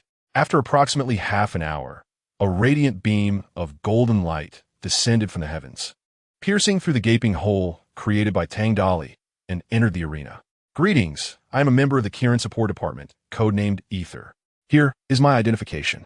As the golden light settled upon the ground, it dissipated to reveal a youthful figure with a nonchalant demeanor. Approaching Xian, he introduced himself and presented his credentials. Xian scanned the identification with the Xian app on his phone, confirmed its authenticity, and nodded, saying, "Hello, I'm a member of the Exorcism Squad, codenamed Salted Fish. I hereby officially transfer this giant ape and the brainworm to you. Please ensure they are delivered to headquarters. Rest assured, there will be no mistakes." Ether replied with a hearty laugh as he glanced at the giant ape's body. With a swift motion of his sleeve, the massive corpse vanished. He then retrieved a box and placed the brainworm within it, finally tucking the box into his sleeve. Is there a hidden space within your sleeve? Xian inquired curiously. Ether, slightly embarrassed, clarified, a hidden space is a grand skill. I merely sewed storage bags into my sleeve. As he spoke, he showcased his sleeve, revealing multiple storage bags sewn within. Well then, I must return to report. Farewell. Seemingly feeling a bit shy, Ether hurriedly bid farewell, enveloped in golden light, and swiftly ascended through the gaping hole in the ceiling. At the Xian headquarters, Ether returned with the remains of the giant ape and the brainworm, prompting the entire research department to engage in an all-night study of the specimens.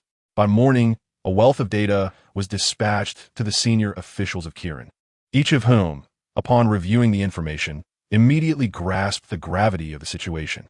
An urgent meeting regarding the anomaly insect crisis was convened. Concurrently, in Silver City, at the Eastern District Security Bureau, Xian and Zhang Shou sat across from Tang Dali. Name? Tang Dali. Gender? Male. Age? 98. Rank? Lower wolf rank. Where were you when the incident occurred at the Silver Arena? Upon hearing this question, Tang Dali's expression faltered, and he muttered, "Could we skip this question? Please respond truthfully." Xian replied with a hint of exasperation, maintaining a professional demeanor. Had he been questioned by ordinary battle police, Tang Dali would have likely evaded the inquiry with ease. However, the credentials presented by Xian and Zhang Shou bore the emblem of Xian. Despite their youth, he dared not take them lightly, especially Xian. He was acutely aware of the high-ranking individuals who had descended upon the scene, understanding the implications of the situation all too well. At that time, I was at Listening Rain Pavilion, receiving a foot massage. Tang Dali sheepishly replied, scratching the back of his head with an awkward smile. Xian nudged the eager Zhang Shou to record Tang Dali's words and proceeded to ask a few more basic questions. After obtaining the answers, he stood and stated, "All right. Should further inquiries arise, we will reach out to you. Thank you for your cooperation." In reality, not only was Tang Dali summoned for questioning, all shareholders, servers, and security personnel of the arena were also called in. It seemed that there would be subsequent accountability measures, fines, and compensation issues to address. As Xian and Zhang Shou exited the room, the leader of the battle police, Zhang Kaichao, immediately approached them to express his gratitude. The primary concern was that the battle police struggled to manage powerful figures like Tang Dali, and routine inquiries could easily be brushed aside. With Xian and Zhang Shou's involvement, the issues were likely to be resolved more efficiently. Under normal circumstances, they would not overstep their boundaries. But given the critical nature of the anomaly insects, they decided to intervene and sought to gather the latest intelligence. Half an hour later, Xian and Zhang Shou received a report from the hunting team. Doghead Mountain seems to be quite a distance from Silver City. Do we need to travel that far to capture extraordinary creatures? Zhang Shou inquired, perusing the report. Zhang Kaichao explained, "One of the tasks of the military camp outside Silver City is to eliminate nearby extraordinary creatures that pose significant threats. The surrounding hills no longer harbor any substantial dangers. They are primarily inhabited by minor insect and ant-level threats. The arena seeks to capture extraordinary beings that present a certain degree of challenge, necessitating a journey to more distant locations." Xian analyzed, the anomaly insects lingered near Doghead Mountain yesterday. Even if they can traverse great distances, they cannot cover much ground in a day. Wait, let me ask the captain if we can conduct a remote strike on all areas surrounding Doghead Mountain. He pulled out his phone and promptly contacted Jin Sheng, sharing the latest intelligence. Salted fish, the situation appears to be even more complex. I will send you some information for your review, Jin Sheng replied. A moment later, Xian received the document from Jin Sheng. Upon opening it, he discovered it was a medical record. Currently, the vast majority of hospital records are stored in the cloud. Thus, after the archive room of Songshan Psychiatric Hospital was destroyed, officials were still able to locate all medical records via the cloud. The document forwarded by Jin Sheng was, in fact, Zhou Tai's medical file. Zhou Tai exhibited multiple personalities. His primary persona posed no significant issues and could even be deemed benevolent, yet his other personas were far more troubling.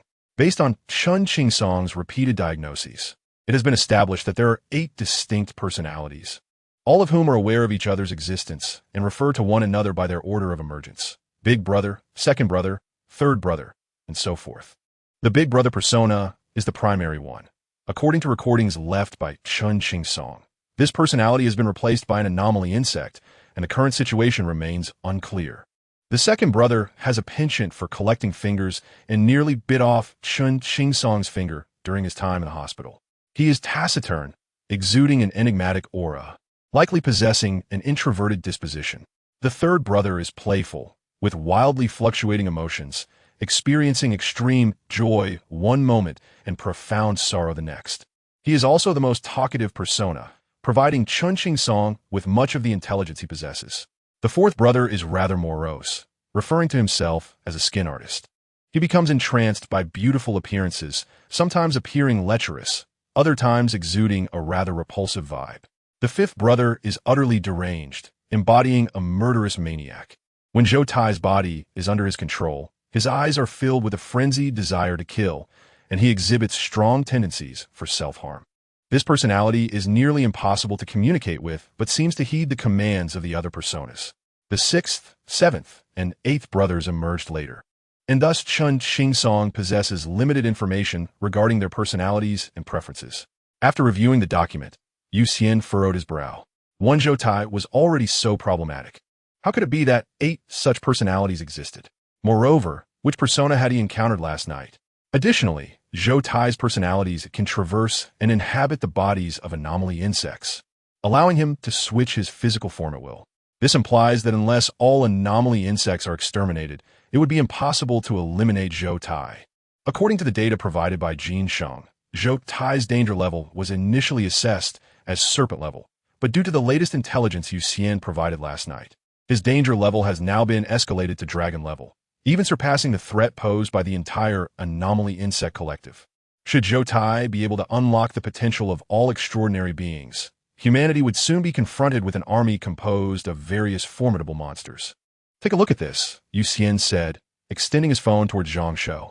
Zhang Shou, after reviewing the materials, solemnly remarked, "In such circumstances, it is utterly impossible to eradicate this threat completely, is it? The aberrant insects can infest any living organism, and should they latch onto cockroaches or similarly prolific creatures like rats, their spread would be uncontrollable. Humanity could never eliminate all aberrant insects. Do not fret. The higher-ups are undoubtedly aware of the situation," Xian replied earnestly. "I believe soon we shall see formidable individuals dispatched specifically to deal with Zhou Tai. Let us wait and see. A crisis of this magnitude would certainly command the utmost attention from the Kirin headquarters." Xian felt a surge of curiosity about how many experts the headquarters would send to confront Zhou Tai, and this time, they might very well succeed in exterminating all aberrant insects. After all, as long as these creatures remain, Zhou Tai's demise will be far from complete. The following day, a military aircraft discreetly landed at the barracks outside Silver City. After school, Xian and Zhang Shou received a message from Xian, and after passing through 2 security checkpoints, they successfully entered the barracks. "Captain!" Both Xian and Zhang Shou exclaimed simultaneously upon entering a room and spotting Xian. He was alone, exuding a familiar aura of warmth and authority, akin to a lion among men. Observing the two, he smiled and said, "I initially thought I would be stationed in Yanjing for half a year, but it seems you two have accomplished something significant. However, given the complex nature of the witnesses this time, headquarters hastily recalled me to ensure your safety." "Safety?" Xian inquired with curiosity. Xian nodded, his demeanor shifting to seriousness as he looked at Xian. "The struggle among nations in the realm of the extraordinary never ceases. You made quite a stir the other day. Do not assume that donning armor renders you anonymous. It's possible that hostile forces abroad already perceive you as a substantial threat and desire your swift elimination. The simplest method for foreign powers to infiltrate domestically is to grant certain ordinary individuals extraordinary abilities and then tightly control them via various contracts and curses. Many spies, in fact, fall victim to greed, ultimately serving their adversaries. Generally, these spies not only gather intelligence, but also are tasked with eliminating rising talents. Your confrontation with Zhou Tai was intense.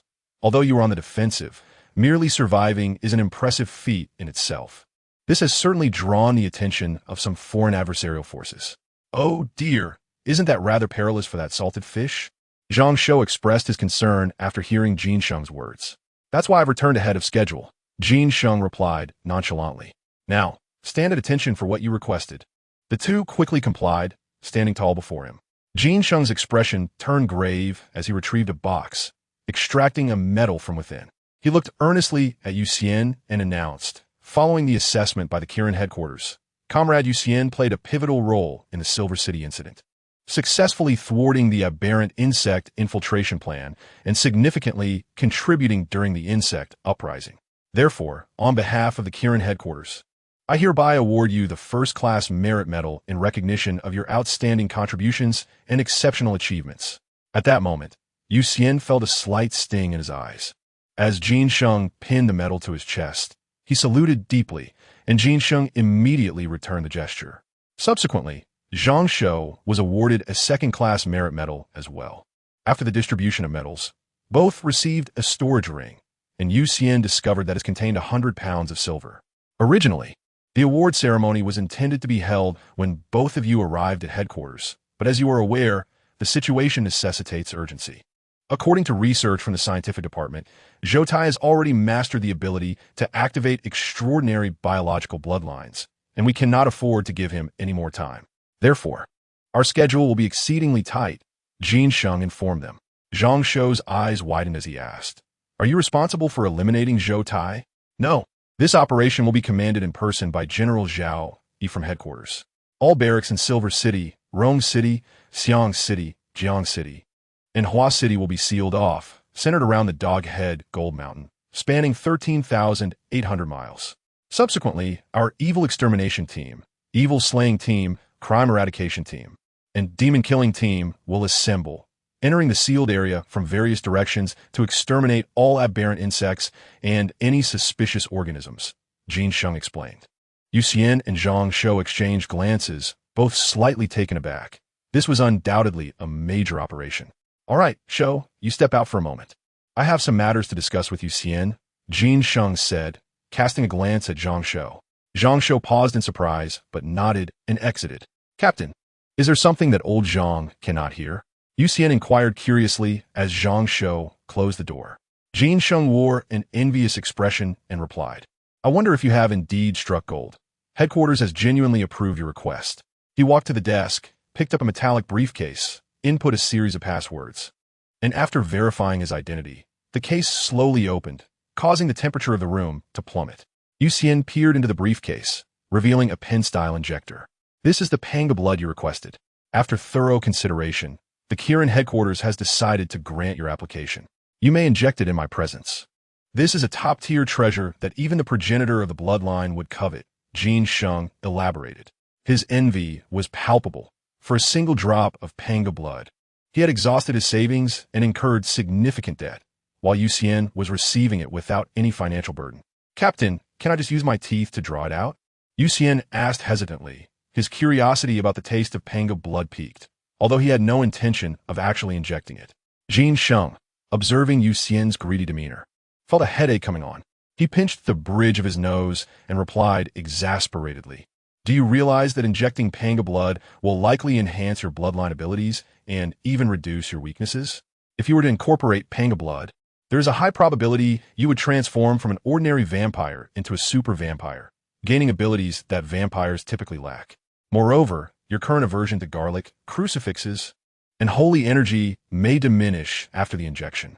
At that point, aside from overpowering you with sheer force, it will be quite challenging to inflict harm through cunning means. Yet, I am still curious about its flavor.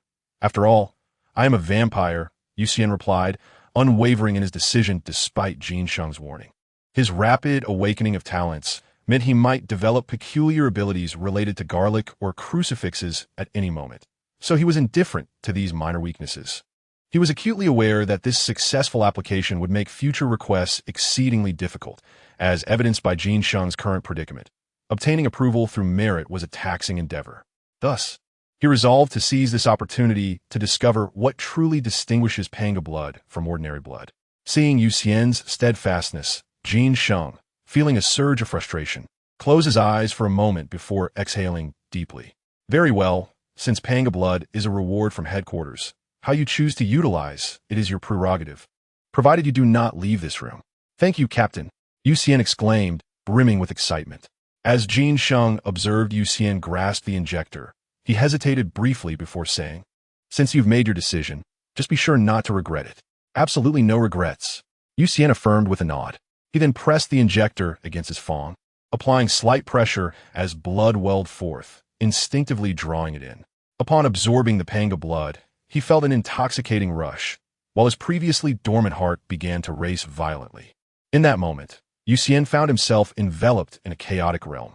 He waved his hands and feet in a desperate attempt to dispel the chaos before him. But no matter how vigorously he flailed, it was all in vain. For every patch of chaos he swept away, another would emerge to take its place. An endless cycle of turmoil. Frustrated, he began to thrash about wildly, wishing for an axe in hand to cleave everything asunder. In truth, the vampire possessed a rare and extraordinary talent, the ability to absorb the blood of a target and glean their memories. This gift, exclusive to only 2 vampires within the entire bloodline, aside from the progenitor, could not be awakened through mere passage of time. It was either present from the moment of transformation or it was not, with no possibility of later emergence. Xian and Nora's blood-drunk cousin possessed a flawed version of this ability, allowing them to experience fleeting insights into the blood's essence, only to forget it entirely upon awakening. However, after absorbing the blood of Pangu, Xian's incomplete talent was violently completed, and he received a wealth of information from the blood, propelling his already extraordinary body into even more uncharted territories. In the room, Xian stood swaying, when suddenly a crimson bubble emerged from his head, detaching from his body and hovering in midair. One by one, bubbles began to appear, encircling him. Jin Sheng, witnessing the spectacle, cautiously stepped back. He was aware that Xian would become intoxicated by blood, but after the last episode, Xian had simply succumbed to sleep. He assumed this time would be no different. However, it seemed something was amiss. At that moment, Xian began to wave his hands erratically, as if trying to expel something. A bizarre scene unfolded. The surrounding bubbles displayed an array of strange images, and as Xian swung his arms, the bubbles transitioned from a simple crimson to a riot of colors. The newly formed bubbles around him were particularly vibrant, losing the dark, sinister feel of blood energy. Suddenly, Xian leaned back and fell into one of the bubbles, drifting into a deep slumber within it, rather than descending to the ground. The bubble floated gracefully in the air, surrounded by countless others swirling around it. Jin Sheng, observing this phenomenon, was left utterly speechless. By all appearances, Xian resembled anything but a typical vampire, emanating an inexplicable sense of sanctity. After waiting for a considerable time, and seeing no signs of Xian awakening, Jin Sheng approached cautiously and gently touched one of the bubbles with his golden-tinged hand. The texture was peculiar. He had expected it to feel like glass, plastic, or gem-like. Yet it resembled the energy used to create a spatial barrier upon the activation of a formation. He began to exert more force, but the bubble remained unchanged. Gradually, he increased his strength, progressing from the insect level to the avian level, at which point the bubble exhibited the slightest ripple. Only upon reaching the serpent level did the bubble begin to deform. Jin Sheng's expression grew serious as he escalated his strength to the eagle level, causing the bubble to tremble violently. He surmised that with just a bit more power, it would shatter. He withdrew his hand, refraining from further testing.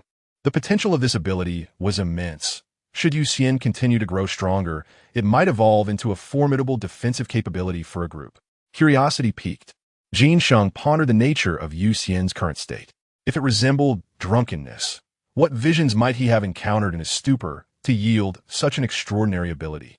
Deciding to let him sleep, Jin Sheng shook his head and exited the room. Outside, Zhang Shou stood guard at the door. Upon seeing Jin Sheng emerge, he quickly stepped aside, casting furtive glances into the room. "You may enter, but do not disturb the slumbering fish," Jin Sheng instructed.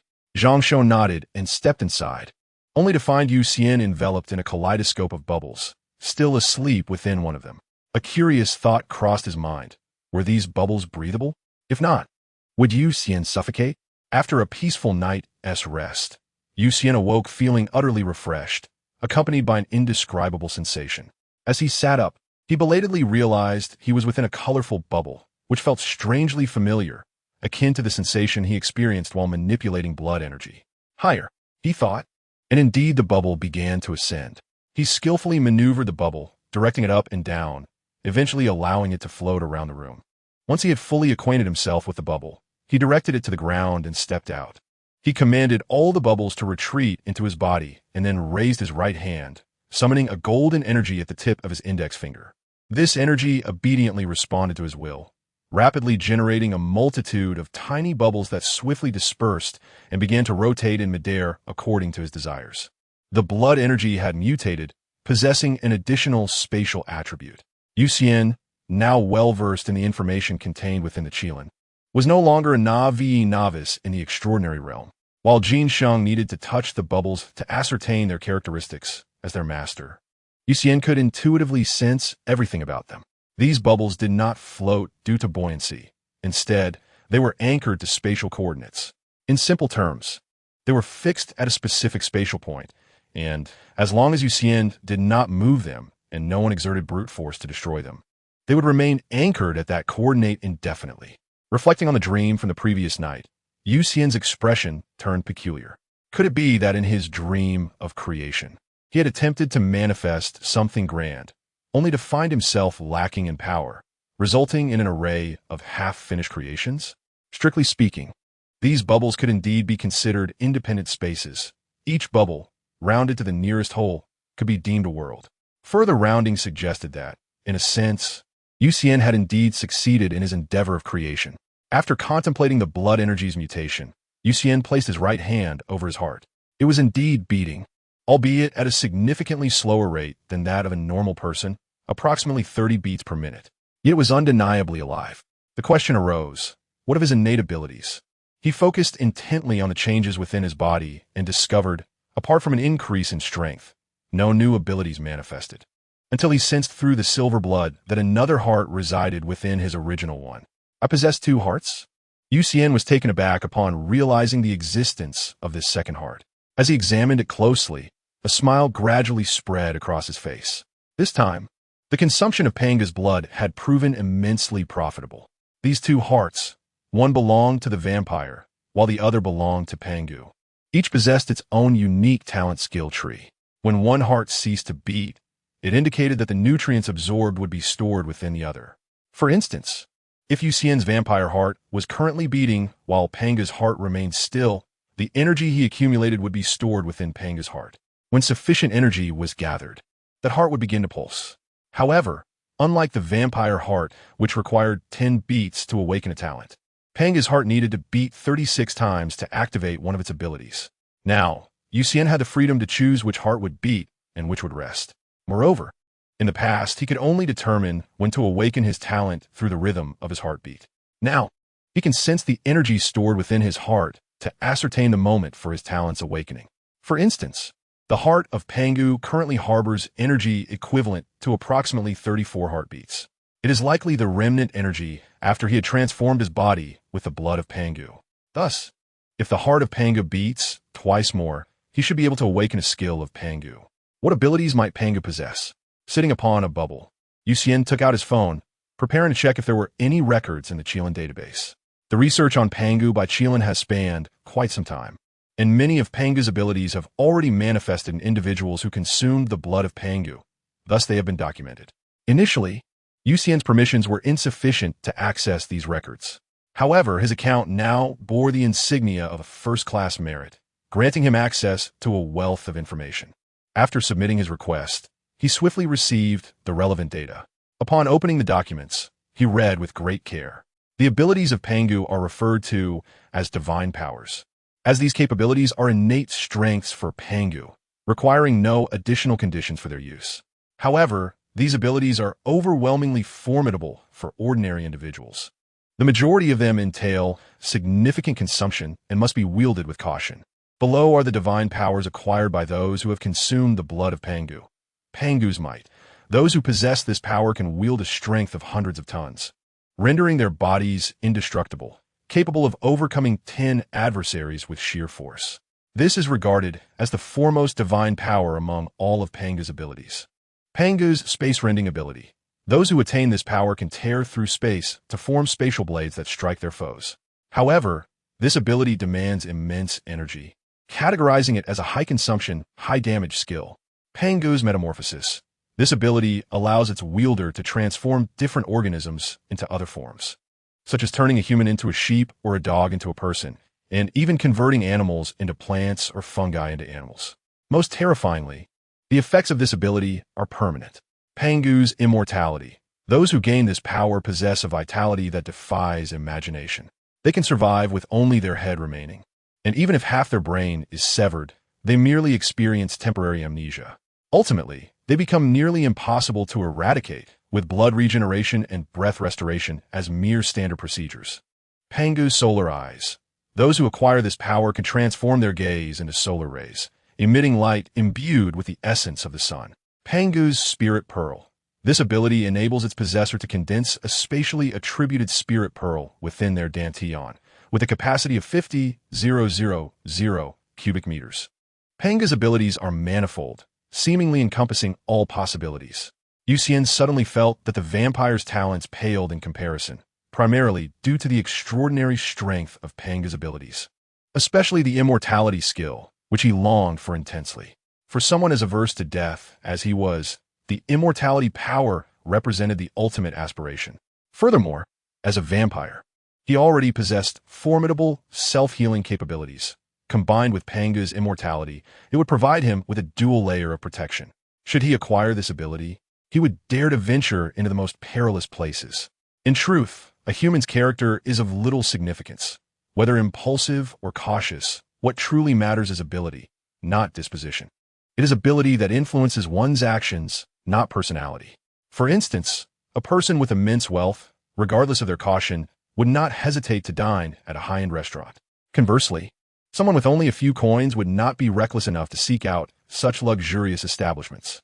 Similarly, when endowed with capability, even a timid individual like Xian could muster the courage to take risks, whereas, in the absence of power, even a mere dog could send him fleeing in terror. Xian stowed his phone away, having resolved that during this period, he would boldly engage with the heart of Pangu. He would not revert to the vampire skill tree until he acquired the immortality ability. Upon understanding the capacities of the two hearts, he realized that the vampire lineage's powers were not boundless, but rather finite. The two abilities he had previously awakened corroborated this notion. The first ability, Silver Blood, was known to him through Xian, who mentioned that Nora's father possessed the same skill, indicating its presence within the vampire skill tree. The second ability, Blood Energy, also belonged to the vampire skill tree. Therefore, aside from the Light Eater, the powers he awakened were likely those obtainable by any vampire, not unique to him. As for the Light Eater, it was likely related to Nora's mutation. After all, Nora was the first hybrid vampire unafraid of sunlight, while he was the first wild vampire transformed through blood injection rather than the initial embrace. If Nora represented a mutated hybrid vampire, then he was a mutation among mutations, a special vampire among the exceptional, making it entirely plausible for his talents to exhibit variations. After clarifying his circumstances, he rose and exited the room. As he stepped outside, dawn was just breaking, and he noticed soldiers standing guard. Upon seeing him, they immediately saluted and reported, "Sir, Colonel Xian has instructed me to inform you that the operation has commenced. You are to join immediately. Collect your orders from the task force." "Understood, thank you," Xian replied, returning the salute with gratitude. He then opened his phone, accessed the exorcism task force, and received his orders for entering the restricted zone. Taking out his Bluetooth headset, he donned it and entered the voice channel of the task force. "Captain, codename Salty Fish, requesting to rejoin the team," Xian announced. Xian replied, "Since you are awake, I approve your return. Proceed swiftly to the location I have marked for you. That area will be under your command. I will dispatch Qing Miao for support." "At your command," Xian responded without further ado. He then conjured a bubble amid the astonished gazes of the soldiers, entering it and swiftly maneuvering it into the air. The orders on his phone had already been activated. It would automatically be identified and located by satellites, ensuring he could enter the restricted zone without being targeted by friendly missiles. Although Xian shared a close bond with Zhang Shou, their abilities did not complement each other at all. Zhang Shou possessed extraordinary healing powers, yet his skills inadvertently proved detrimental to Xian, who already had formidable self-healing abilities that allowed him to recover from most injuries in a short time without the need for a doctor. Consequently, Xian did not pair the two for this operation. Floating within his bubble, Xian occasionally glanced at his phone to check his position. The mapping software of the task force displayed both his current location and his intended destination. Notably, the bubble he created was unaffected by gravity. The interior of the bubble was akin to a weightless space, allowing both him and his phone to float freely within it. After exiting the military camp, he quickly entered a mountainous region. How beautiful! As the sun rose in the east, Xian floated in his bubble, gazing at the horizon. The vastness of the world unfolded before him, with the dimly lit sky and earth converging into a jagged black line in the distance. The sunlight gradually dispelled the last remnants of darkness, revealing a sky as clear as wash, with a few white clouds leisurely drifting by. The mountains rolled and undulated, their intricate forms showcasing the exquisite artistry of nature.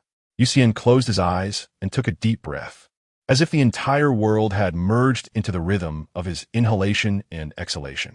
In that moment, he experienced an unprecedented sense of tranquility and freedom, as though his soul, confined within a corporeal shell for 17 years, had finally been liberated amidst the vast expanse of the universe. Having lived in Silver City all his life, this was indeed his first departure from its borders. An indescribable emotion surged within him, and tears streamed down his face. Strangely, he recalled the latter half of the poem song of ascending the Yuzhou platform, which, though not entirely fitting the occasion nor resonant with his feelings, allowed him to empathize with the author's sentiments. Reflecting on the boundless expanse of heaven and earth, I weep in solitude. While Chun Xiang's tears were shed from a sense of desolation, Xian's were born from his profound awe of the cosmos. Father, I am truly happy now. You have not burdened me. Thank you for giving me life and nurturing me. In a moment of inspiration, he stood upright atop a bubble and shouted towards the distance. He then wiped his eyes, a smile gracing his face, feeling an overwhelming lightness within. The world was vast, and one day he would explore even more distant, broader skies, capturing all the breathtaking vistas with his own eyes. Suddenly, a cerulean bird alighted atop the bubble. It spoke in a feminine voice, awkwardly inquiring, "I am the bluebird. Have I arrived at an opportune moment?" "No, your timing is perfect," Xian replied. He acknowledged that he had been a bit pretentious moments ago, yet he was unperturbed by his teammates witnessing that scene. In fact, he found comfort in having someone by his side, as it filled him with joy he wished to share. The bubble swiftly descended to the ground, and upon emerging, Xian turned to the bluebird and introduced himself. "Greetings. I am a humble fish, a vampire. I look forward to your guidance." "Hello. I am the bluebird, a wielder of extraordinary powers. I too anticipate your mentorship." The bluebird spread her wings and descended, swiftly transforming into a woman clad in a green military uniform. They first verified each other's identities via their phones, and after a handshake, continued onward. They were not far from the coordinates provided by Xian. My ability allows me to transform into a bluebird, achieving speeds up to 10 times the speed of sound, akin to that of a cruise missile. In this form, my defenses are significantly enhanced. You can imagine my combat style. The bluebird introduced herself. Xian nodded, envisioning the bluebird piercing through enemies like a bullet. He then spoke, "Currently, I believe I rank at the upper echelon of the sparrow level or the lower tier of the serpent level, with my strength approximately at 10 tons. And my self-healing ability is remarkably potent, allowing most injuries to heal within minutes. Additionally, I can generate a silver thread, which can be used for cutting targets or woven into armor for protection. Furthermore, I possess mutated blood energy, enabling me to create bubbles with spatial properties." The bluebird, initially composed, grew increasingly incredulous as he spoke, finally staring at him in disbelief. "Xian, you cannot be serious," she interrupted. Xian regarded her earnestly and countered, "We are on a mission. Do you truly believe I would jest?" "Very well. Please continue," the bluebird replied, contemplating before nodding. However, upon hearing all of Xian's abilities, she was left with a singular thought. What kind of monster is this? Within the Kirin organization, only a few of her contemporaries had earned her admiration, and most of the younger recruits still required her care. This time, Xian had assigned her to be Xian's teammate, and she had mentally prepared herself to play the role of a caretaker, only to discover that Xian seemed to possess an extraordinary strength, making it appear as though she was the one in need of protection. Before long, they arrived at the coordinates designated by Xian, and upon confirming they had reached their target location, they reported back immediately. Good. Remain there, Xian replied. Thus they stood at the foot of a mountain, momentarily dazed. After a while, Xian crafted a bubble and sat down atop it. Bluebird, would you like one? He inquired. The bluebird shook her head, retrieving a chair from her storage ring and seating herself, followed by a table. To Xian's astonishment, she produced a tea set and began brewing tea. Did you not review the battle plan? She asked, noticing his wide-eyed expression. Xian shook his head, belatedly taking out his phone to access the exorcism squad and scrutinizing the battle plan. The plan was straightforward and brutal. First, to seal off the entire area, with all personnel awaiting further instructions at designated positions. At noon, General Zhao would initiate a devastating strike at the center of the region, eliminating all higher-level extraordinary beings, while the remaining minions would be dealt with by various teams. Finally, soldiers from each camp would enforce a blockade, ensuring that no creature could escape this perimeter. Doesn't the battle plan seem a bit too simplistic? The bluebird chuckled. Xian shook his head, stating, no, the simplest plans are often the most effective. As long as General Zhao Yi's strength is formidable enough, this approach is indeed the most suitable. Quite astute of you. Recognizing the crux so swiftly, the bluebird remarked. Sipping her tea, Xian glanced up at the rising sun. It was barely past 6 o'clock. Were they to wait idly until noon? What if Zhou Tai detected their actions and decided to retaliate? If there are concerns, one must consult their seniors. He voiced his confusion. The bluebird smiled. But we are already here waiting, aren't we? Standing by does not equate to idleness. If any anomalous insects commence their flight now, it would signify our mission is right on target. At 7 o'clock, the sun had grown quite warm. With time on his hands, Xian began practicing his newly acquired abilities. Positioning himself sideways to the bluebird, he focused on a tree not far ahead, conjuring a bubble at his fingertip and directing it towards the tree, which it swiftly penetrated. With a mere thought, he maneuvered the bubble in a circle, creating a smooth hole in a rock. The bubble was unaffected by gravity and devoid of kinetic energy. Its speed entirely relied on the swiftness of Xian's intent, while its striking power depended on the strength it could withstand. As he manipulated the bubble, increasing its velocity, it suddenly burst and vanished upon reaching an unknown multiple of the speed of sound. Is the energy membrane unable to endure any further wind resistance? Xian pondered. It was not that the bubble could not travel faster. Rather, the energy membrane simply could not withstand the aerodynamic stress. If the energy membrane possessed infinite hardness, he could have propelled it at subliminal or even light speed. Next, Xian created 2 additional bubbles, weakening their hardness while enhancing their elasticity. He pressed against the surface of the bubbles. They indeed became springy, yet remained stationary at their coordinates without his guidance, resulting in concentrated elasticity. Simply put, they were highly elastic and might prove unexpectedly useful at times. What if I were to increase their stickiness? Xian mused, as he realized that although his blood energy had mutated, the effects he had previously developed had not vanished. In fact, they had intensified. He crafted a bubble with exceptional stickiness, pressing his finger against its surface, and immediately found it adhered firmly. He exerted all his strength to withdraw his finger, but found himself firmly adhered to the bubble, unable to escape unless he was willing to sever his own digit. The solution to the predicament was rather simple. One must possess enough power to shatter the bubble to be liberated. However, individuals with such capabilities were likely scarce. After all, only those at least at the eagle level stood a chance of breaking it. If Xian prepared several bubbles, he could potentially obstruct the power points of certain individuals, even controlling some formidable beings of eagle rank. At that moment, a bird alighted on a nearby tree, its gaze fixed upon the two. With a flicker of thought, Xian summoned a bubble that circled around and affixed itself to the bird's back before drawing the creature back into his grasp.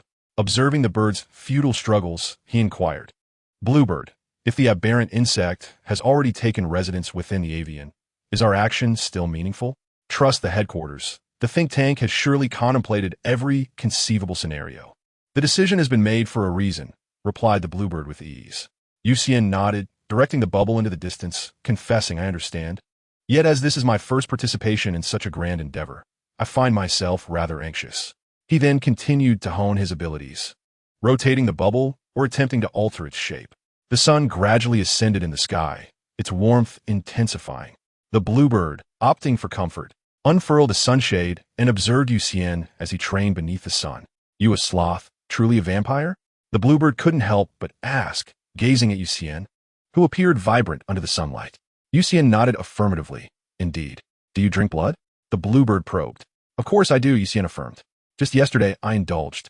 The blood of Pangu was, after all, still blood. He could not deny it, though the sensation of consuming Pangu's blood was far from pleasant. The memories of Pangu were excruciating, leading him to wonder if Pangu was eternally trapped in the dream of creating the world from chaos. By the way, Xian suddenly recalled the considerable silver stored within his spatial ring. He retrieved a piece of silver and, with a motion akin to sipping soy milk, absorbed it into his being. The bluebird watched in disbelief, sensing an odd dissonance in the scene. A vampire basking in sunlight while consuming silver was rather incongruous. By the way, how old are you? The bluebird asked, her thoughts stirring. 17, Xian replied. And you? I am 24. By the way, it seems that newly embraced vampires remain fixed at the moment of their embrace. Does that mean you will forever be 17? The bluebird queried. Indeed, both newly embraced and feral vampires retain the age at which they were transformed. Xian responded with a smile. Thus, regardless of how many years pass or who asks, I shall always be 17. The bluebird's expression turned skeptical. Was Xian's claim genuine? At that moment, Xian was struck by a significant realization. He turned to the bluebird and asked, Bluebird, it seems that viviparous vampires do grow, correct? Indeed, though their reproductive capacity is limited, some vampires are born as infants. They cannot remain infants forever, but cease to grow after reaching a certain age, the bluebird confirmed. Xian envisioned himself remaining in his current form, while Nora blossomed into a tall, mature young woman. Standing together, they would resemble siblings, perhaps even mother and child. What would Nora be like as she matured? Would she retain her current innocence? As he pondered, the heart of Pangu within him pulsed. He dismissed the jumbled thoughts, placing a hand over his chest, filled with anticipation. Tomorrow, I should awaken the first of Pangu's divine abilities. Ideally, it would be a soul-seizing moment, directly granting him the immortality of Pangu. However, should that not occur, he would not mind acquiring Pangu's might instead. Very well. If not Pangu's might, then Pangu's dimensional tearing ability would suffice. While he indulged in these visions of the future, deep within a cave in the mountains, several personalities of Zhou-Tai were gathered, their expressions grave as they deliberated. It appears we are surrounded, remarked the second Zhou-Tai. The third Zhou-Tai, surprisingly serious, added, This is indeed troublesome.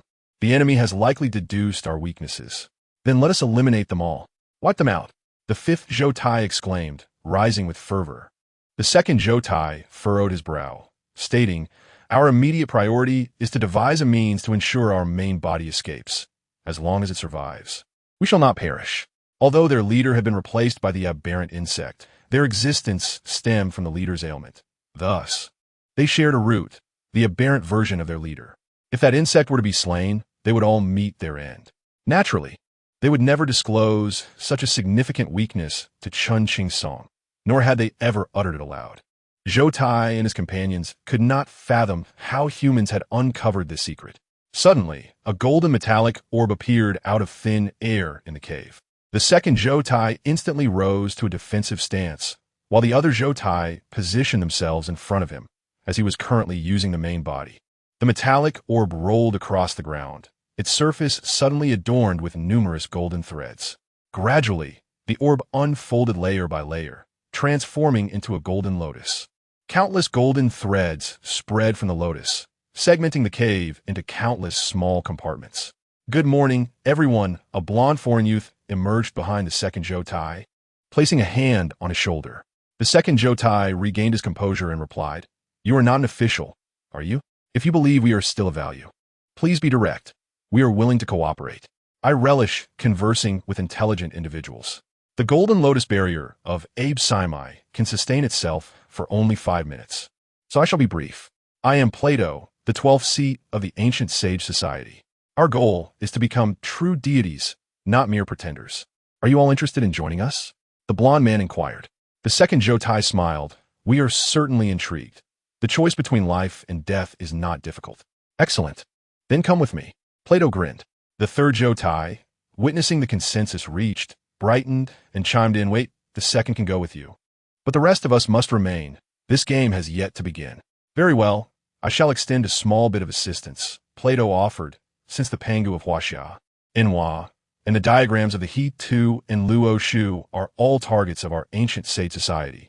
It would be quite delightful to cause them even a modicum of trouble. As he regarded the third Zhou Tai, Plato slowly conjured a golden cup from the void. He gently swirled the cup, revealing the crimson liquid within, which emanated a faint red glow. This is the blood of the death curse. When consumed willingly, it grants the imbiber terrifying demonic power, yet their lifespan is reduced to a mere day. The good news is that it affects only the body, leaving the soul and consciousness unharmed. I wonder if it would suit you? The third Zhou Tai gazed at the blood within the cup, his excitement palpable as he exclaimed, I must say, this is marvelous. I love it. That is good. The time is nearly upon us. So drink up, said Plato with a smile.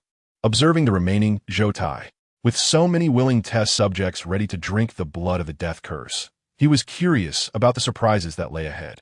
It was entirely worth the risk to linger a bit longer.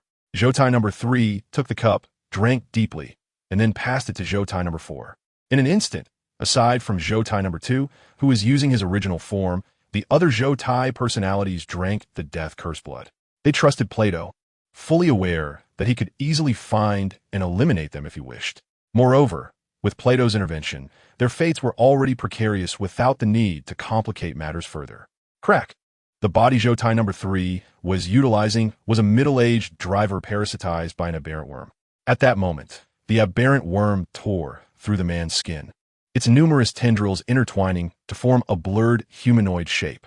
A plethora of red light emanated from the tendrils, which then coalesced into a singular form, sprouting a pair of demonic horns from its head, with chitinous scales covering its entire body, transforming into a formidable demonic warrior. This sensation was exhilarating. My strength, my speed, it is all beyond belief. It turns out this world has such depth, Zhou Tai number 3 exclaimed, his eyes glowing red as he surveyed the cavern. His eyes, devoid of pupils, allowed him to perceive a world rich in layers, revealing images incomprehensible to ordinary beings. It seems you have acquired a remarkable ability, Plato remarked with a smile. Zhou Tai number 3 gazed at Plato, and in his vision, it appeared as if a phantom hell loomed behind him. Countless souls writhing in agony. He bared his sharp teeth in a grin, stating, Indeed, it is a significant ability, but alas, it lasts only a day. I shall continue to refine the blood of the death curse. In the future, it may afford more than just a single day. Stay tuned. Plato smiled. At that moment, the other Zhou Tai also completed their transformations, each taking on unique forms, varying in strength yet all possessing some special ability. The time has come. After this drop of blood, we must depart. Plato glanced at his watch, then turned to pick up the metallic lotus from the ground, addressing Zhou Tai number 2. Zhou Tai number 2 nodded and looked at the other Zhou Tai before walking toward Plato.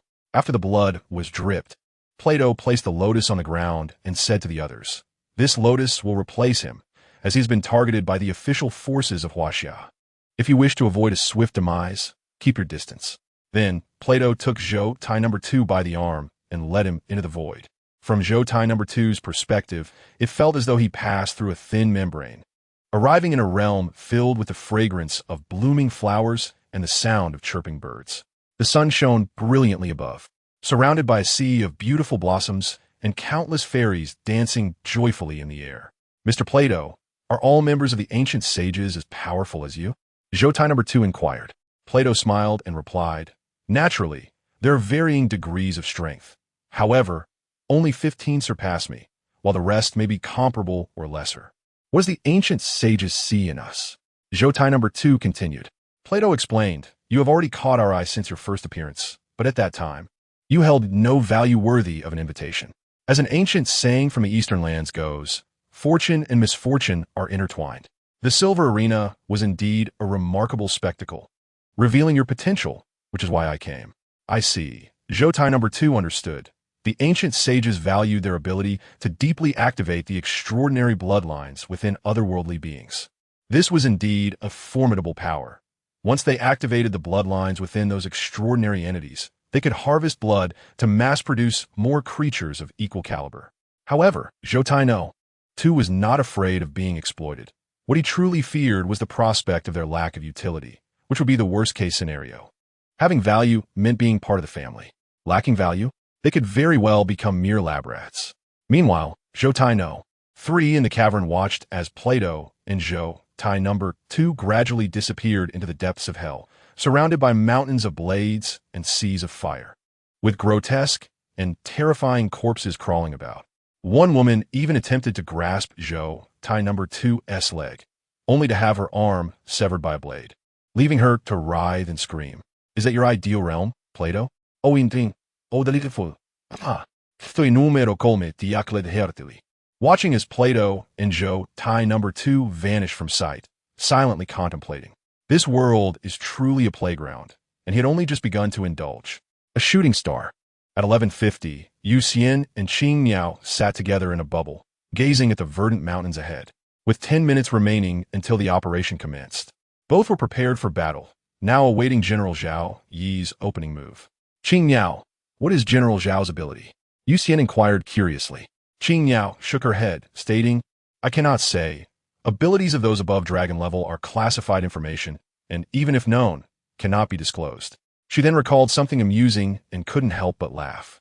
Looking into the distance, she said, it is said that long ago, warriors from the island nation were particularly fond of flaunting their abilities during battle, even kindly explaining the principles behind their powers to their opponents. As a result, many were targeted and studied by various nations, leading to the demise of a significant number of extraordinary beings. They learned their lesson and became cautious about revealing their information. Xian's expression turned peculiar upon hearing this, and he ultimately burst into laughter. It was indeed somewhat comical. As they exchanged banter, the clock struck 12. Suddenly, both noticed a figure appearing in the sky, standing at a lofty altitude, emanating an indescribable aura despite not being particularly imposing. At last it begins, Qing Yao murmured, her gaze fixed on the towering silhouette. Xian looked up and asked, is that General Zhao? Indeed, pay close attention. Such scenes are rare to witness, Qing Yao affirmed, her demeanor turning serious. In the distant sky, Zhao Yi stood atop an atom, quietly observing the mountains below. His ability was extraordinarily unique, referred to as the reference of micro and macro. Just as he could tread upon an atom, he could also endow small entities with grand qualities or large objects with diminutive traits. In essence, he could not alter the size of items, yet he could impart relative qualities of largeness or smallness to objects. A shooting star, with a gentle flick, he sent a particle of dust plummeting toward the ground. The moment the dust touched down, the entire world seemed to lose its sound. The earth collapsed in layers, followed by a cataclysmic flash of white light, and a shockwave erupted. This scene resembled a colossal meteor striking the earth. Surrounding mountains were obliterated, and countless beings turned to smoke within the brilliance, leaving behind only dark shadows. A mushroom cloud began to rise, and Xian, having witnessed the light, soon felt a fierce wind sweep by, causing the bubble's energy membrane to ripple slightly. It is worth noting that they were actually quite far away. Their ability to see General Zhao was solely due to their exceptional vision. After the first wave of impact concluded, a second and third wave followed in quick succession. In a mere half hour, the terrain within the entire cordoned-off area underwent a radical transformation. Billowing black smoke ascended into the sky, leaving the earth in utter disarray, with a surface marred by undulating depressions and bubbling magma. Undoubtedly, once the magma cools and a torrential downpour follows, a colossal lake will emerge here. Although Xian had mentally prepared himself for such a scene, he was still rendered speechless by the extravagance of the spectacle before him.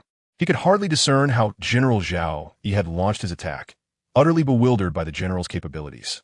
The extent of the ground's indentations suggested a forceful impact, yet he found no evidence of any such occurrence. What then was the source of this power? Xian was certain that this ability, which he could not even detect in its trajectory, left him with no means of defense other than to endure it.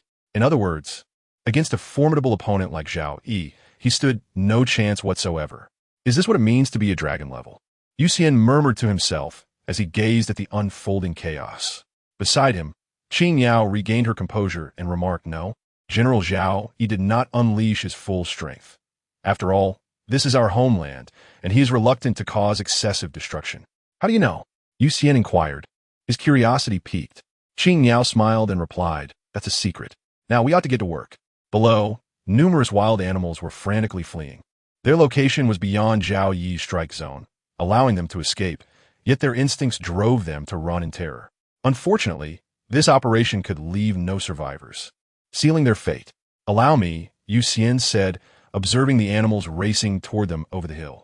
He reached out beyond the bubble, and a multitude of tiny, colorful bubbles began to emerge from his fingertips, shimmering beautifully in the sunlight, akin to a dream. After conjuring a vast array of bubbles, he directed them swiftly toward the ground. On the earth below, wild boars, leopards, wolves, snakes, tigers, squirrels, herds of deer, wild chickens, bison, and rodents all raced in frenzy, predators and prey fleeing side by side.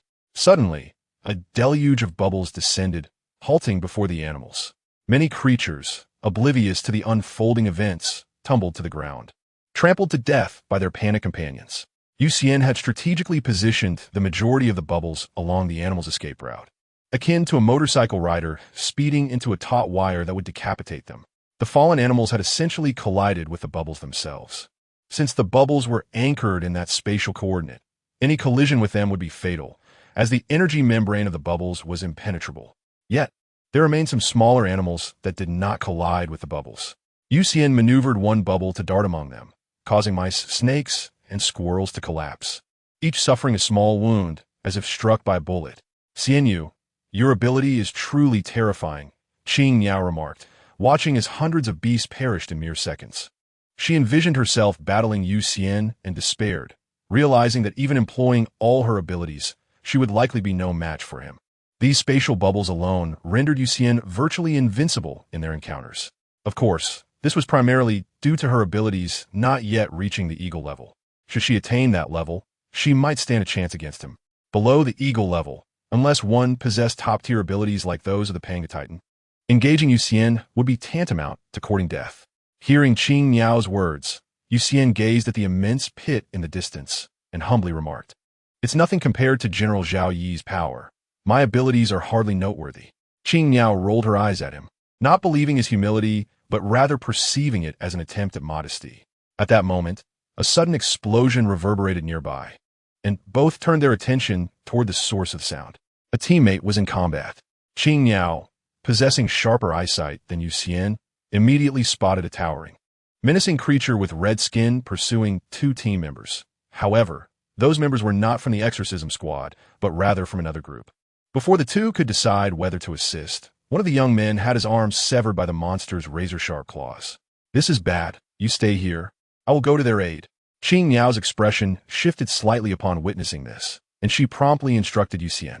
In the next instant, she transformed into a bluebird and soared from the bubble. Zhou Tai, having consumed the blood of the death curse, possessed a simple yet brutal ability, an immensely strong physique, adorned with bone blades well suited for slaughter. "Is this all you are capable of? So weak, so deluded. Who gave you the audacity to seek your demise?"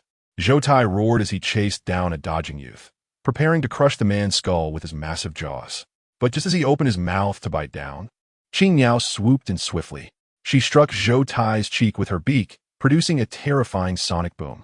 Despite his formidable defenses, Zhou Tai's cheek rippled from the impact. However, he was not breached. He merely paused briefly. Then, with a glint of ferocity in his eyes, seized the man by the shoulder and hurled him toward Qing Yao. Qing Yao had anticipated delivering a decisive blow to Zhou Tai's head. However, she had not expected his skull to be so resilient. Unable to penetrate it, she had no choice but to utilize the force of her impact to retreat, planning to circle around and launch another attack. But a single misstep can lead to total failure. Qing Yao did not foresee Zhou Tai's quick reflexes. Barely 5 meters into her retreat, she was struck in the back by the man Zhou Tai had thrown. Her maximum speed was indeed 10 times the speed of sound. Yet after attacking Zhou Tai, her velocity had drastically diminished, and she required time to accelerate again. Now, being struck by the man impeded her movement even further. "All of you shall perish." Zhou Tai seized the opportunity, propelling himself forward with his legs, his sharp bone blades aimed at both the man and Qing Yao, evidently planning to eliminate them both. "This is it." Qing Yao turned to face the approaching blades, her heart sinking. She had not anticipated that Zhou Tai's seemingly reckless actions were, in fact, meticulously calculated. Forcing her into a corner, In that critical moment, two bubbles surged past Zhou Tai, enveloping both Qing Yao and the man. Zhou Tai's bone blades struck the surface of the bubbles, creating ripples. He attempted to continue his assault, but the bubbles swiftly ascended, leaving him helpless to watch them escape. "We are saved." Qing Yao transformed back into human form, gazing down at Zhou Tai and exhaling a heavy sigh of relief. For a brief moment, she genuinely believed she was doomed. Zhou Tai's strength was likely at the upper echelon of the serpent level, far surpassing her own. "Qing Yao, are you all right?" In the air, Xian floated over in a bubble, regarding Qing Yao with concern. "I'm fine, thank you. Otherwise, I might not have made it," she replied. "No need for pleasantries. We are comrades. Now, I will confront him." Xian interrupted, turning his gaze toward Zhou Tai. On the ground, the fifth Zhou Tai let out a furious roar, turning to kill another team member, only to discover that the man whose arm he had severed had been rescued. "Ah, who is it? Who dares to show themselves?" He bellowed in rage, but was abruptly struck by a bubble that sent him crashing into the rocky terrain. Xian descended from the sky, manipulating the bubble like a wrecking ball, relentlessly pounding it against the fifth Zhou Tai. Remarkably, despite the impact causing several meters of indentation in the rock, Zhou Tai appeared largely unharmed. Yet, Xian conjured another bubble, controlling two bubbles to alternately strike in a cross pattern, gradually fracturing the bone blades on Zhou Tai's body, leading to severe deformation. Even steel cannot withstand repeated blows, let alone flesh and blood. Within minutes, the fifth Zhou Tai was rendered unrecognizable. After confirming his inability to resist, Xian stepped forward and inquired, "Which Zhou Tai are you?" "I will kill you. I will kill you," the fifth Zhou Tai muttered weakly. Xian nodded, remarking coolly, "Ah, so you're the fifth Zhou Tai." With that, he encased Zhou Tai in a bubble, intending to consult the captain on how to deal with him. Just as he turned to leave, a realization struck him. While the fifth Zhou Tai might not seem formidable to him, he was, in fact, a monster in the eyes of many.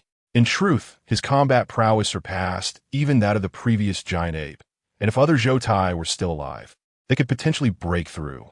Recognizing the gravity of the situation, he quickly retrieved his phone to contact Jin Sheng, relaying the matter to him. Jin Sheng promptly responded, ordering the Bluebird to scout the surroundings and alert everyone upon discovering Zhou Tai, urging them to provide support as much as possible. Both Xian and Jin Sheng mistakenly believed that Zhou Tai's sudden increase in strength was a result of their newfound ability to tap into the bloodlines of extraordinary beings. While Jin Sheng adjusted their strategy, on a peak in the outskirts, the third Zhou Tai crouched in the shadows of a boulder, observing Xian in the distance. Thanks to Plato's warning, they kept their distance from the metal lotus. Thus, Zhao Yi's attack merely destroyed the lotus and a multitude of trapped aberrant insects, allowing several Zhou Tai to escape. "Xian, what kind of monster are you?" In the eyes of the third Zhou Tai, Xian resembled a bloodthirsty beast, voraciously consuming everything in sight. Initially, the third Zhou Tai had found Plato's reality terrifying, but now, witnessing Xian's true form, he perceived him as even more fearsome. He appeared as an indescribable beast, comprised of countless swirling vortices, seemingly capable of devouring anything that came too close. Even more terrifying was its insatiable appetite, a bottomless pit that could never be filled. However, a challenging opponent is far more intriguing. Eager for a contest, the third Zhou Tai leaped into action, reasoning that even if he did nothing, his body would perish within a day. So he might as well engage in some fun and observe how strong Xian had become. He swiftly jumped down from the peak, bounding from one mountain to another, closing in on Xian at an astonishing speed. After reporting the situation, Xian remained busy, continuing to slay more beasts. Their position was one of the few routes animals could take to descend a mountain. The remaining areas were either sheer cliffs or thickets of thorns, where any creature venturing in would meet certain death. "Hey, I'm back to play with you." Suddenly, a wild bull soared through the air, crashing directly towards Xian. Accompanied by the voice of the third Zhou Tai, Xian, seated in his bubble, saw the bull approaching and immediately altered the bubble's properties from rigid to highly elastic, expanding its diameter from 2 meters to 5. When the bull collided with the bubble, it rebounded violently. "Are you that Zhou Tai from school?" the third Xian asked, glancing at the third Zhou Tai, who caught the bull and swiftly evaded the beast pack. The third Zhou Tai opened his mouth, sinking his teeth into the struggling bull. blood staining his lips as he laughed. Seems like you've done your homework. Indeed, I am the third. You can call me Little Xian. With that, he spat a chunk of the bull's flesh like a cannonball towards Xian. Yet his attack was effortlessly blocked by the bubble, even rebounding back, forcing him to sidestep slightly. Where the other Zhou Tai? Xian surveyed his surroundings, continuing his inquiry. The third Zhou Tai, experiencing a swift change in mood, retorted, "Little brother, you're clearly playing with me right now, so why are you still thinking about others?" "Very well. Then I shall deal with you first before searching for the others," Xian replied nonchalantly. In an instant, a multitude of bubbles converged from all directions, shooting towards the third Zhou Tai like a hail of bullets. With the ability to summon bubbles bestowed by his mutated blood, Xian's combat style had transitioned from that of a brawler to that of a noble sorcerer, often defeating foes with ease without even needing to engage in physical confrontation. The third Zhou Tai, possessing swift, dynamic vision and reflexes, quickly retreated, evading the incoming bubbles by leaping side to side. These bubbles, though appearing hollow and light, possessed surprising speed and formidable striking power. As he dodged the bubbles, surrounding flora and rocks bore the brunt of their assault, shattering upon impact, while leaves were left with crescent and circular bites, reminiscent of ravenous insects. Comparing to his time in school, Xian had grown immensely stronger.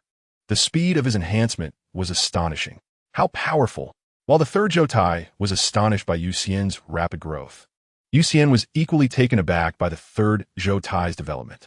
Had the third Zhou Tai retained the same strength he had during their school days, Xian could have dispatched him in mere seconds. Now, however, no matter how he attacked, the third Zhou Tai seemed to possess a preternatural awareness, deftly avoiding his strikes. Compared to the fifth Zhou Tai, the third Zhou Tai was evidently far more challenging to contend with. "Little brother, taste my great tree." The third Zhou Tai leaped onto a tree, then from one tree to another. Suddenly, he turned and kicked a tree trunk, snapping it in half, and sent the upper half hurtling towards Xian. One opportunity. Xian's eyes lit up as he allowed the massive tree to crash against his protective bubble, immediately directing the bubble towards the airborne third Zhou Tai, who had no leverage to escape. "I bounce." The third Zhou Tai's eyes widened, and he stepped onto a bubble, utilizing its elasticity to swiftly evade the other bubbles, seamlessly weaving through them and landing on another tree. He could see through the properties of the bubbles. Xian furrowed his brow, realizing that his little trick had inadvertently provided the third Zhou Tai with an opportunity. In truth, not all the bubbles Xian created were rigid. Among the many bubbles were some with adhesive properties, some elastic, and even a few corrosive ones. Xian had originally intended to use these unique bubbles to surprise the third Zhou Tai, yet he had seen through the ruse. Even more astonishingly, he precisely identified the resilient bubbles from within, thus harnessing their potential. So that is how my eyes functioned. Number 3, Zhou Tai, perched upon a branch, gradually allowed a smile to curl at the corners of his mouth, momentarily lost in delight. In his eyes, each bubble was unique. Some exuded a foul stench.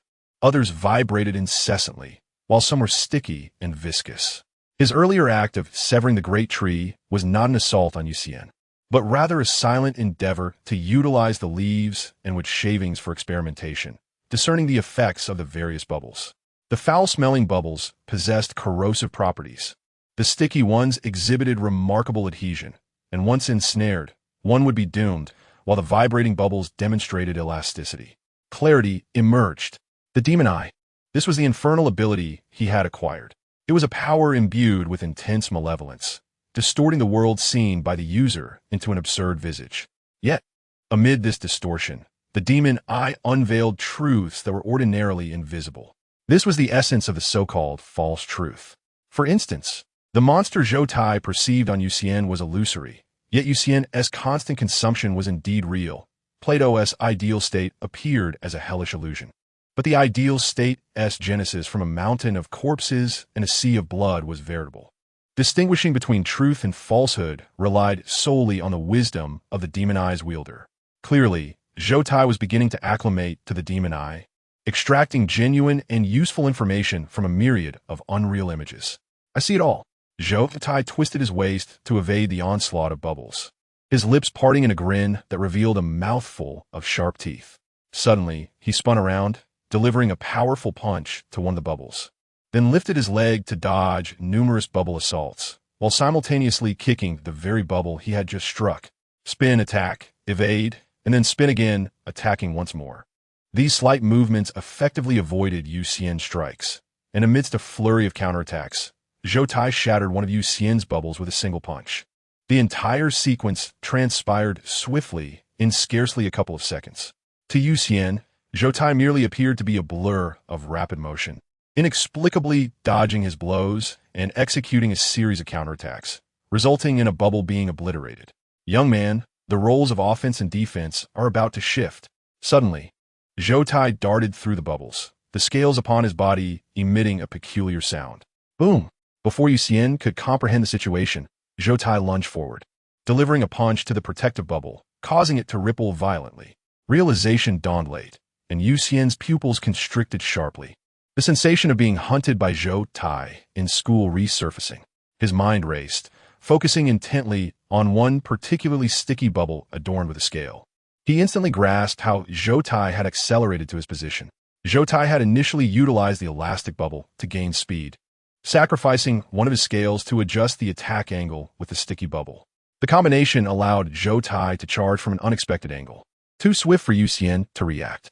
His own offensive tactics had been turned against him. With a flicker of thought, Xian commanded all the sticky and elastic bubbles to retract, while more rigid bubbles pursued the fleeting Zhou Tai. Futile effort, young man. I've seen through all your tactics. Zhou Tai, witnessing Xian retracting the elastic and sticky bubbles while evading numerous hard bubble attacks, smiled at Xian.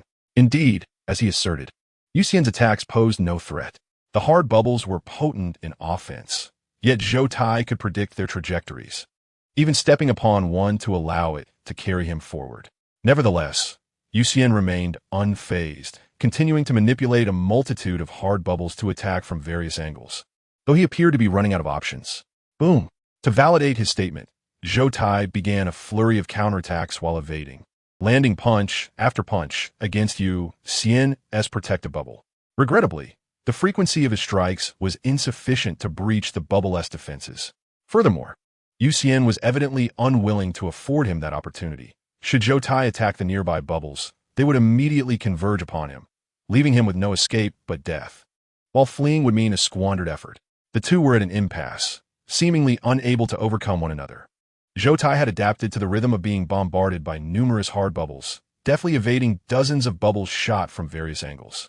He sprang upward, landing on several hard bubbles, and propelled himself directly before Xian, delivering a punch toward the bubble. Although he could not rupture it, the mere act of countering signified he had not yet lost. However, as he unleashed this punch, Xian simultaneously extended both hands, and, in an instant, countless silver threads shot forth from his fingertips. The two were now perilously close to one another, less than 30 centimeters apart. Zhou Tai's eyes widened in shock as the crimson hue of his irises seemed to perceive the grim reaper wielding a scythe approaching. In that moment, his body was ensnared by the silver threads, resembling a mummified figure. If it had been merely a few threads, he might have escaped, but now, enveloped by a dense mass of silver threads, he could only squirm like a trapped insect. What is the matter? Did you forget I possess this ability? Xian smiled at Zhou Tai, posing the question. Realizing that bubbles could not contain Zhou Tai, he devised this plan. As long as Zhou Tai became overconfident, he had a 90% chance of capturing him alive. It was evident that this round had culminated in his victory. Meanwhile, as Xian battled with Zhou Tai, the other Zhou Tais were also in action.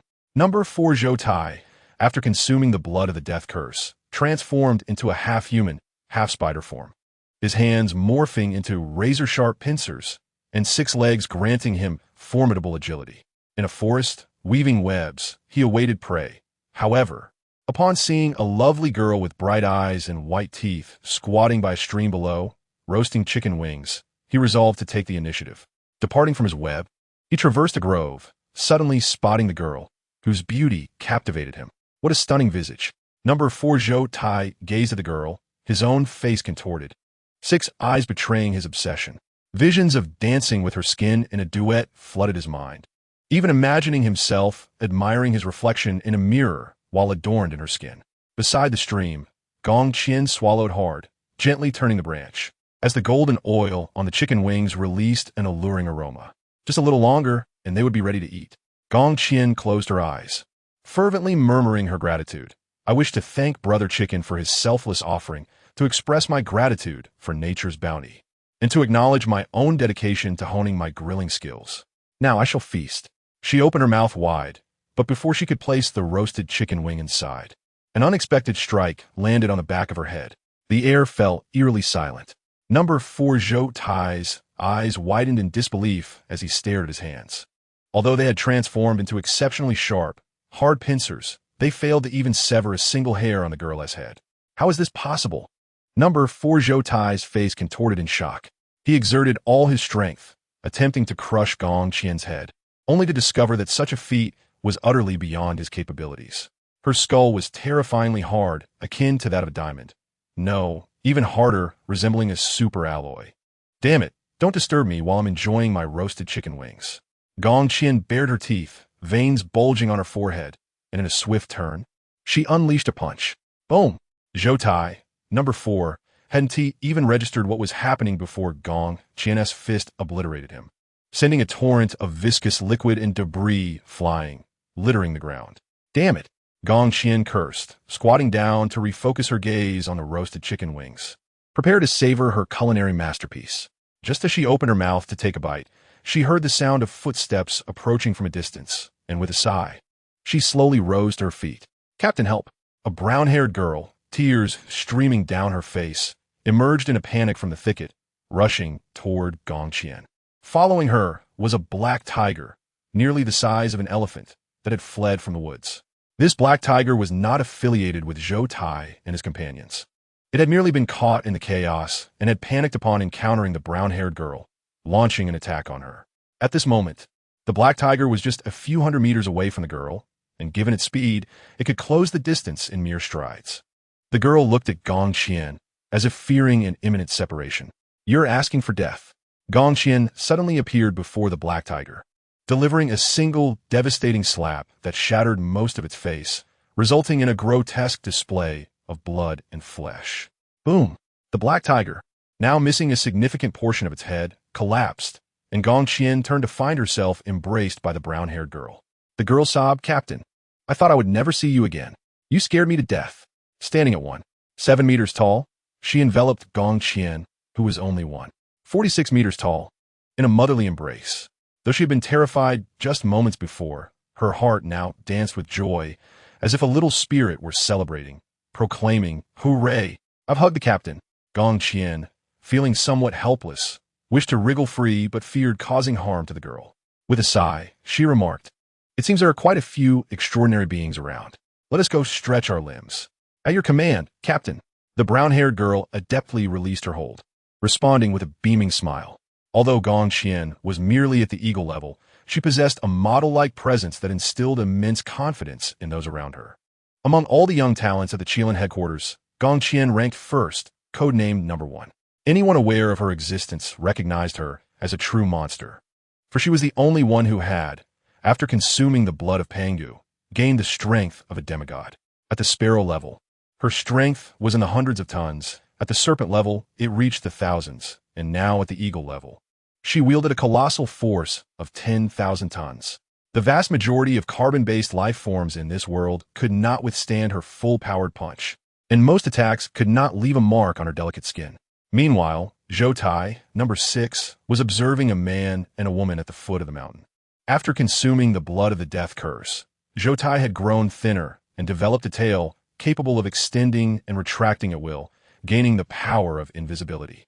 This was an exceptionally advanced form of invisibility. Upon activation, it completely cloaked his form, scent, light, sound, and even his footsteps left no trace. Zhou Tai was quite pleased with his newfound abilities. As long as he did not take the initiative to attack, no one could detect his presence. Regrettably, this body was destined to last only a day. To express his gratitude for humanity's relentless pursuit, Zhou Tai decided to give everyone a surprise, such as annihilating all the weaklings in the vicinity. Silently descending the mountain, his elongated tail reached out above the heads of the man and woman. The tip of his tail bore a dagger-like structure, both hard and sharp, coated with a potent toxin. Thus, should he strike his target, even if it did not result in an instant kill, it would swiftly incapacitate them.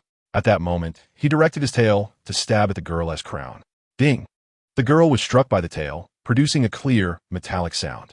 Then, her form became ethereal, dissolving like smoke and coalescing into a sharp sword.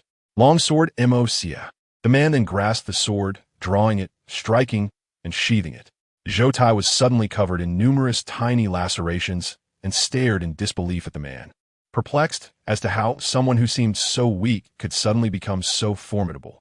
Unfortunately, the man had no intention to explain.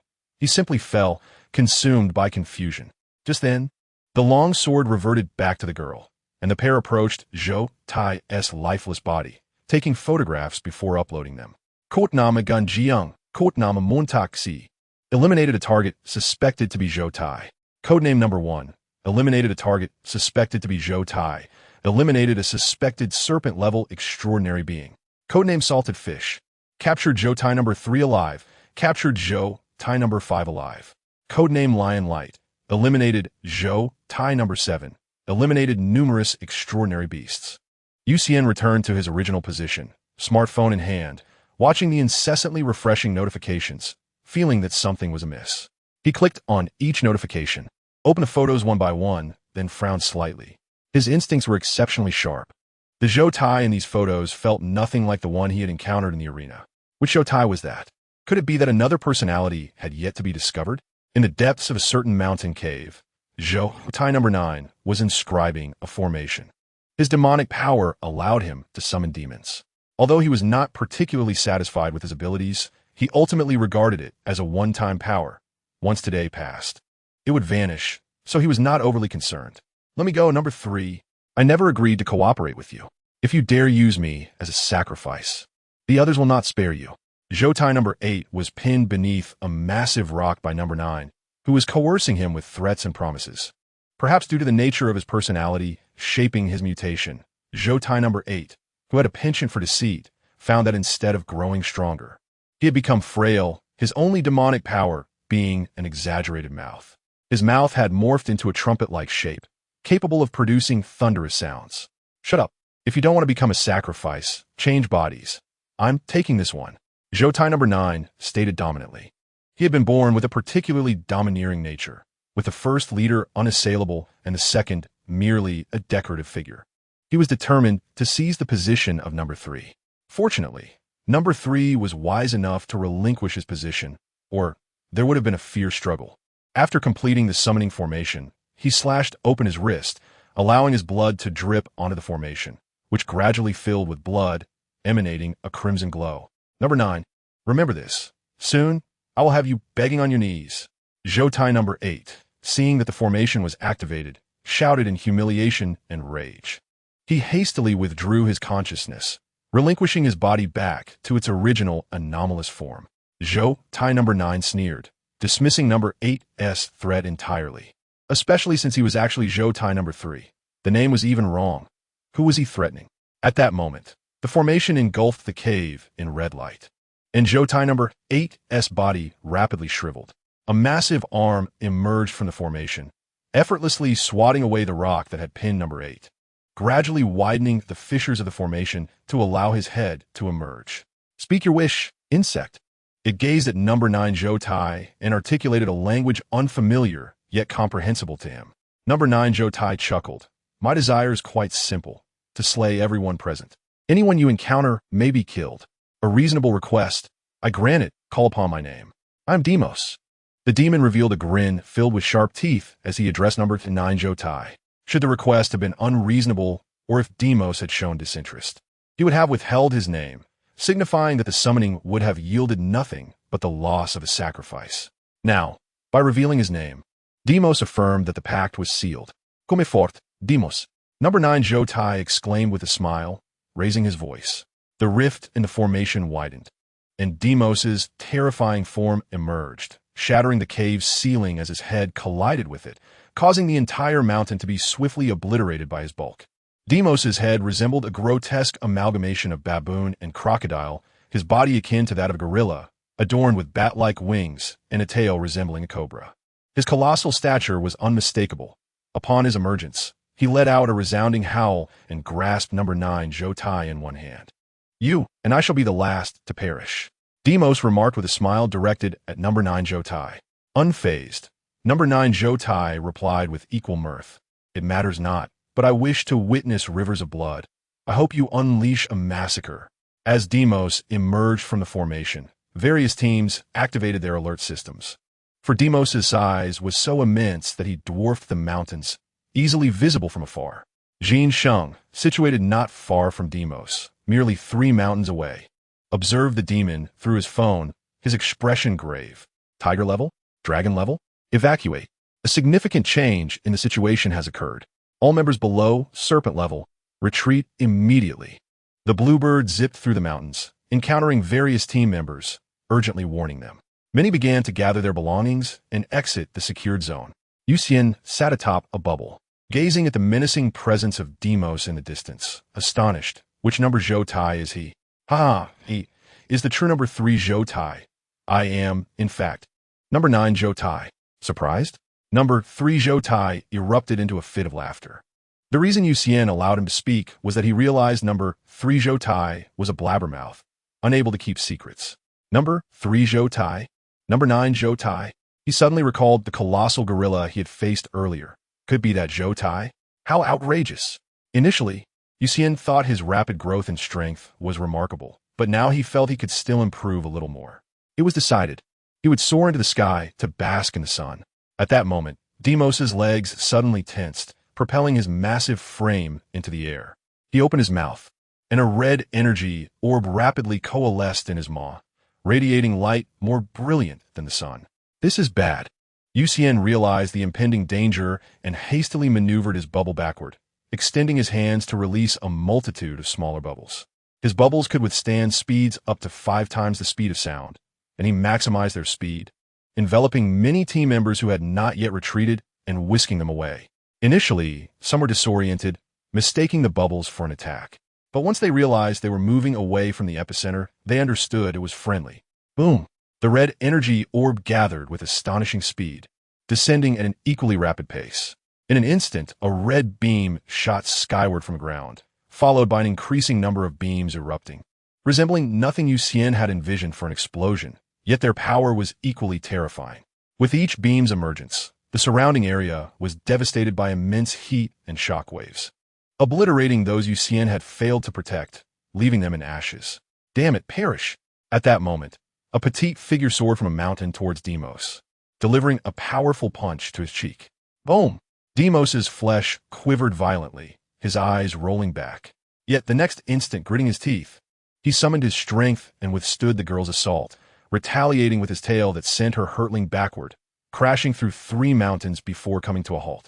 Lion's Majesty! A lion's roar echoed as a golden lion, entirely composed of energy, manifested, its mane radiating scorching light akin to the sun. Boom! The golden lion collided with Demos, unleashing a catastrophic shockwave that sent everything around them flying.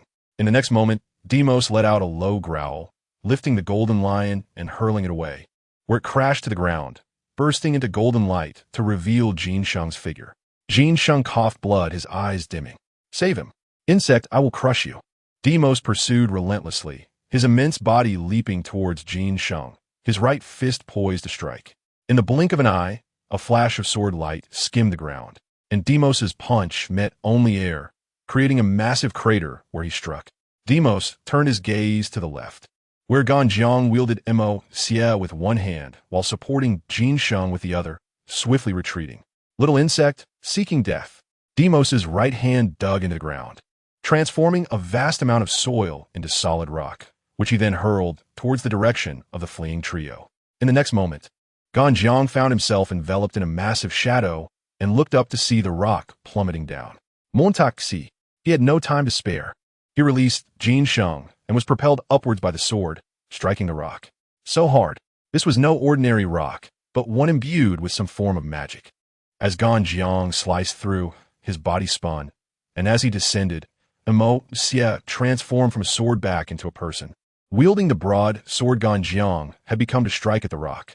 A scar appeared on the surface of the rock. It was far from sufficient. In an instant, Ganjiang and Mo Xia whirled like the blades of a fan, alternating positions. Their swords shifting between Ganjiang wielding the transformed Mo Xia and vice versa. As the rock crashed to the ground, countless cracks marred its surface. And upon touching the earth, it shattered into numerous tiny fragments. Ganjiang and Mo Xia landed simultaneously, both panting heavily. Before they could relax, Demos loomed before them, towering and poised to strike. Ganyang, Montaxi, life and death together. They grasped each other's hands, channeling their strength to launch themselves as a long sword and a broadsword, crossing towards Demos. The moment their blades collided with Demos's fist, they were instantly sent flying backward, their blades cracked and broken. The two swords transformed back into their human forms and fell to the ground, both spitting blood. Demos was overwhelmingly powerful, and even a glancing blow had left them gravely injured. Quickly eliminate them. Number 9 Zhou Tai exclaimed excitedly upon witnessing the scene. Demoth paid no heed to Zhou Tai's words. In comparison to Ganjiang and Mo Xia, it harbored a deeper aversion towards Jin Sheng. For the radiance emitted by Jin Sheng when transformed into a golden lion subtly restrained it. The two were utterly incompatible, which is precisely why Jin Sheng became its primary target for elimination. It cast its gaze upon Jin Sheng on the ground, revealing a savage grin, relishing the thought of extinguishing this nascent potential threat. However, just as it raised its hand, strands of golden thread swiftly ensnared its body, immobilizing it in an instant. At the other end of these golden threads stood a group of robed men and women, their hands forming intricate seals, each bearing a solemn expression as they gritted their teeth, channeling their spiritual energy. Fortunately, they had arrived just in time. The captain of Ganjiang and the captain of Jin Sheng. Could they still move? One of the Taoists called out to Jin Sheng and Ganjiang, but neither responded. The Taoist's expression grew grave. This was dire trouble, for they could not hold Demoth for long. At present, among the 4 teams involved, 2 captains were gravely injured. One captain's fate was uncertain, leaving only his demon-slaying team capable of continuing the fight. The issue, however, was that the demon-slaying team excelled in exterminating and capturing demons, whereas Demoth, a being devoid of any demonic aura, was outside their expertise. Among the 4 teams assembled, the evil extermination team specialized in dealing with zombies and vengeful spirits. While Jin Sheng's lions might held unparalleled power over such entities, it could be said that when he shone, malevolent beings would be reduced to ashes. The beast-slaying team was more adept at confronting various large monsters, which, when faced with Ganjiang and Mo Xia, often met their end as easily as livestock awaiting slaughter. The captain of the crime eradication team, Gong Xian, was particularly skilled at confronting malevolent and criminal superhumans, dispatching foes with a single punch. Lastly, there was the demon-slaying team, which typically managed and dealt with hidden demons within urban environments, such as fox spirits transformed from animals. It is worth mentioning that although Hu Tuer possessed the bloodline of a 9-tailed fox, she was human and not a true fox spirit. Crack! At that moment, Demoth's body trembled slightly, and many of the golden threads began to crack. Not good. Tian Xian, quickly take the 2 captains and Mo Xia away from here.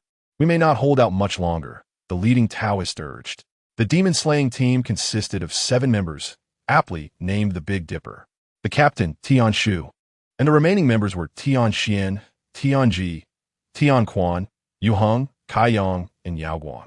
Captain, can you hold on? Tian Xian hesitated. Currently, the 7 of them were barely managing to confine Demoth's consciousness, and even so, Demoth's body instinctively resisted. If she were to leave, Demoth would only need to move its mind slightly, putting the remaining 6 in grave danger. At least for now, we stand while they lie. How can we abandon them?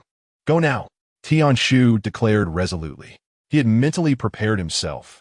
If Demoth truly threatened to break free, he would burn his essence to restrain it, ensuring it would have no opportunity to retaliate. The binding demon rope, a dragon-class artifact crafted from an abundance of precious materials, had proven effective in past demon-hunting endeavors. If not for the mismatch in expertise, Demoth would have no choice but to submit. Tian Xian gritted her teeth and ceased her channeling of spiritual energy. However, as soon as she stopped, Demoth's body quivered violently, and the golden threads of the binding demon rope began to snap one after another. Spirit light shakes the pillar of heaven, Red Dragon disturbs the essence gate. With his breath, 5 flames burn the navel. At that moment, Tian Shu swiftly formed seals with his hands, then struck his abdomen while chanting incantations. The expressions of the other team members shifted dramatically, and Tian Xian, with red-rimmed eyes, shouted, "Brother, you! Enough chatter! Execute the mission." Tian Shu erupted with a terrifying aura, the veins on his forehead bulging, as a steady stream of spiritual energy coalesced into a golden dragon, winding its way around Demoth through the golden threads. Tian Xian gritted her teeth and turned quickly, sprinting towards Jinsheng. 1 minute prior, Xian saved numerous team members, relocating them to safety before hastily retreating alongside Zhang Shou, flying toward the mountains that had been blasted apart. They were undoubtedly unqualified to approach the front lines. Even the slightest residual wave could spell their doom. However, this did not imply they were entirely powerless. There were still lives to be saved. The two descended in a bubble beside the third mountain that had been destroyed, and Xian stepped out, sniffing the air before commanding a multitude of sticky bubbles to begin moving rocks. After an abundance of these sticky bubbles had adhered to and shifted the stones, a girl with a greenish hue emerged before them.